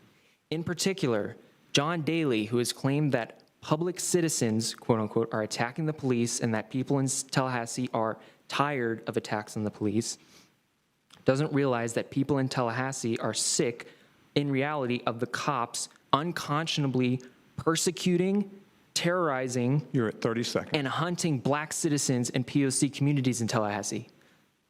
I've lived in Tallahassee every second I've been alive, and citizens like myself are tired of your disgusting behavior. We won't stand for you villainizing our fellow citizens or villainizing the Calvin Riley's family. You attack civilians but protect hateful cops. Your callousness toward and support of systemic hatred, whether directed at Black and brown people here in Tallahassee or in Palestine or in Sudan. Thank you very much. Your time is up. Our next speaker, please. Kim O'Connor is the last speaker we have in chambers. We do have one online if the connection has been made.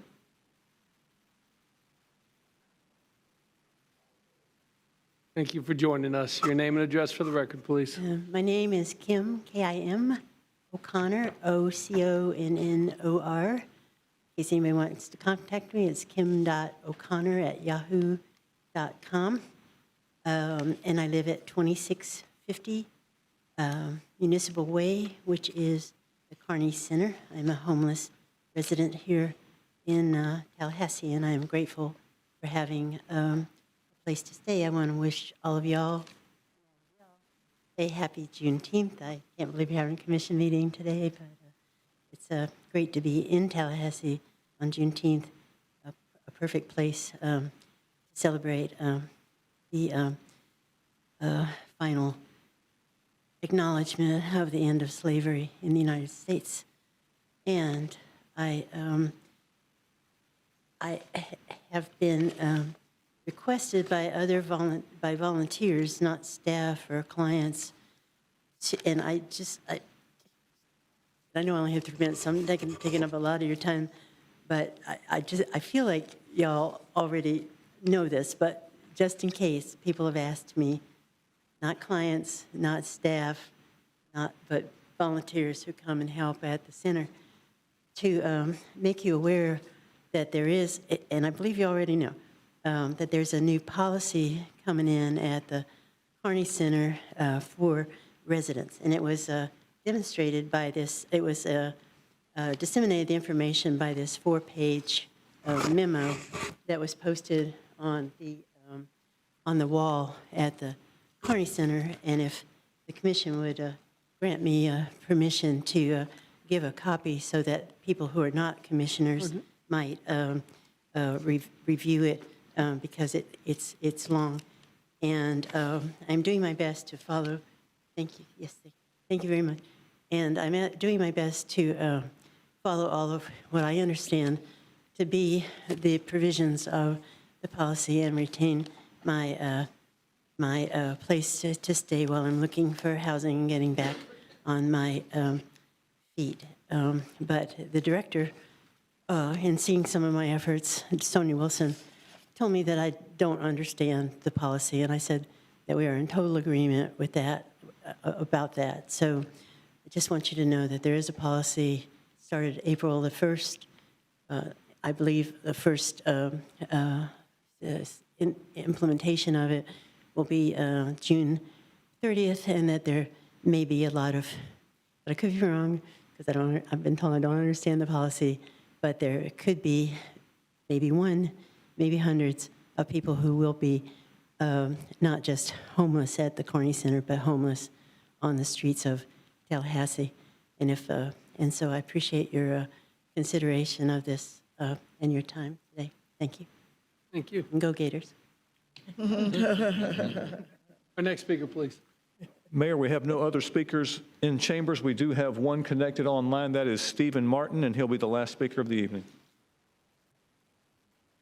Yes, can you hear me? I can. Your name and address for the record, please, and the clerk will let you Stephen know. Martin, 30 seconds. 2625 Stonegate Drive. 2 meetings ago, there was a request for information about Drew Jones's activity with the city. It's well warranted and long overdue. You may recall in 2020 a news article, The Man Behind the Curtain, whom at the next blueprint meeting I referred to as a puppeteer. That man is Drew Jones. That was a quite revealing article. Pictures in there were included of city manager, county administrator, assistant city manager Wayne Tedder, the mayor, and a particular well-known developer, Mr. Gazvini, who's a client of Van Cor Jones. Mr. Jones and Van Cor Jones have been significant players going back decades, including as political consultants for city and county commission campaigns. Private clientele include major bundled campaign donors who've paid Van Cor Jones for their services and, not surprisingly, have been benefited from subsequent actions of commissioners with ties to Van Cor Jones and to those bundled donations. Actions by commissioners that have benefited Van Cor Jones clientele have cost the rest of us dearly. In that article, the following quote, Jones interacted with city and county commissioners and staff many times, though not all are noted in the public record. End quote. Not long ago, there was an incident with Wayne Tedder and Gary Hunter, an attorney lobbyist for a Van Cor Jones client, that raised serious concerns. I won't go into any further detail about that now. There have been several lapses in moral judgment over the years with Walani, Canopy, other developments, Blueprint, etc., that have ties to Mr. Jones. and the aforementioned parties here. We want to avoid future lapses like that, paying attention to and making all city correspondence, official or not, with Mr. Jones part of the public record seems well warranted.